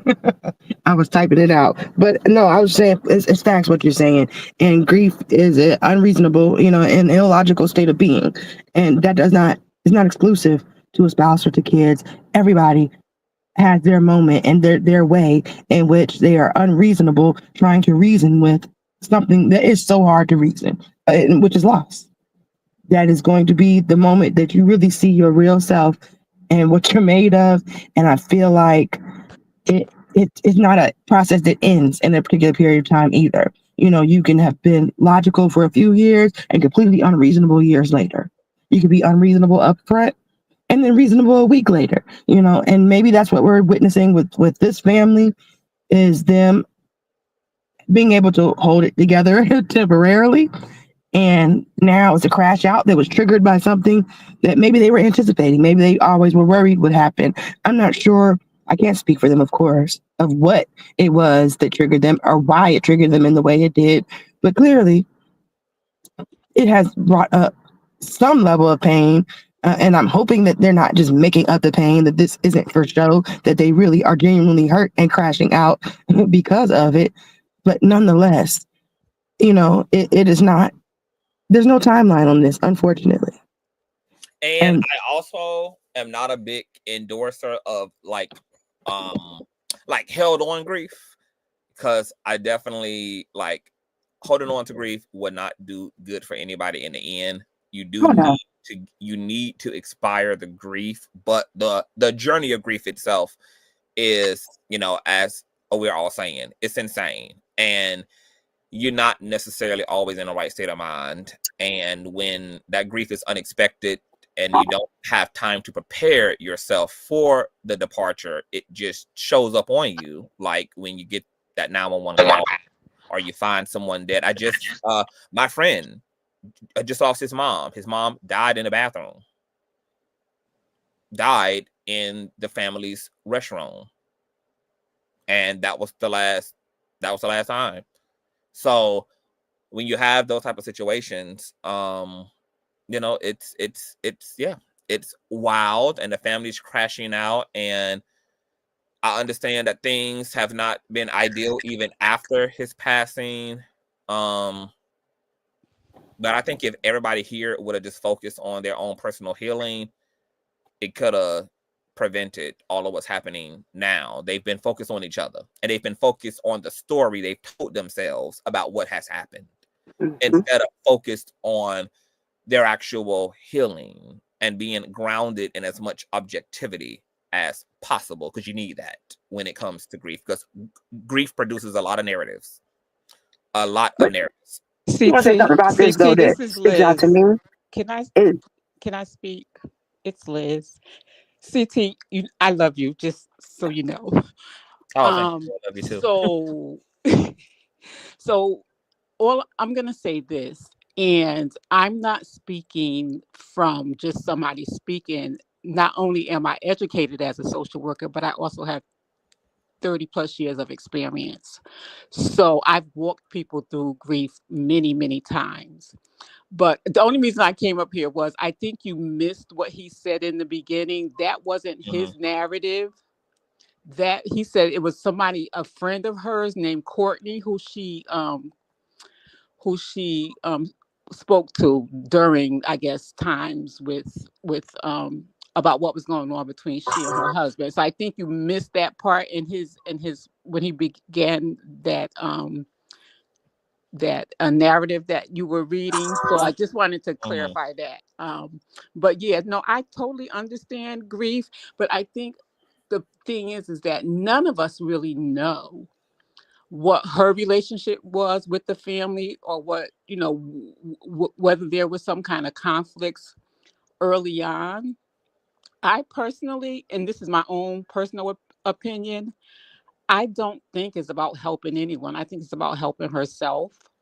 And I'm just going by my discernment immediately after he passed and how she moved. But, you know, when people are in these situations, funerals and weddings bring out the worst in people. Every single time. And I'm just saying, none of us really know what the family dynamics were prior to him passing, and even after. And I know we're all just making assumptions on what we feel and what we think, but me personally, and just in my discernment and in my spirit, I just feel it's not really about helping anybody. I think she has an ulterior motive, and she's had one from the beginning. And I mean, no, she doesn't have to inform the family about anything, because once you're married, you become one, and she gets to say whatever happens with her husband, and she was free to make the decisions that she chose to make because they were hers to make. However, just out of common courtesy, we don't know whether she told the family what happened, or all these things that she found out about him prior to her writing this. And like you said, she didn't have to tell them anything. However, just common decency before you put a memoir out about, you know, someone's loved one. Liz, if you're not even on speaking terms with this family because they hate your guts. Right, but that's what I'm saying. But how are you exactly? Who are you supposed to communicate to? But CT, that's my point. We don't know how that happened. We don't know what she may have done something to them. They may have done something to her. We just Right. don't know So that's why what I'm they're saying. not on speaking terms. Mm-hmm. So that's what I'm saying. It could be on both ends. They could both parties can be have not handled things properly. And I think that we already agree that it would be preferred to have informed, Right. but it's a preference. Right. Oh, It wasn't a mandate. absolutely. It wasn't a mandate. Absolutely. That's why I just said, he was her husband, and it was up to her to do what she felt like doing and how she felt like doing. And now it's purely her story. It's exclusively her story. It's her story. No, it is her story, but now she's involved her kids, legacy. But all of that they gotta read but that's what this I'm and saying. they gotta look at this. But that's what I'm saying. All of that is her story. She's the mother. All of that is her story. Her husband, her kids that came out of her body, her lived experience with her kids, her husband, everything. All of that. No, is I get her that, story. but I would just, me personally, and it is like I said, it's her story. She get to tell it, but I don't know if I would put that out there about my children's father, knowing that that's something that they're going to have to now deal with for the rest of their lives. Well, that would depend on how she's putting that to them, because unlike the family, she hasn't put it to anybody that he's an addict. We don't know really. No, I'm not even talking. Just whatever she said. I don't even know what she said. I just kind of caught it. I've been hearing bits and pieces. So then, if we don't know what she said, then we don't even. Then we can also assume that she is protecting her kids. I mean, we don't even know I being hope said so. or not being said. But I have a personal philosophy, Liz. I believe that you don't need to protecting people from the truth is not anything that does anybody good. I'm not one of those people who believe that even kids should be spared from the truth. They should be told the truth in an appropriate way. Right. Exactly. At an appropriate time. That's it. I believe that truth is something that should be prioritized over personal images and public images, and that our ego should take up more space than our authenticity. I agree. I totally agree. And if she did that, if she told her children in an appropriate way prior to this coming out, then all good and well. And I'm praying that she did, because otherwise I think in the future that might be an issue that she might have to deal with her children if she didn't, and she may have. We don't know, but I'm praying that she did, and hopefully she did. I'm sure she did. I cannot imagine that she wrote a whole memoir and knows that she's going on a whole press tour and a whole book tour, and her kids are just completely unaware of the contents that are going to make the blogs and the news and the news cycle. I highly doubt that she hasn't had that conversation. I don't know. People do. I mean, she might have had it, but I highly doubt it. Believable things nowadays. But anyway, but I just wanted to clarify that, because I heard him say that a friend of hers who she confided in, named Courtney, is the one who wrote that piece that you were reading. And he said that she stayed quiet, but she wasn't going to stay quiet anymore. And he mentioned her last name, but I don't recall what he said her name was. I just remember hearing Courtney. So I just wanted to clarify that, because I think that all of this is completely and utterly inappropriate. She's allowed to say whatever she says to whomever she confined, and then process that and make decisions that maybe are different or whatever, because the things that we do share when we confide in people be our raw God truth, and we think we're in enough of safe space to be able to share those things without a person judging the shit out of us. Even if we confide in somebody and say, I want to kill this bitch, we don't literally expect somebody to then go out and turn us into a murderer in their narrative, into their narrative and everything else, because the space is supposed to be safe for me to unconditionally just divulge all of the craziness in my brain and all the things that I'm feeling, all the things I'm going through, the way that I'm perceiving the situation, without condemnation and judgment. Right. And that's true, but human nature. Privacy. And when people decide to breach that and to take the safe space you called yourself creating for them, and then to use that against another motherfucker, that is diabolical. It is, but it's human nature, especially if it's someone else that you care about. You know what I mean? And they feel that what you're doing is wrong. They're going to breach, unfortunately. They're going to breach. No. Only unintegral people are, because I still, to this day, I'm holding on to secrets of people who are not even in my life. Yeah, me too, honey. Me too. I wouldn't dare get my ass out there and share the ins and outs of things that I'm aware of, things that I know personally and directly, things that have been shown and shared and spoken to me, and do that to a person. I wouldn't do that to a person. Yeah. Because that space was created for that, and to weaponize a space, that's almost like your psychiatrist breaching the client to, you know, etc. privilege. It's like, no, I get it, because me as a social worker, that would be a breach if I were to relay any information that was given to me in confidence. So I totally get it, you know. And so human nature is not the excuse here, because there's also human nature to be integral. These are just unintegral people who are possibly also looking for their 15 minutes and wanting to join the fight and wanting to join the pro and wanting to muddy the water, because we live in that age where everybody want their 15. Everybody need their 15, baby. Everybody want to be picked. Everybody want to be picked. So I don't even know what the I don't even know, you know, because if we got to sit here and question Alison, do we to question Courtney's motives as well? I don't even know what the fuck she's saying is true at all. This is just all allegations once again. These are just claims. These are just things being said by people we don't fucking know. So, like I think Sonny said, you know, in a situation like this, unless there is a 48-hour surveillance that can account for everything, or some tape recordings at the bottom of who's right, who's really wrong, who's what, and it's really and it's that messy, which is why these are things that should never play out to begin with out in the open. People should focus on their own fucking healing. If they all had focus on their healing instead of focus on each other, and instead of focusing on the narratives they've told each other in order to cope with what they're living, then none of them would be acting the way that they're acting right now. But this is what happens when you don't do your work. This is what happens when you don't do your shadow work. This is what happens when you don't focus on your healing. You are in a rush to protect the image and the narrative. This family is more invested in this man's image than they are his reality. And in all things that this woman divulged, this widow divulged, how are you not more heartbroken? Fuck the fact that she is going to do what she will with her life story. She just told you that your brother was fucking molested and raped by a member of the same sex who might be a member of y'all's family. She just told y'all that she found a shoebox of his with drug paraphernalia. And you're mad at her.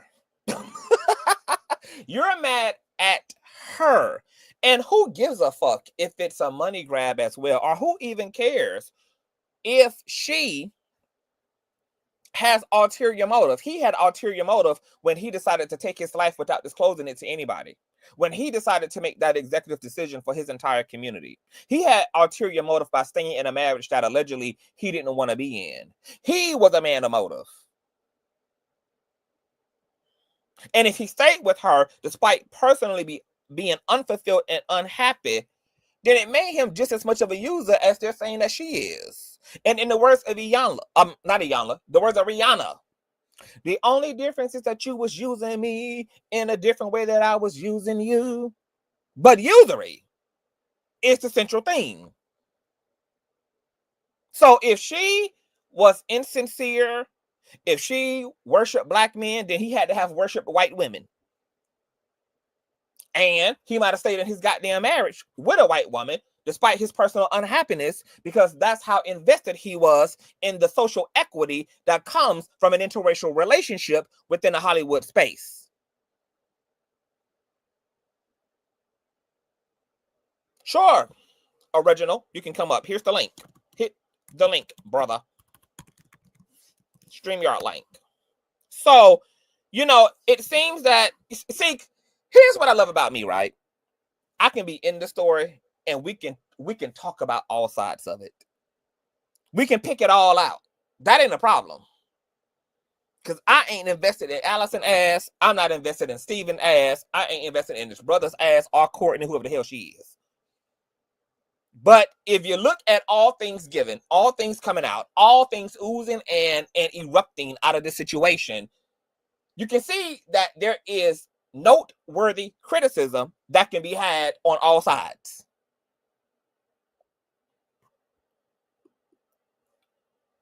Let me let Reginald. Reginald, your camera is on, but you have a blacked out screen. I don't know if you know that you can turn your camera off. Or if you want to come, hold on, let me see something.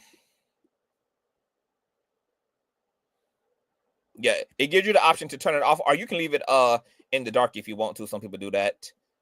Okay, there you go. Hold on. Let me Original? I have my avatar up. All right. Hi, Original. Welcome to the platform. Hi there. Oh, what's going on? Original? I have my avatar up. I think you have an echo. Welcome to the platform. Thank you. Thank you, Conscious. So, Conscious, I've heard exactly. Uh-oh. Hold on, let me. Yeah, it's an echo and a delay, Original. If you are talking through a headset, that might be the reason. You might have to unplug. It's an echo and a delay, Original. Okay, so how you want me to maneuver? Okay. All right, hold on, because it's gonna be hard for you to hear me. Okay, so Reginald, this is what I want you to do. I don't know what type of device that you're speaking through, but you might have to turn me off in the background if you got me playing on a separate device. And if you are using a headset, try to use like the regular speaker on your device, because sometimes headsets and StreamYard are like oil and water here, baby. So I'm gonna drop the link again for you, Reginald, for you to come up. As I was saying, I don't even know what the hell I was saying, but this is a hot shitty mess. And at the end of the day, if he left seemingly a family behind without a lot of finances in place and things in place, and just left this woman to fend for herself, then nobody can really judge her for the way she is fending for herself and her family. And if she can make money off her story, I mean, it's a story. I mean, so people make money off their stories every day. The libraries are wide open with memoirs and tell-alls and biographies and everything else. You think that Candy Burris didn't make money off of their biopic?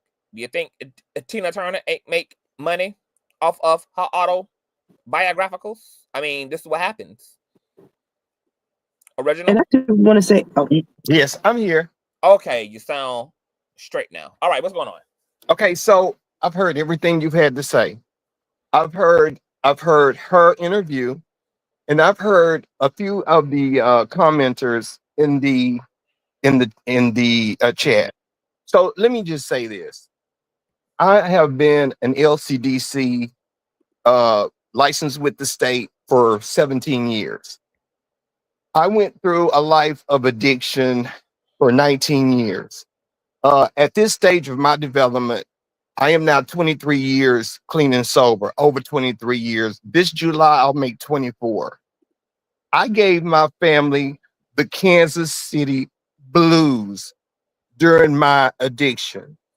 I separated myself from friends and family, and my mother did everything as a single mother she could in order to make me look normal.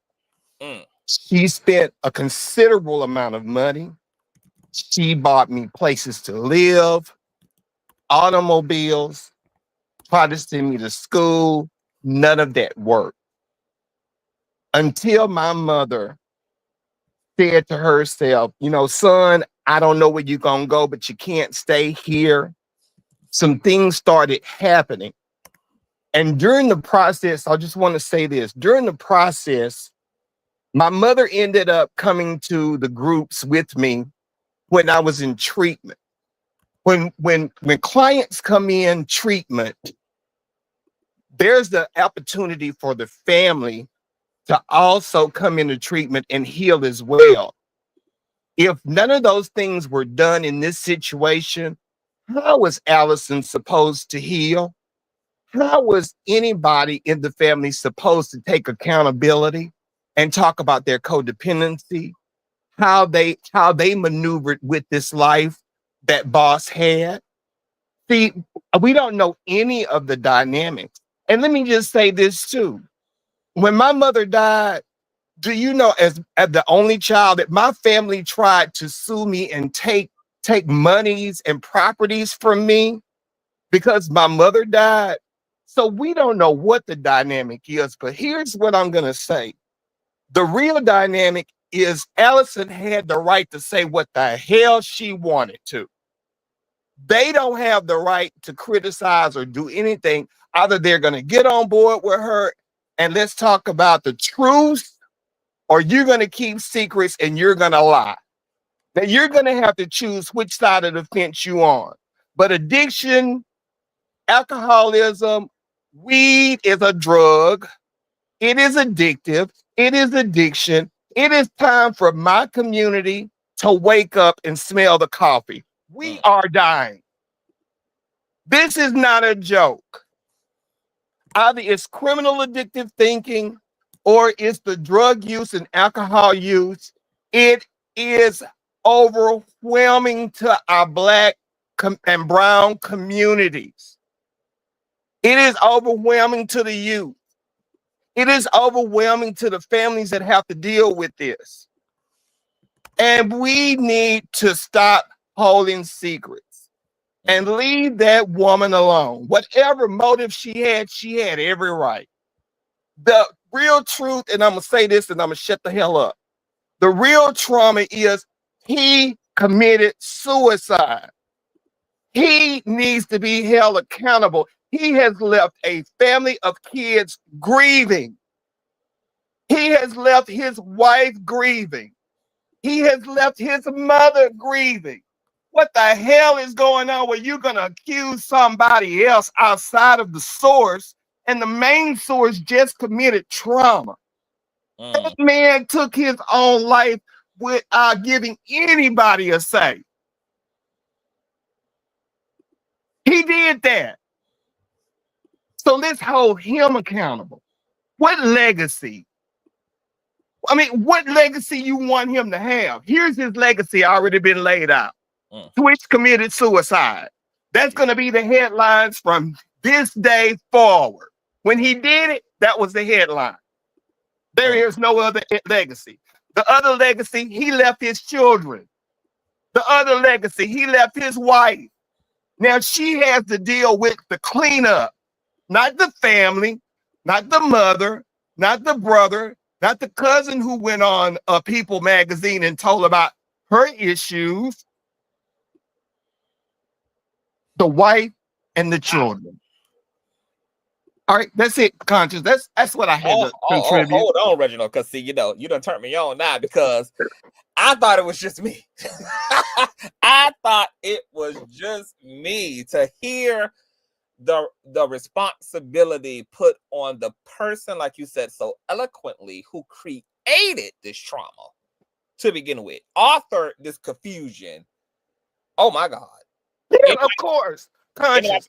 We can't see. We as a community, especially Black people, we don't want to take accountability.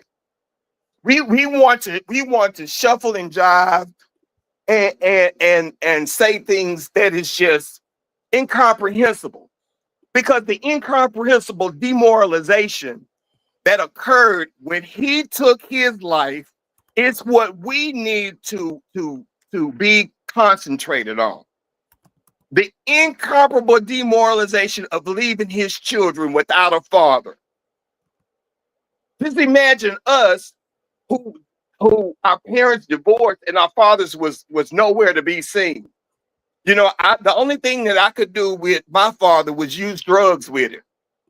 You know, he taught me how to roll my first square. He taught me how to smoke weed. He taught me how to go purchase it. You know, that was my learning lesson from my father. And now my life was in turmoil because of that situation. He added to it. So fathers don't mean a fuck to a certain degree, but my family holds him accountable.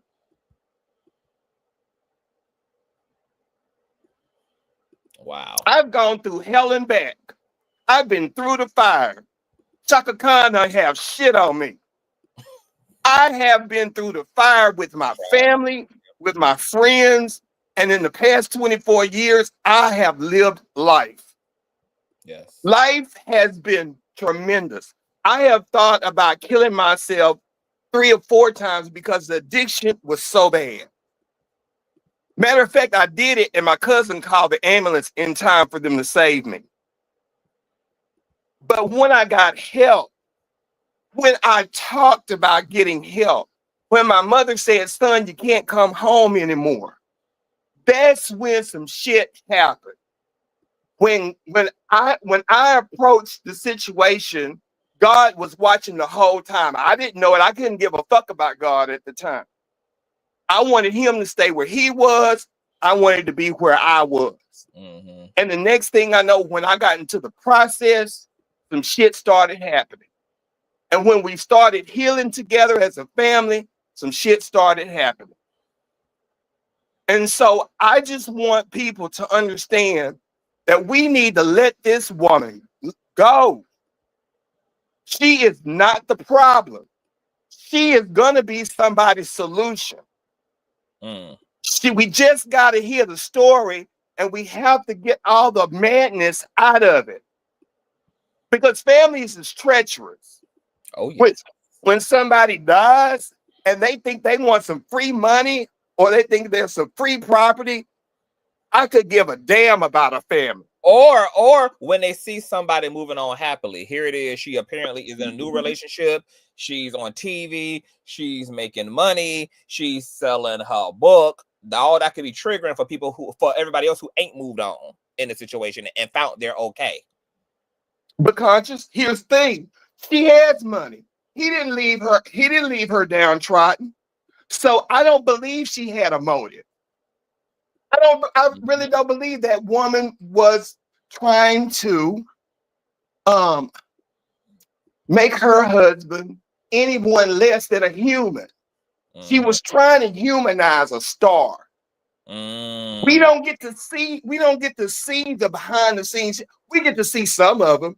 We get to see Snoop Dogg running around here smoking every goddamn place. We get to see Carter 3.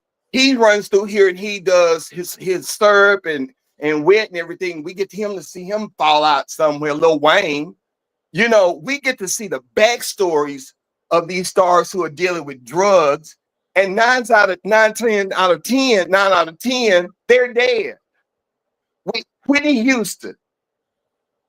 Whitney Houston, greatest singer of all. Drugs took her down. Family didn't want to speak about it. Tell me, whose accountability is there when we don't share the stories of some of these people to humanize them so we can try to see if we can help them? If we can't, let them be our torch in order to run through here and try to tell their stories so other people can benefit. And that's what she says she's trying to do. We have to stop this shit about keep it in the house. We can't tell that. That's why we killing each other. We trying to keep it secret. We trying to keep it in the house. And we suffering and killing ourselves and committing suicides because we don't want to talk to nobody. We don't want to tell nobody. Man, it's and that's what I saw in this whole thing, original. Like, it was too many things that were too close to home in terms of how we as a Black folk be dealing with each other under these type of circumstances. It was the denial, it was the anger, it was the projection, it was all of that. Like, it was too convenient and correct, too right on brand for what we do as a Black and brown folk. But let me tell you this. They knew. They knew somebody used with it. Some of the family members used with it. They knew. Come on now, conscience. Come on now. And look, even Alison may have been one of those people who used with him. I've written that. I've written that on my post in your live chat the other day. She was a part of that too. Now I need for if she's gonna tell it, I want her to tell it all. And here's the thing: it still doesn't mean he didn't use just because she used. That's kind of on a lot of people are like, oh well, she's the user, she's the one who does the drug. I'm like, well, it doesn't mean that he didn't use either, especially with his family already saying he smokes weed. He could have did the other drugs occasionally or socially, but not been an addict per se of those said substances. And she never said he was an addict. She just said what she found amongst his person. Correct, but we're gonna go with the fact that something was damaging him. And so therefore he was covering up. I mean, you said it so eloquently earlier in your live stream earlier about him not talking, him not doing this, him not doing that, and covering it up. A lot of us cover up. When I started using drugs, it was for fun. It was weekend fun, but then it became a crutch when my feelings changed, because a lot of us don't want to hurt. A lot of us don't want to look at ourselves, and so we use substances in order to cover up those immense feelings we have. Yeah, and so for me, I'm able to feel everything natural now. My sex is better, love is better, amen. My food is better. My communication with my loved ones is better. My communications with friends are better. I don't have to hide anymore because I'm going to hit a lick in order to make my money, because I ran through here and smoked up all my check. Yeah. All of those things are better. God has given me a new release on life. And when I see people in the process, God renews. My father renews. I don't believe in the religious part. I believe in the spiritual process. But when you tap into it, you can name him or her the way you want to. And with this cleansing comes prosperity, abundance. There is so much pleasure in everything that we do once a person gets a clear mind and eliminates all kinds of substances. I'm not talking about the one-time drinkers that can drink and go home. I'm talking about the ones that has to stay at the bar. They have to go get some crack. They got to smoke 5 blunts a day. They have to have something in their nose on a continuous basis. Somewhere along the line, you have to say to yourself, something's wrong. And until that awareness comes, we're going to be in the same rut over and over again. I remember the old people used to say, Conscious, a birds of a feather flock together. I really didn't understand what that meant. But the people I would hang around with, my mother and my grandmother would say, Reginald, why are you hanging around with those people? Well, they were older than me, so they knew their background. And when they would see me with them, Reginald, well, I'm not doing this. Well, Mama, I'm not doing that. Reginald, but you're hanging with such and such and so. I know what he does. And you can tell me whatever, but birds of a feather flock together. And so addicts like to be around their own kind. Yeah. Because we like to maneuver the same way. So she needs to tell it. If she's gonna tell it all. Yeah, because she plays a part in this. We just don't know how deep. But that's all I'm gonna say about her negatively is that she just needs to tell it all. I agree. If she gonna tell his part, if she got a part, she needs to tell her part too. Tell hers too. But she plays a part in it. This is a mess. All right, I think this was a great note to end on. We done been here for 1,000 damn hours, unpacking all these folk business.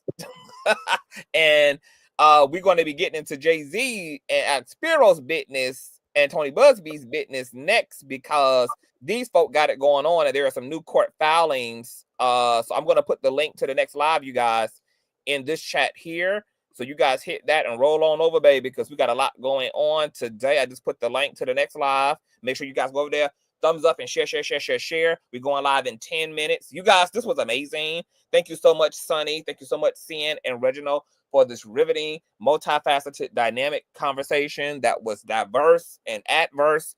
And like I said earlier, this is hardly something that is going to be over anytime soon. The family done been greenlit by the matriarch of the family to be with the shits, baby. So you know they about to shoot the club up. They about to tear it up.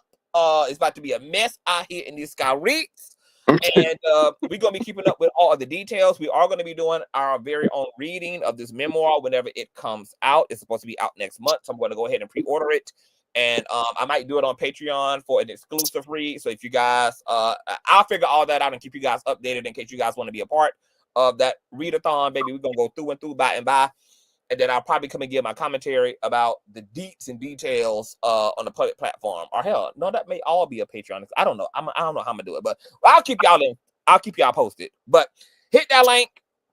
Go over to the next live, y'all. I want to thank everybody for coming up here, child. We done been here for how long? Almost 5 damn hours, baby. Okay, Steven, Twitch boss, wife, Alison, Holker, child, she got it going on because she did a People magazine interview about her memoir that Steven apparently had drug paraphernalia in his possession, child, and apparently chronicled his sexual abuse as a child in his journal. All these things Alison is bringing forth in a memoir in hopes that her experience and her journey can help deepen the awareness of both people contemplating suicide and those who are living alongside people who are not in the practice of speaking their truth and being honest about the things that discomfort them. As Iyanla says, baby, disease in principle is really dis-ease, okay?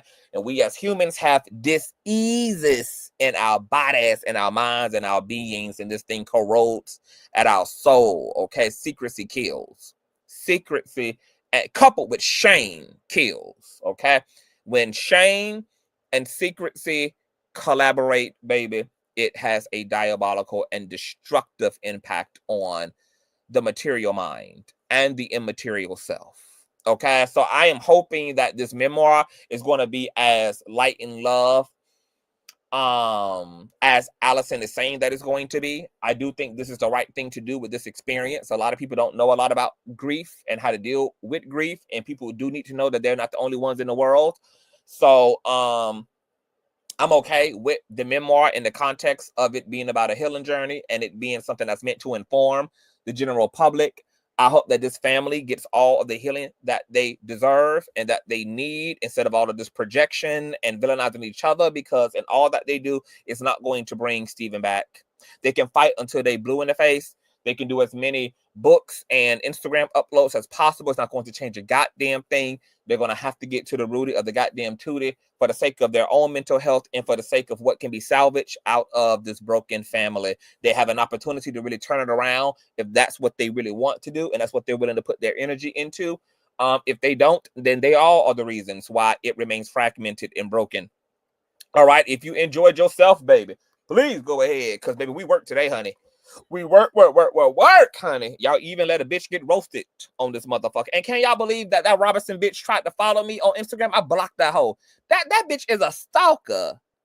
How you and your bifocals gonna end up this damn confused and you get chewed out? Something I know she ain't experienced in 40 years, baby. She ain't had a chewing in decades, baby. Okay, so I know why she addicted, baby, because that's the first. This is the greatest amount of attention she has experienced from a man since she probably been 11 and had her teacher, tell her that she was pretty, baby. Okay? She ain't had the attention of a man in 40 damn decades, baby. Okay? Until she got over nasty chewing. up over here, baby. Done got chewed out, and the bitch came back for more, baby. Now she can't get, man, I can't get the bitch off my dick, baby. Bitch tried to follow me. I'm checking my Instagram just now. This whole bitch that sat up here and tried to, yes, a masochist, baby. Oh, say the masochist shot. Oh, girl. Baby, Robinson, get you a man, sugar. I'm same gender loving, baby. Okay, baby, you ain't even had a chance, sis. Especially not coming in here looking like what you was looking like, baby. Baby, you already had a barrier up, girl. And it's the same gender loving this child. Then you had the audacity to make that barrier even more substantial by coming up in here looking like what you was looking like, child. Get you a man's baby. I got some man, baby. Okay, bitch, we gonna be fighting. We gonna be fighting, baby, because I ain't carpet munching, bitch. All right, get you a man, sugars. All right. All Cash App donation and PayPal donation is on the description box below. We also want to send my boo Sunny light and love, baby, for everything that she had to endure as a result of the loss of her spouse, baby, because baby, I just saw a post yesterday. No, 2 days ago. No, 3 days ago that said that they understand exactly why Michael Myers stopped talking and just started laying niggas down. Because, baby, shout out to you, Sunny girl. You know you're not a killer, baby, and that's a good thing, okay? You know you is not a killer, and that is a wonderful, wonderful thing, child. Shout out to my baby daddy Todd, who came up here to speak. Shout out to my baby mother Lakia. My baby mother